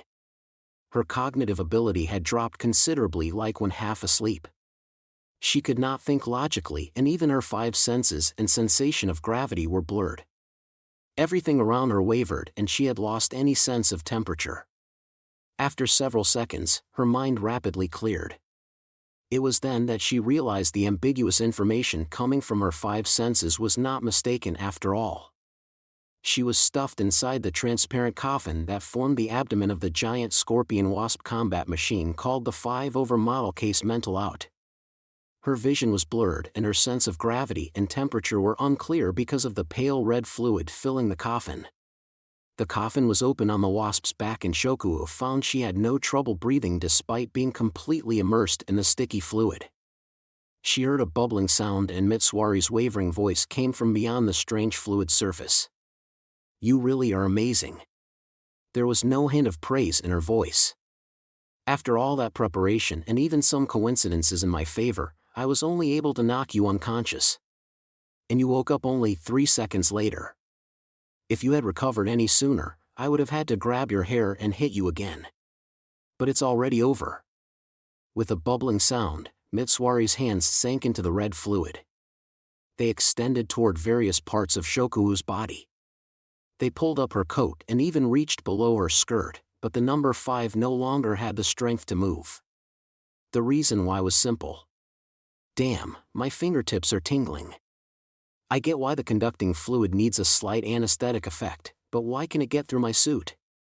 Mitsuari was attaching wired medical electrodes to Shoku. Submerging her in the conducting fluid prevented her body and mind from resisting, and the electrodes would give the specific commands to draw out her power. If that alone was how the machine was meant to artificially produce mental out, it could somewhat be called a success. But Mitsuari had other intentions. She would monitor exactly how Shoku used the 8,000 output devices to obtain the detailed recipe for controlling someone's mind. By sending that recipe back into the machine, she would have reproduced the number 5's power with purely industrial technology. And that stolen power would be used to completely erase Shoku's memories with Kamachi Toma. Her own power would crush her very core. Done. Finally, Mitsuari removed her hands from the sticky red fluid. That satisfied word was enough for Shoku to gradually realize what was happening to her. Now, it's time to end this ridiculous revenge. You will lose everything, have every last memory altered, and have nothing left to prove those days ever existed. The only memories will remain in my heart. Jewel boxes are made to be closed, after all. She was right. Shoku Misaki had lost. And that loss meant her only option was to lose everything and live an empty life without even knowing what she had lost. Yes. If she and Mitsuari were the only two in this world, that is. Honestly, it's unbelievable. She was unsure if her voice was actually reaching Mitsuari beyond the surface of that fluid, but the other girl may have been able to read something from her expression and the movements of her lips. It's always at times just like this. Everyone can tell it's checkmate and even the person in question has accepted their defeat, but then someone shows up and refuses to accept that defeat. What are you talking about? You can't tell? The girl in the fluid could not move her arms or legs, but something floated up from her chest. It was a cheap silver emergency whistle attached to a thin ribbon. Even if she could bring it to her mouth, it would produce no sound inside this fluid. And even if it did, it would not reach anyone. She knew that, but she still placed her small lips on that link to her past. She remembered his words. Use it if you're in trouble. It might give me more chances to save you. Even as a tingling pain reached the tip of her tongue, she smiled inside that coffin. Maybe you wouldn't recognize this since he didn't make it in time for you. At times just like this, when a girl is facing her ruin and has forgotten to even cry, someone will always come rushing in for them. Mitsuari's face distorted so much it was amazing it did not make any noise. No help is coming. Yes, it is nothing has suggested that. He has no information to lead him here. Besides, he has completely lost his memories beyond anything our powers can do, so he doesn't know who Mitsuari Ayu or Shoku Misaki are. He doesn't remember us. He can't even picture our faces. So. Nevertheless, he'll come, said Shoku. It has nothing to do with whether he knows the person or not. It doesn't matter if he has anything to gain and he doesn't have to follow a proper course of foreshadowed hints. He did not have extraordinary athletic ability. He did not have the intellect or skill of a superhuman genius. He did not have the fortune needed to run a nation. He did not have the deductive ability to resolve any incident from his easy chair. He did not have the beauty to ruin a country with a smile. He did not have the political power to change history with a snap of his fingers. He did not have the unbelievable power of a level 5. But, nevertheless, he is my hero. Shoku looked straight up at the wavering face beyond the surface. She was certain it was more than just the fluid and the anesthesia causing that face to waver. I don't care how others see him. He can be someone else's hero too. The authenticity of his righteousness doesn't matter. But none of that changes his ability to be my personal hero, so he will come. Even if he has forgotten everything and even if someone else is smiling by his side, just this once, it's my turn he won't come, muttered Mitsuari. A moment later, 2 arms burst into the sticky red liquid with an explosion of bubbles. He won't come. He won't show up like that. After all, he didn't reach me. He didn't catch up to me. He didn't make it in time for me. Being our hero doesn't make him almighty. If the conditions aren't just right, he won't show up. Because you got in his way, my hero failed to show up. The 2 slender hands wrapped around Shoku's neck. They squeezed with unbelievable strength. Gh. She tried to stop Shoku's breathing even if it meant ruining her entire plan. She wanted her to feel the same pain she had felt as she sank into that dark water while still waiting for him to arrive. She strangled the other girl with a splendid look on her face. The thin ribbon around Shoku's neck broke and the physical link to her past left her mouth. That cheap silver whistle symbolized her bond with that boy, and it floated up and away through the fluid. You won't be saved. No help is coming. It won't arrive in time. Just like with me. Just like I lost everything. The only path left for you is to be destroyed as you long for someone who will never arrive. Then, with the blood vessels of her neck constricted and heat pressing down on her entire head, Shokuo forced out what barely counted as a voice. And she said it. Who is that? The pressure on her neck vanished. With her hands still plunged inside the red fluid, Mitsuari turned her head to look at something. No. At someone. It can't be. Why not? Because this is District 21. It's so far from District 7 and no one would come to an unmanned power station deep in the mountains while out on a walk.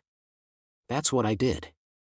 Both of us have vanished from his memory. He would never think to come save you, and he shouldn't have any way of learning about this or even imagining it could be happening. He doesn't have to start from the beginning. It isn't uncommon for him to show up midway to save someone. He didn't make it in time for me. He didn't arrive because he lost his only hint. But, there's more to him than just that. But why? Why did he make it this time?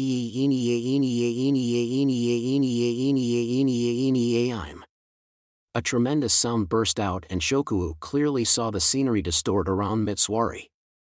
Their powers technically manipulated people's minds by controlling the moisture in their brains. The changes they caused were normally microscopic and they could not cause any physical phenomena visible with the naked eye. But she overturned that assumption with her anger. The actual phenomenon may have been similar to freeze-drying. In that process, the pressure was increased by compressing the moisture in the air while the water molecules inside the target were removed to fill the object with microscopic holes like a dried sponge. Here, it created a demonic territory that would cause any living creature to crumble like dried papier-mâché, and that territory burst out from Mitsuari in every direction. The mechanically controlled monitor dust turned white while producing the sound of bursting sparks, and that color change swallowed up the entire landscape. Shokuo was only saved because of the special fluid of the 5-over, but what about the person outside? She slowly tilted her head and managed to get a view outside the transparent coffin. Her wavering vision saw a certain boy with an arm and a cast hanging from his shoulder in a sling. Mitsuari's demonic territory approached him. The magnetically controlled monitor dust turned pure white and that color began to envelop him. What he did in response was simple. He swung that arm to the side.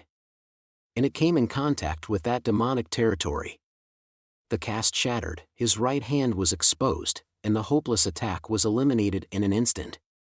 That was the sign that the pointy-haired boy named Kamachi was back. Most likely, he knew nothing. He did not know what was happening here, who the people involved were, or what feelings had led to it all. Use it if you're in trouble. It might give me more chances to save you. He would not even remember that tiny promise he had made when giving her the cheap silver whistle. Nor would he remember the person who had relied so heavily on that tiny promise. Nevertheless, he would save her. He would never overlook a girl suffering before his eyes. Shokuo saw Mitsuari's lips mouth the word why. She was the girl he had not arrived for. This was the scene she had waited so very, very long to see. And Shokuo felt like she really had heard what that girl said when she saw that scene from the viewpoint of the enemy. I have been saved enough. That was Shokuo's honest thought in that moment. And so, this is your homework. She mercilessly spoke as if giving a push to the trembling back of that other girl. Go get his help. Get enough of his help that you'll actually accept it this time. A moment later, there was a clash. Volume 11, Epilogue, a certain exit, number 05_closed, and_next_door. I see. So, Toma, you took off your cast even though you're not a doctor and that's why you're in so much pain now? It sounds to me like it was entirely your own fault. Why are you being so cold? Hey, don't give him any attention. He's the type that will grow addicted to the kindness people show him when he has a cold. We need to correct his behavior before it becomes a habit. Simply put, ignore him. You're being downright cold-hearted, Ophinus. I don't have to hold back anymore, right? I can go ahead and bite him, right? I hope you aren't looking down on me because I'm only 15 centimeters tall now. Do you want me to show you what happens if I jab an arm or leg into your eye or ear? Wait. Stop. Especially you, Ophinus. That would be actual torture. After the storm passed, Kamachi Toma escaped to the hospital courtyard while trembling like a weary old man. At the end of November, the courtyard was plenty cold even in the sun, but it still seemed to function as a place of healing. He spotted some other people here and there. As he sat on a bench and let out a heavy sigh, someone gently sat next to him. It's been a while. Kamachi frowned when a girl with waist-length honey-blonde hair spoke to him. For one thing, she was really close. Far too close. He hesitantly moved away while asking a question. Who are you? Ah ha ha. Don't worry. That's the normal response. You always forget me right away. HM? That's the same Tokuwada uniform Masaka wears. Wait, are you really in middle school? Hehen. You can make a thorough inspection if you want. I'm quite proud of what I've grown here. For some reason the girl responded to his impolite gaze by brushing her hair from her shoulder and meaninglessly puffing out her chest. He could not figure out what she was trying to do. However, have we met somewhere before? Well, you might not want me to mention it, but, is this the smell of your hair?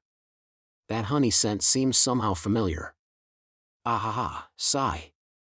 That's just not fair. There shouldn't be any chance left, but that's going to give me some hope. What? Just talking to myself. Someone you know may use the same perfume or shampoo. Is that it? Kamachi tilted his head, but the girl moved on to the next topic. Do you have anything to ask about Mitsuari Au? Mitsuari? Oh, that girl from yesterday. But why do you know about that? Sigh. You remember the enemy but not the one you saved. That really is a strange memory ability. The girl sounded exasperated. The 5 over and outsider prototypes were completely destroyed and I was just about to clean up the design data. That means there's no chance of Mental Out being mass-produced and spread around the world, so don't worry Mental Out. Oh, right. That person was involved in this. Huh. But what kind of person were they again? It's fine if you don't know. As for Mitsuari Au herself, she was officially sent to juvenile hall for a juvenile crime, but who knows what really happened. However, I do know she ignored her organization's plans, went on a personal rampage, and gathered power by helping herself to items from a variety of different positions, so it's possible a number of different assassins will be sent after her. We probably need to watch over her for protection more than making sure she doesn't head back to the dark side. But leave all that to me. You don't need to worry about it. Is that so? Muttered Kamachi. The girl seemed to scoot even closer and looked a little irritated at how little he reacted. By the way. What? Why did you suddenly show up at that artificial lake last night? Oh, that. He looked up at the blue expanse of the sky overhead. An upperclassman told me that it's her birthday today, so how about setting a flower out for her? I didn't know what she meant, so I thought I would visit that mountaintop to find out. I see. A somehow kind look entered the girl's eyes. It was a strange look, much like someone giving applause even after the magician revealed how the trick worked. So who are you anyway? You'll just forget, so it's hard to work up the motivation to name myself. Instead, just as he heard that last word, her face suddenly moved in close and he felt the soft sensation of her lips on his forehead. What are you doing? Ah ha ha. Don't worry. You'll forget all about it soon enough. The girl with honey blonde hair gave a teasing yet somehow sad smile as she stood from the bench. She said one last thing without turning back. I am a girl you once saved. Feel free to think of me like that. There was actually a short continuation to the past shared by Shokuhu Masaki and Kamachi Toma. The student group called Deadlock had attacked them with their queen divers that used countless wheels and jet engines to produce overwhelming speed. They had offered to spare Kamachi if he abandoned Shokuhu, and he had obviously insisted on fighting to protect the girl. However, he had been unable to end it all unharmed. Shokuhu had assisted using her remotes. She had successfully reduced the number of targets surrounding them by having them take each other out or twisting their understanding so they charged in the wrong direction. But it had not been enough. Kamachi Toma had used his own body to forcibly hold back those she had failed to intercept. Shokuhu still remembered the awful rusty smell that had filled her nose. Once it had all ended and an ambulance's siren rang through the night, the familiar boy's arms and legs had been convulsing in a disturbing way she had never seen before. Stand back. Damn, he's gone into shock. Just leave this to us. The EMT's tense voice had suggested this was a shocking sight even to those people who were used to scenes of bloodshed. The sharp fragments of a ruptured fuel tank tore into his stomach. You have to do something about that at least. I know. But we can't do anything right now. He's convulsing from the shock, so any attempt at treatment would only open the wound further. But he won't make it to the hospital. Can't you do something with your anesthetic ability? He went into shock because of the drop in blood pressure. Using an anesthetic would only lower it further, and that could easily kill him. We can't do something that dangerous. The EMT had used his radio to contact the hospital, but that had seemed to be bad news as well. They had been told to use a different hospital. They were not going to make it and he was going to die. Shokuhu had clenched her teeth and made a suggestion. If there was a way to eliminate his pain without using anesthetic, could you give him emergency treatment here? What are you dash? I have mental out, a mental power ranked at level 5. I can cut off his sense of pain using that. That should have the same effect as anesthetic without lowering his blood pressure any further. The EMT had seemed hesitant. That would be taking a gamble with a patient's life using a makeshift method not in any manual. And it could easily end up dirtying the hands of a normal person and of a child. Many different problems may have spiraled through his head. But after he simply could not come up with an answer, he had slammed the radio mic onto the hook and spoke. If it has a chance of working, then let's do it. There was one fact Shokuhu had not told the EMT back then. Her power controlled people's minds by manipulating the moisture in their brain. She had no guarantee her power would work properly when his blood pressure had dropped so radically and the moisture in his brain was out of balance. Later, a certain doctor had told her the following: this isn't really damage to his memories. It's more like damage to the pathways that call in the memories. Even if the boy can talk about you, he won't be able to remember you. If you think of the brain as storing people's faces and names, you could say your section alone was physically crushed. I don't think there's anything you can do even with your powers. But when she had done it, Shokuhu had not considered anything like that. She had simply been worried about whether she could save his life or not. She had realized nothing could outweigh that, and so she had immediately acted. If, somewhere and sometime, she had spoken these words. Since he would always forget again and again, the specific ordering of events may not have mattered. If someday you do manage to overturn the expectations created by the adults and you remember me, the timeline did not matter. It may have been the past and it may have been the future. At any rate, Shokuhu Masaki said these words. Then let's have an important talk. A very, very sweet, kind, and important talk. She knew it could never be. She knew she was simply dragging out an issue that had ended long ago. But even so, in the farthest reaches of the world closest to him, that girl continued to wait all alone for a tiny miracle. A golden retriever did not particularly enjoy taking walks at night. The darkness produced idle thoughts, and being near his workplace was the ideal environment for him to relax. Unlike the other Kiharas, he made no distinction between work and play, but was not much of a workaholic either. He was currently on his way to District 15, which was well known for entertainment. It may have looked like the woman in a cheap suit and lab coat was walking her dog without a leash, but their relationship was nearly the opposite of that. "Sensei, whenever you are ready." "Right." They stopped in front of a high-rise building covered in glass. It was a giant aquarium called the Celeste Aquarium. However, it was less a place to observe aquatic life out of academic interest and more a place to build up the proper mood for young couples. The golden retriever had a job to do here. And of course, it was a job as a Kihara. "Milken-sensei." He turned toward the voice and found Kihara Uietsu with her heels politely pressed together, her hands clasped near her navel, and her head lowered to the proper angle, all like a well-trained maid. She spoke in a dignified voice as if seeing the large dog off to the battlefield. "Good luck." "Right, you wait somewhere away from here. I have a feeling this will get rough." The golden retriever parted ways with the young woman and snuck inside the building on his own. The electronic locks and alarms he came across were of no use against him. With all the lights out, the aquarium felt creepier than a hospital at night. He boarded an elevator located where no normal visitor would ever find it, stood on his hind legs, and pressed a button with his front paw. When expecting an indoor battle, one would normally never use the elevator. After all, you could be locked inside it or it could be dropped from the top floor. The fact that he ignored those possibilities suggested the golden retriever had done something to this building. With a soft electronic tone, the elevator doors opened. This was the top floor. A blue world filled the entire space. In addition to a giant donut-shaped water tank, glass covered the entire ceiling and a massive amount of seawater covered everything.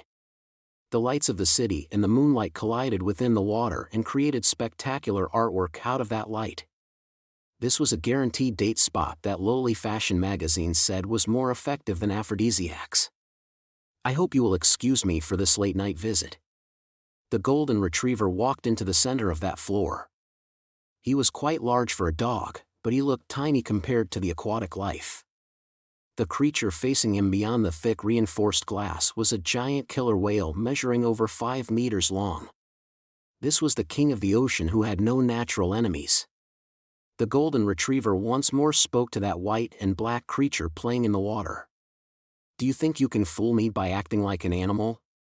Someone calling himself a Kihara has appeared to you. That alone should tell you how serious the situation is."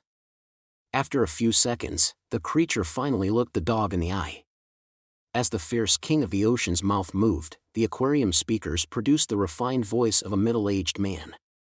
"Oh, dear. I thought she would be somewhat useful, but has she been captured already?" This was a conversation between a large dog and a killer whale.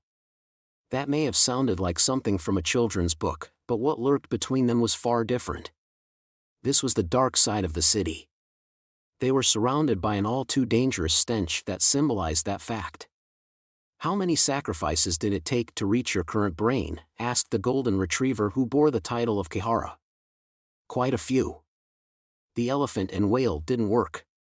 The capacity of their brains far exceeds that of a human's, but they had difficulty accepting me. On the other hand, a gorilla or chimpanzee was too boring. They have intelligence, but the structure seemed more inferior than anything.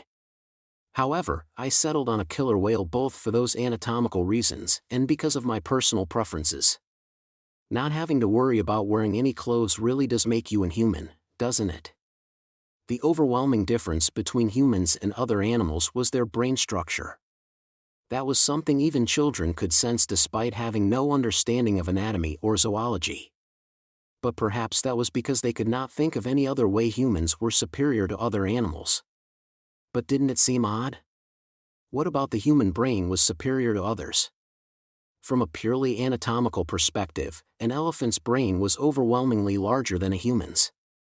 Their bodies were larger too, so that was hardly surprising. Even if all the wrinkles in a human's brain were stretched out to expand it, it could not match the elephant's. Nevertheless, the human intellect far surpassed an elephant's. No other animal had the intelligence or emotions of humans.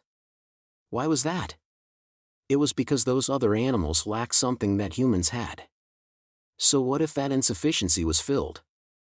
More specifically, what if a human brain was broken apart, the minimum number of parts to make a human was attached to an animal's brain, and an exchange of electrical signals was established? As previously stated, plenty of animals had brains with more capacity than the human brain. If that which made humans special was attached to those brains, was it not possible to create a superhuman monster? That was exactly what had happened here. Shunda Tashizu. You are the representative of the adults who once tracked down Deadlock and lent them those queen divers you acquired elsewhere to steal mental out, even if it meant sacrificing Shokuo Masaki. You are one of those who ignored our plans. You were supposedly killed in a past explosion like the others, though. I must admit I am at least slightly surprised to find you had gathered the fragments of your brain and turned yourself into a monster. Haha. I'd say someone who achieved so much intelligence by expanding a purely canine brain is a lot more of a monster than someone based in a human brain. And I've never heard of a dog with a lifespan of 80 years. I doubt that samurai ant accomplished all that on her own. You were the one acting behind the scenes without her ever noticing, weren't you? Why should I care if you know that? What can a puppy like you do? It would seem you do not understand what position I hold within the Kiharas. What, are you an assassin that can only wag at his owner? A tremendous sound burst out. It sounded like the roar of jet engines, and it came from a mass of 2-meter spheres that rolled in from the 4 entrances located in a cross shape. Each one weighed over a ton, but they floated into the air using the powerful jets coming from the 32 deep holes covering them. Those massive weights surrounded the large dog in no time. These are called molar teeth, but you can think of them like wrecking balls flying around without using a crane. They can be merely used as a massive weapon, they can be used to block bullets, and they're quite good at pouring mental pressure onto your enemy. Overall, they're quite useful. There are 30 in all. So what can the puppy that came to kill me do about this? You can go around breaking the water tank if you like, but that just means I can wield my own power as the king of the ocean. What, too scared to speak? Or are you hoping for reinforcements?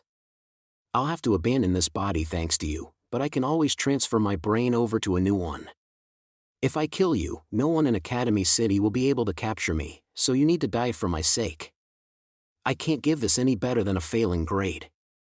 I was actually a little hopeful when I chose my equipment, but it looks like that backfired. The golden retriever narrowed his eyes ever so slightly.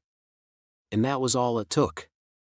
A moment later, the giant water tank that truly covered the entire floor shattered. What? The king of the ocean was not surprised by the glass shattering. Given how much water the facility contained, breaking the glass would only turn the floor into a giant pool. And if he attacked the dog with his killer whale body, he could kill him instantly. However, something was missing. That something was the seawater. Shunda Tashizu was quickly having his movements sealed like a fish out of water. There's a hole in the outer wall?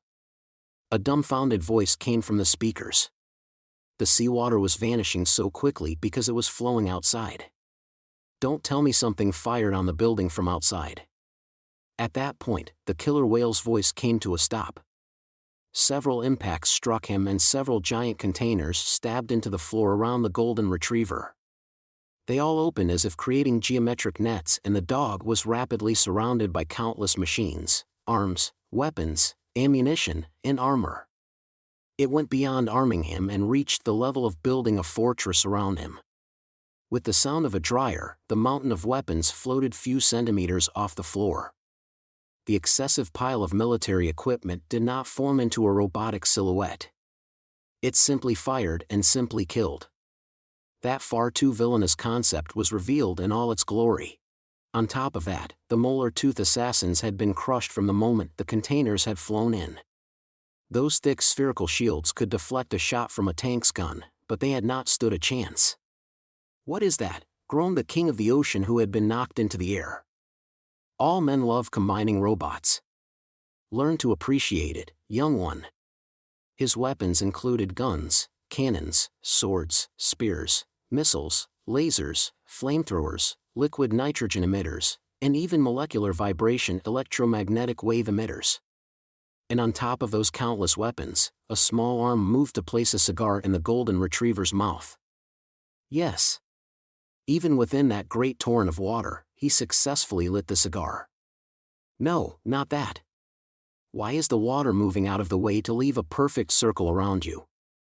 Oh, that. The large dog's blunt comment was accompanied by a puff of sweet vanilla-smelling smoke.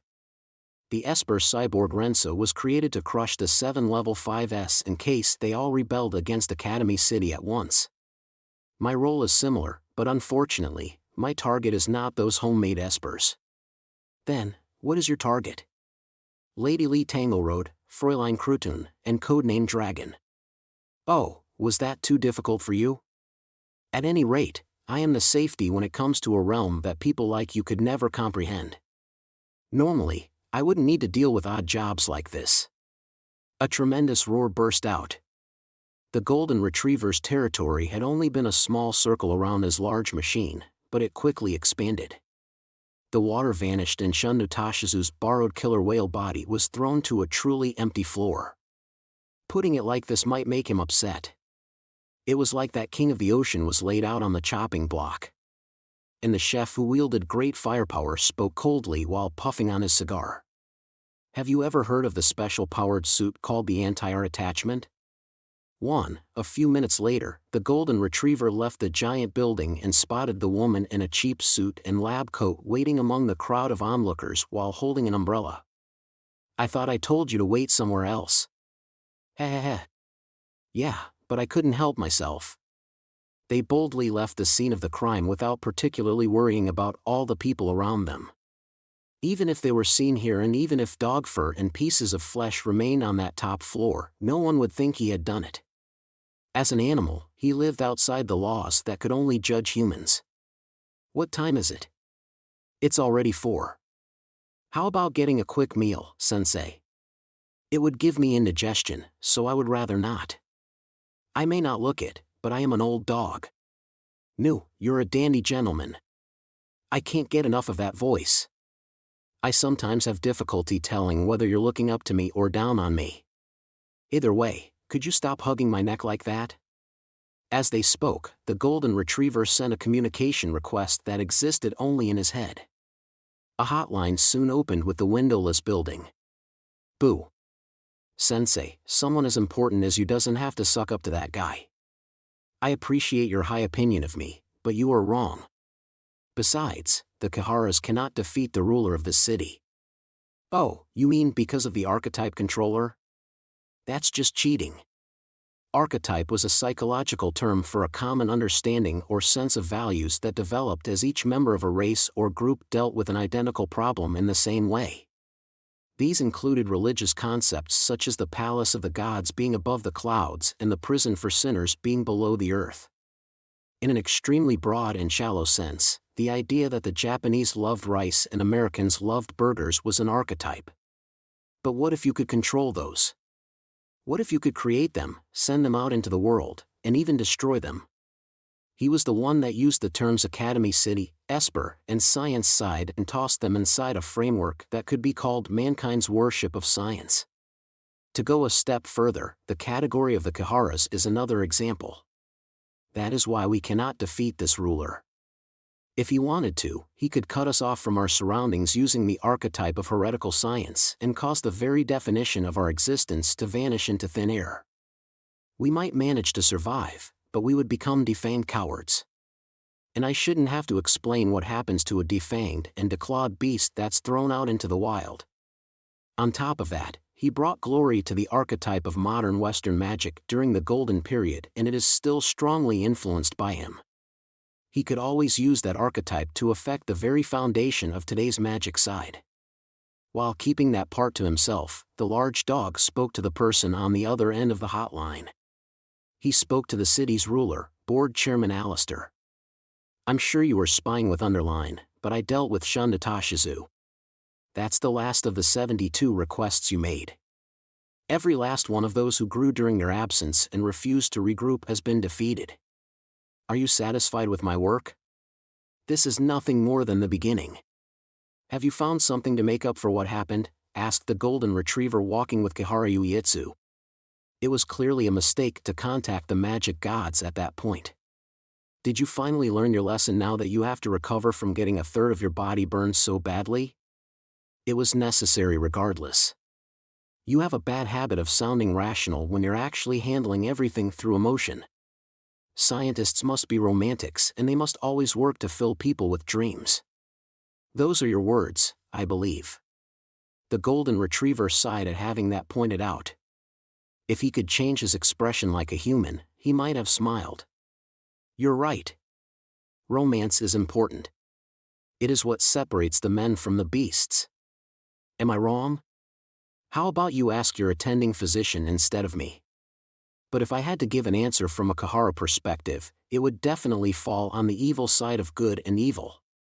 Not only that, but it's a terribly bland sort of evil. The dog looked up at the starry sky as he spoke. Those mysterious lights filled the city's magazines as a symbol of astrology and other strange occult ideas unreachable with human science. But it would fall on the like side of like and dislike. It would seem even I have a heart. The blazing colors of dawn filled the sky ahead of them. The purple of that starry sky which symbolized the mysteries of the world was gradually dyed orange. "I have now returned order to your rule, just as you asked." The scientists spoke while facing that golden sunlight. It looked like they were using human intellect to challenge the world's irrational side. "Now, how about you use the power I have returned to you? Use it to destroy all those irregularities known as magic." Notes 1. Kanji, anti-magic type powered suit. Volume 11, Afterword. If you bought each volume one by one, welcome back. If you bought them all at once, welcome.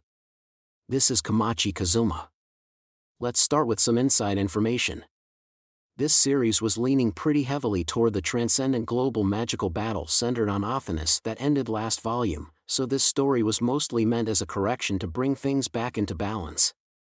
That's why the topic was entirely science side and the battle would only resolve extremely personal problems no matter who won or lost. Basically, I turned the rudder in the exact opposite direction from the last couple of volumes. And the protagonist this time was Shokuhu Misaki. I had actually planned out her past early on but later realized it would be difficult to actually use. However, I decided it would be a waste to never use it when I already had the idea, so I worked to reconstruct the story. Shokuhu herself, much like Makoto, is a difficult character to use because she's almost too convenient, but after the personal breakthrough that was New Testament 9, I decided I could handle a tricky psychological battle using her and had her actually enter the fight this time. Before, she was something like the other family's girl visiting Denjiki Bunko while Makoto was staying over at Denjiki Deo, so she had felt like a guest instead of an actual family member, but this might have broken free of that. However, I thought the readers would be disappointed with a story that takes place entirely in the past, at least timeline-wise. Instead, I had Shokuhu pursuing those days along with the reader while afraid that her past may have changed.